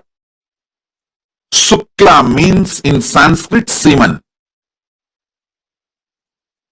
Paramashiva's semen, energy, it's not just a liquid, it's a life energy. Paramashiva's life energy is Shukra. He tells Shukra from inside his body, come on, you come out and represent me, my passionate giving. You represent my passionate giving. See, Paramashiva's ferociousness is represented by the Kalabhairava. Paramashiva's knowledge is represented by Dakshinamurti. Paramashiva's ecstatic cosmic dance is represented by Nataraja. So Paramashiva's various energies are represented by various forms. His Shukla, the semen energy, which creates this universe, is represented by Shukra. So through the Paramashiva's Shukla, Shukra comes out and plays the same role as Paramashiva. Listen, in the beginning, when Shukra came out, he was not guru of demons. He just started giving everything to everyone without judging. Brihaspati, on the other hand, Brihaspati is the another guru in the Navagraha. Navagraha, there are only two gurus, Brihaspati and Shukra. Brihaspati is very strict, very integrated, very perfect. He was giving only for gods, very organized people, integrated people. So all the people he refused, whom he will not initiate, he will not give boons, he will not give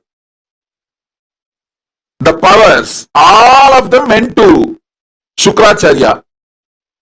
All those who are rejected by Brihaspati went to Shukracharya. Naturally, the demons were the larger number who went to Shukracharya. So Shukracharya came to be known as Guru of the demons. Otherwise, Indra many times went to Shukracharya and got blessed. It's not that Shukracharya does not bless Indra or gods. Actually, many gods went to Shukracharya and got many benefits.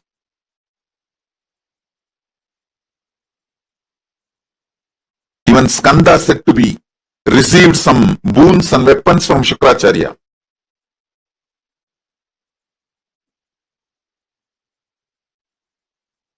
So listen, Shukracharya is a unique energy. Guru's Brihaspati, Deva Guru dimension, gives you all the right things you ask.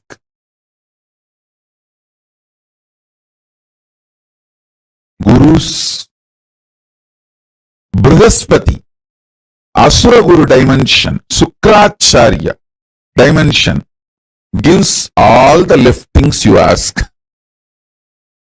Listen, right or left, good or bad, socially accepted or not accepted. Whatever you ask,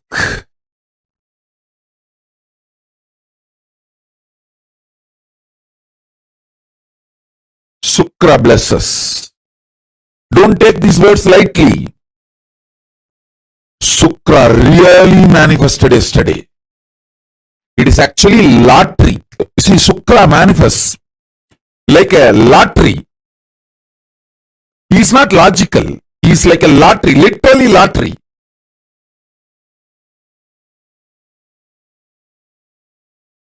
Many times people ask me, "Oh, Swamiji, I am so sincere. I follow everything you say, but I don't get blessed for money. This fellow is a drug addict and he does all the wrong things, bad things, but he is showered with wealth by you." Hey, he gets a Shukra's grace. What can be done? Shukra is like a lottery. He doesn't bother about good, bad, right, wrong. You are integrated, you are showered over. Everything you asked yesterday is done. Because Shukra does not judge. Shukra does not see good, bad. Shukra does not see right, wrong. Shukra does not morally judge you. Shukra actually never judges you. Shukra is non-judgmental giver.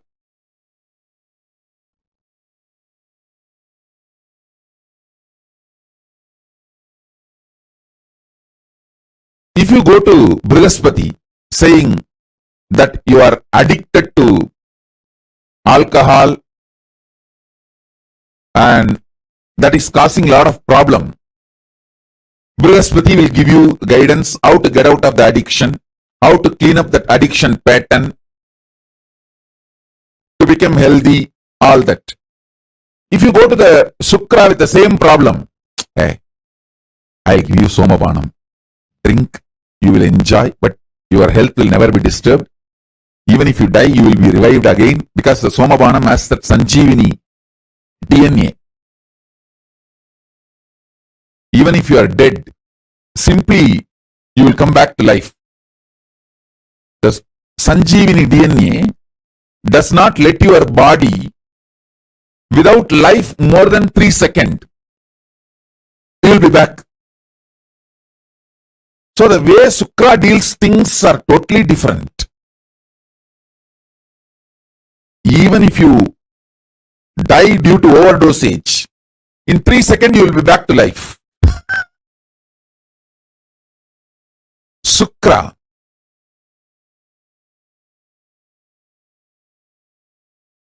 is pure giver. Understand?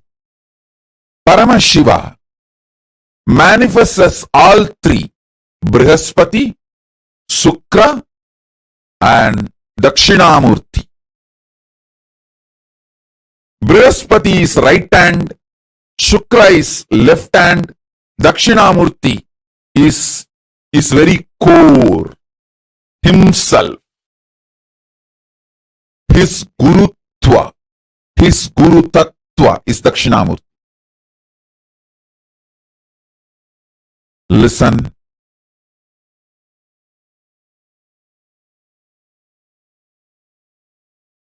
Don't take Shukra lightly. Shukra is too powerful.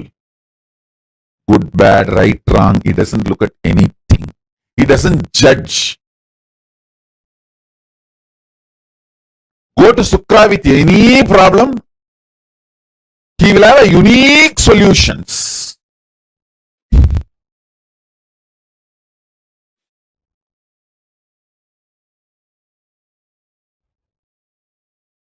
Brihaspati, he sails the socially accepted path, which is for the devatas, like organized living.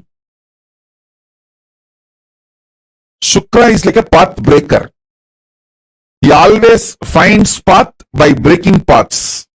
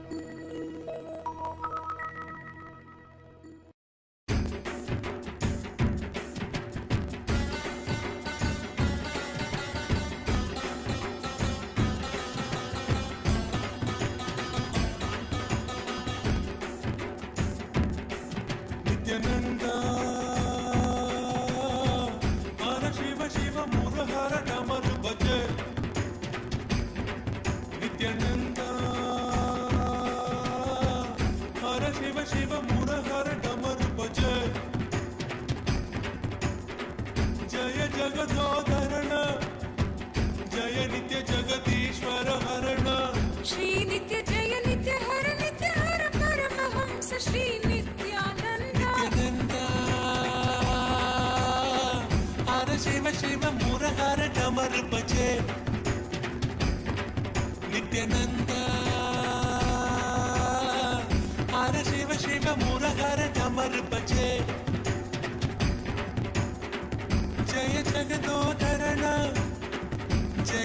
जगदीश्वर हरण जय नित्य जगदीश्वर हरण श्री नित्य जय नित्य हर परमहंस श्री नित्यानंद नित्यानंद हर शिव शिव मुरहर डमर बजे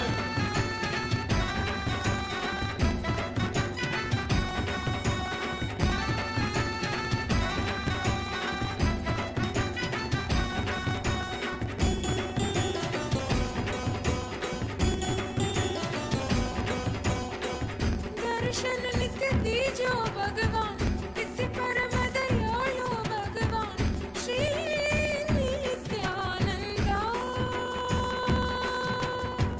दर्शन नित्य दीजो भगवान नित्य परम दयालो भगवान श्री नित्यानंद हर बोलो नाथ शिव शंभो नित्यानंद हर बोलो नाथ शिव शंभो नित्यानंद शिव शिव हर हर हर हर शिव शिव नित्य पुरेश्वर हर परमेश्वर जय गुरुनाथ श्री गुरुनाथ नित्यानंद शिव शिव हर हर हर हर शिव शिव नित्य पुरेश्वर हर परमेश्वर जय गुरुनाथ श्री गुरुनाथ नित्यानंद नित्यानंद हर शिव शिव मुरहर डमर बजे नित्यानंद हर शिव शिव मुरहर डमर बजे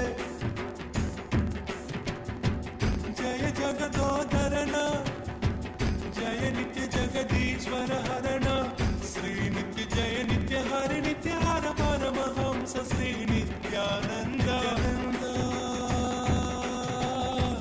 हर शिव शिव मुरहर बजे नित्यानंद हर शिव शिव मुरहर डमर बजे जय जगदोधरण जय नित्य जगदीश्वर हरण जय नित्य जगदीश्वर हरण श्री नित्य जय नित्य हर परमहंस श्री नित्यानंद नित्यानंद हर शिव शिव मुरहर डमर बजे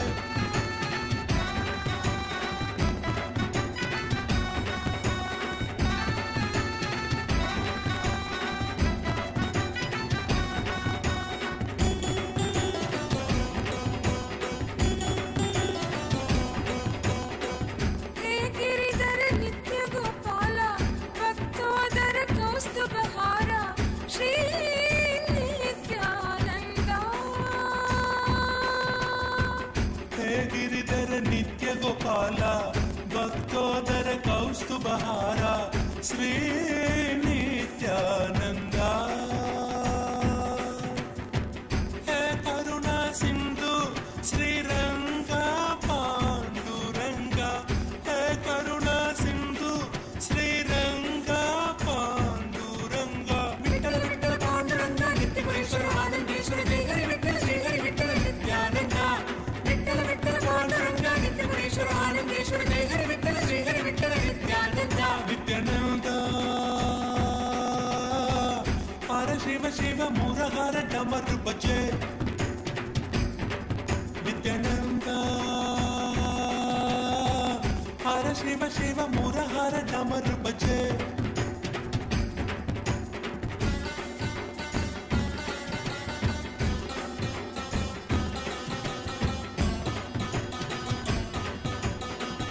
ज्योतिर्मय नित्येश्वरी मां भुवनेश्वरी नित्यपुरी मां श्री नित्येश्वरी मां ज्योतिर्मय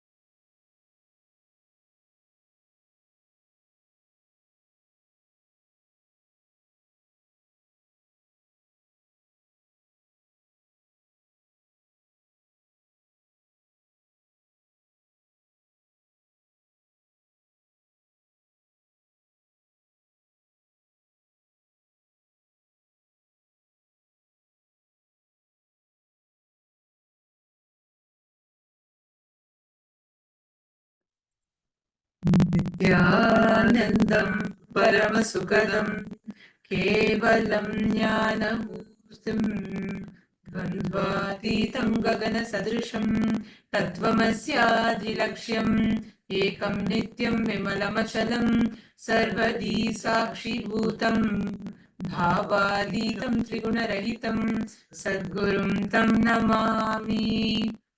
Nityanandam to all the viewers, participants, every one of you that are joining us from various different parts of the world, and all the Paramashivoham Level 1, Level 2 and the Level 3 participants that are here, and all the others that are here. We welcome every one of you for today's program.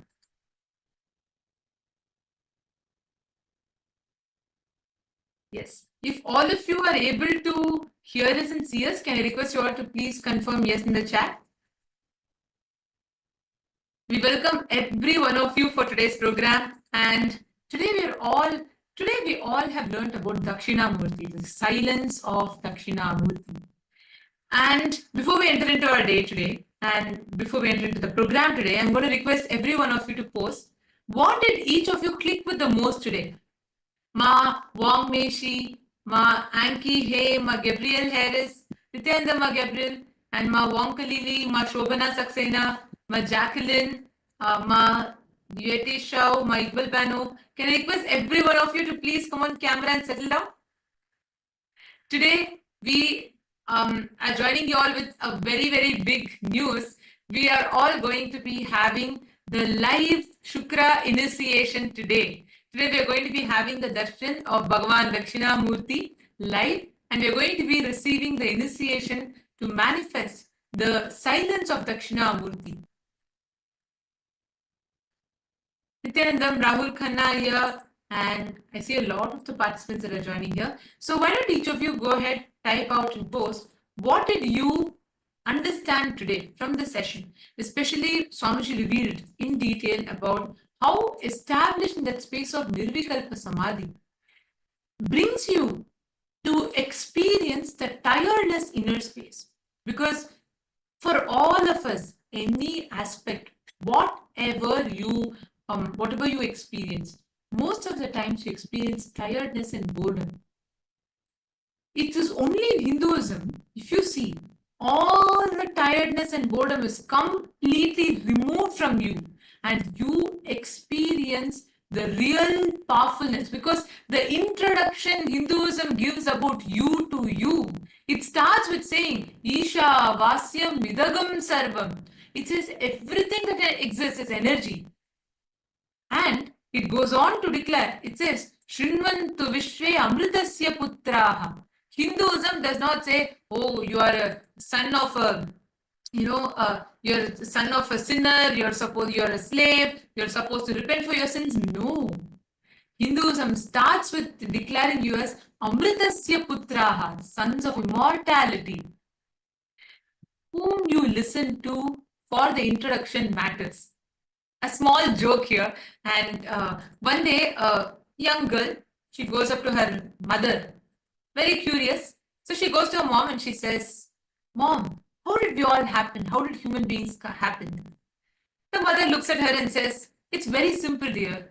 Long, long ago, there was no human beings, and God made an Eve, and they made children, and they made more children, and they made more children. That's how today we all human beings came into existence. So the girl was satisfied and happy, so she went. A few days later, again the kid had the doubt. This time though, she ran to her father. So she ran up to her dad and she said, Dad, I really have a question. So the father asked, okay, go ahead. What's the question that you have? So she asked, how did we happen? How did we all human beings come into existence? Then the dad says, oh, that's nothing. I'm going to tell you in a very simple way. Long, long ago, there were no human beings existed. We were all only monkeys and monkeys and monkeys. So monkeys evolved and we became human beings. Now this girl is thoroughly confused. She says, Mom says God made Adam and Eve and then they made children.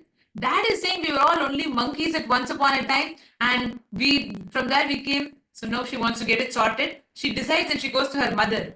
She goes to her mother and says, Mom, I'm really confused. You need to help me. Mom asks, what is it? She says, you told me God made Adam and Eve and that's how we all came into existence.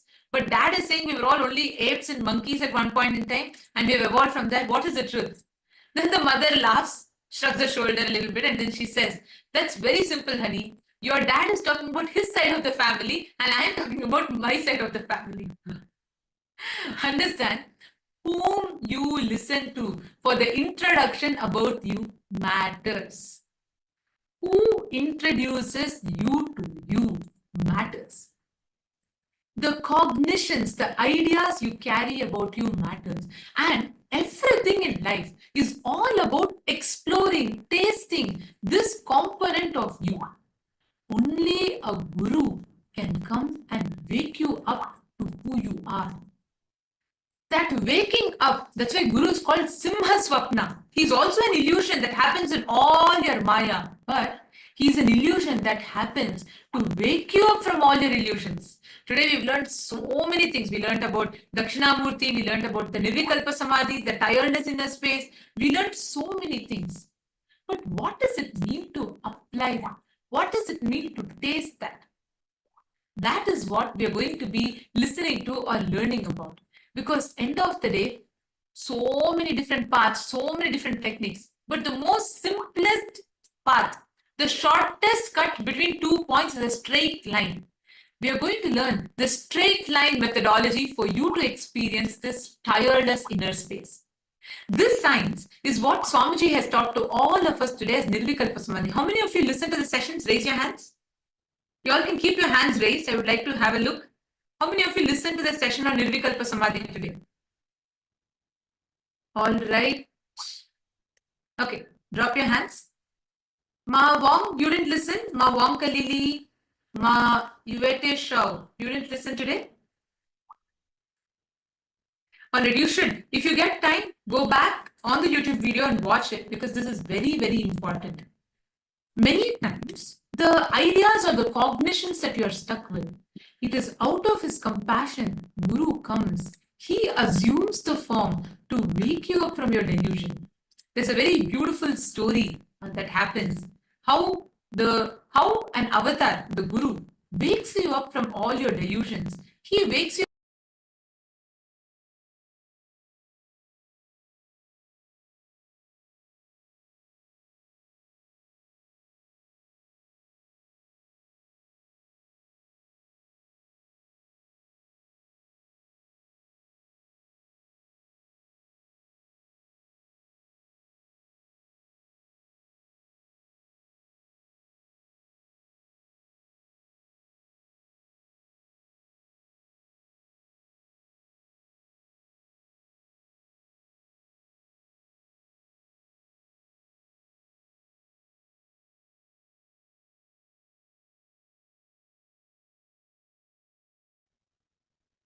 and I'm sorry about that for the technical glitch. Yes.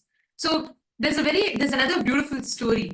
One day, a guru and a disciple is walking by the banks of a river. And the disciple is a very sincere disciple. He's been connected to the master for a long time. What happens is, on the way, as the guru is walking, the disciple slips and falls into the river. He falls into the water and he is terrified. This guy doesn't know swimming and he can't swim and he is terrified. So he starts like trying to beat the water and he tries to come up and he says, he starts screaming.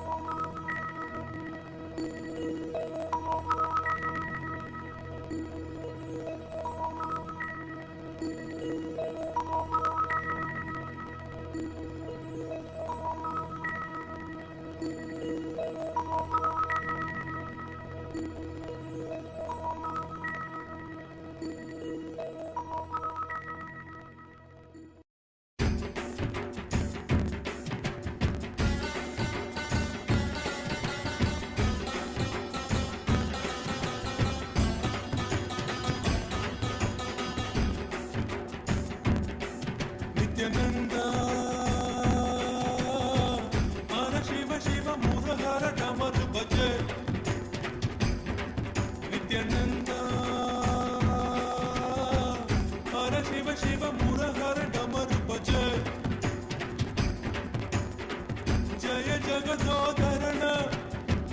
Jaya Nitya Jagadishwara Harana. Shri Nitya Jaya Nitya Hara Paramahamsa Shri Nityananda. Nityananda. Hara Shiva Shiva Mura Hara Damar Bhaja. Nityananda. Hara Shiva Shiva Mura Hara Damar Bhaja. Jaya Jagadodharana. Jaya Nitya Jagadishwara Harana. Jaya Nitya Jagadishwara Harana.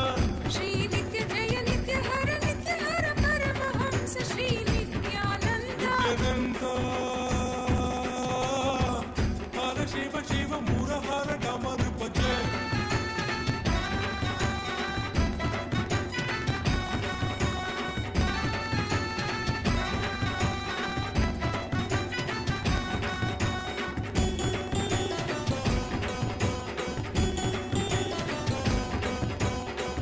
Darshan Nitya Tejo Bhagavan Nitya Paramadayalo Bhagavan Shri Nityananda. Darshan Nitya Tejo Bhagavan Nitya Paramadayalo Bhagavan Shri Nityananda. Hara Bolo Nata Shiva Shambho Nityananda. Hara Bolo Nata Shiva Shambho Nityananda. Shiva Shiva Hara Hara Hara Hara Shiva Shiva Nitya Pureshwara Hara Parameshwara Jai Gurunada Shri Gurunada Nityananda. Shiva Shiva Hara Hara Hara Hara Shiva Shiva Nitya Pureshwara Hara Parameshwara Jai Gurunada Shri Gurunada Nityananda. Nityananda. Hara Shiva Shiva Mura Hara Damar Bhaja. Hara Shiva Shiva Mura Hara Damar Bhaja. Nityanandam, we apologize to all the participants for the technical glitch. We apologize to everyone. Hope all of you are able to see us and hear us now. Yes. So we were talking about how all that you learned today, whatever you understood, whatever you listened to and learned from today, the powerful cognitions, you are going to be experientially receiving that in today's version. And now, how do we experience that? How do we manifest that space? How do we experience that darshan? And how do we receive that experientially? That is what we're all going to be listening to and learning about right now. And joining with us for this segment, we have two of the people who have taken the decision to experience all these powerful cognitions as a reality in their life, becoming part of Paramashivoham to experientially understand each of these truths that Swamiji is revealing. Everywhere in Kailasa, the talk is all about this Paramashivoham, being part of Kailasa's Paramashivoham. And already the preparations are in full swing with the daily meetings with Swamiji, and Swamiji himself is guiding each and every projects every step of the way. So from wherever you are, how you can be a part, why you need to be a part of Paramashivoham and what it means for you. So we're going to be listening from the people who have already decided and are starting to join the Paramashivoham. And joining with us now, we have Manitya Pushkalananda, and she's already there, not just preparing, she's already registered for the program, but she's also part of the core preparations of the Paramashivoham program. So we have Manitya Pushkalananda who's joining here with us. Nityananda,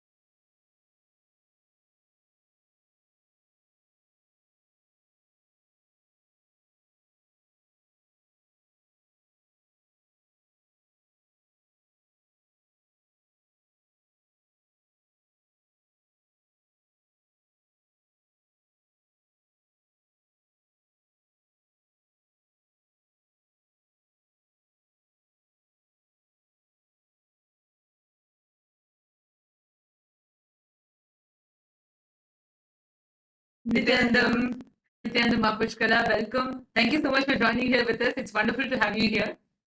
Nityanandam, I'm very excited to be here. Thank you so much. And how could you tell a little bit about yourself to all the viewers from where you are and how long you've known Swamiji for? Yeah, absolutely. There's so much I can say when it comes to Swamiji because there's just so many sweet moments and breakthroughs all my life being with Swamiji. But just a short introduction, I've been with Swamiji since year 2009 and I'm currently in USA. Wow. Okay, 2009. Wow. So actually, I have seen you being part of so many different things, being showered by Swamiji. You have also experienced the physical darshan and so many things. And now you are also the part of Paramashivoham, and Paramashivoham already started. The program has begun. Swamiji is conducting the meetings and like Swamiji himself is planning so many things. So the excitement is really so high as well. I just wanted to ask you, and like I know you're here to share your excitement, your experiences with all of us. Could you just share a little bit about your background in the sense of what kind of a professional background you have and what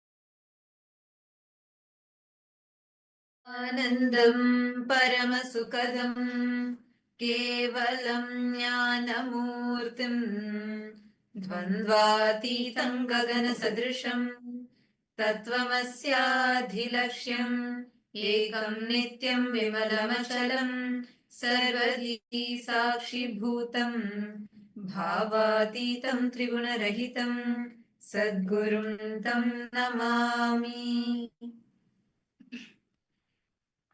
Nityanandam to everyone that is here joined with us right now. Today we all are gathered here for a very special session today.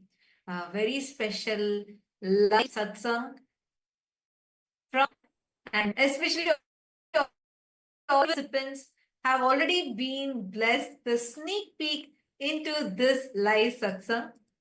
So of you, all those viewers and parents from Paramashivoham Nityanandam to each and every single one of you. How are all of you doing? How are all of you doing? Today we are going to be having the special live satsang on the ultimate pramanas on Jiva, Ishvara, Jagat. Jiva, individual soul. That means the word. Ishvara means God. Jiveshwara Jagat means Jiva, and we have revelations on and this so come share this with all of you right. Can you all put yes in the chat?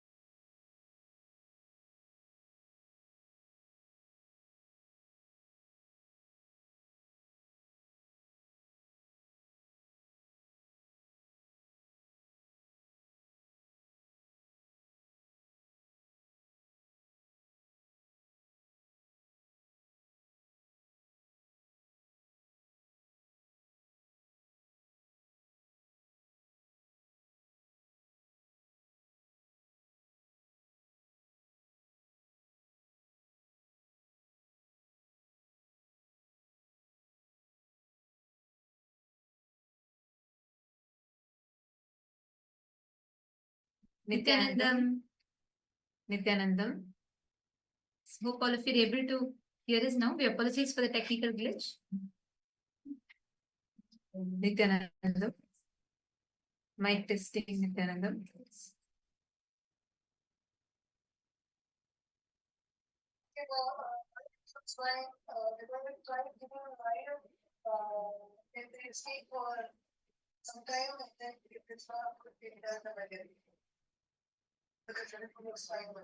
Is it because of our stream?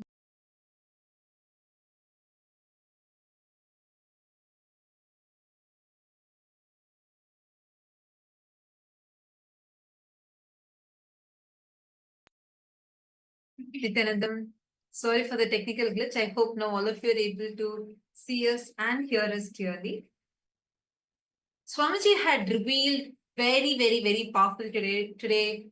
Swamiji had come for a very special surprise darshan for all of us, especially the Paramashivoham, both batch 3 and batch 4 participants got a special blessing today from Swamiji, where Swamiji, from that intense state of Samadhi, revealed a very powerful revelation. Literally, I should say Swamiji put the whole Brahma Sutras in 4 lines. And Swamiji gave the revelation, deeper revelations on epigenetics and how the Icha Mrityu means the power to live as long as you want and just leave your body at will. The same power that Bhishma Pitamaha had, and the same power many of our ancient heroes, our ancestors, have manifested. That wound, how do we manifest that through us? And how the cognition, just the understanding of Jiveshwara Jagat. Jiva means individual self. Jagat means this whole universe. Ishwara means God. Now, the right understanding between these 3, Jiva, Ishwara, Jagat. Jiva, the individual soul. Ishwara means God. Jagat means this universe. So, the connection between Jiva, Ishwara and Jagat, this 3, just understanding the oneness between these 3 gives us Ichamrityu. And as a preparation for today's satsang, we request all the viewers to take a moment and go to the description box. We have a video for you, a special video for you to watch, a small interview that was conducted by one of the media channels. And in this interview, you will understand what the modern science's approach is towards the Ichamrityu, means to longevity. We can't even say immortality, but for longevity, what is the biohacking methodology that the modern science is presenting? And what actually can give us real immortality? Actually, there's this whole human race of the pursuit of wanting to live forever, right? Immortality. And in this quest, there are so many different approaches that people are taking. We have people who are doing this biohacking. So to be able to alter the genes and genetically to be able to modify for you to live longer. And we also have people who are immortalizing themselves through different aspects of like digital immortalization or having a wax statue at Madame Tussauds. Like we have different concepts of immortalization itself in some way or the other, but the quest for immortality has been as ancient as mankind itself, right? And in this particular link that's available for all of you in the description, please make sure all of you take a few minutes. We request and urge every one of you, please head to YouTube. In the description, we have a link that is given to you all for you all to watch. So you understand it's a context, a precursor to today's satsang, where you can understand about what is this quest of immortality and what is current, what is the modern day science's take on it, What is the present spiritual understanding of it? And what is that one component that only an incarnation can add? We're going to be understanding that in depth. So I'm going to request every one of you, all the participants, viewers, all the members of Rajya Sabha, every one of you to please take a few minutes and please share this with your friends, family members, and all of you please watch this. Take a few minutes, please watch it. Because what Swamiji is going to be revealing today is about making us understand, map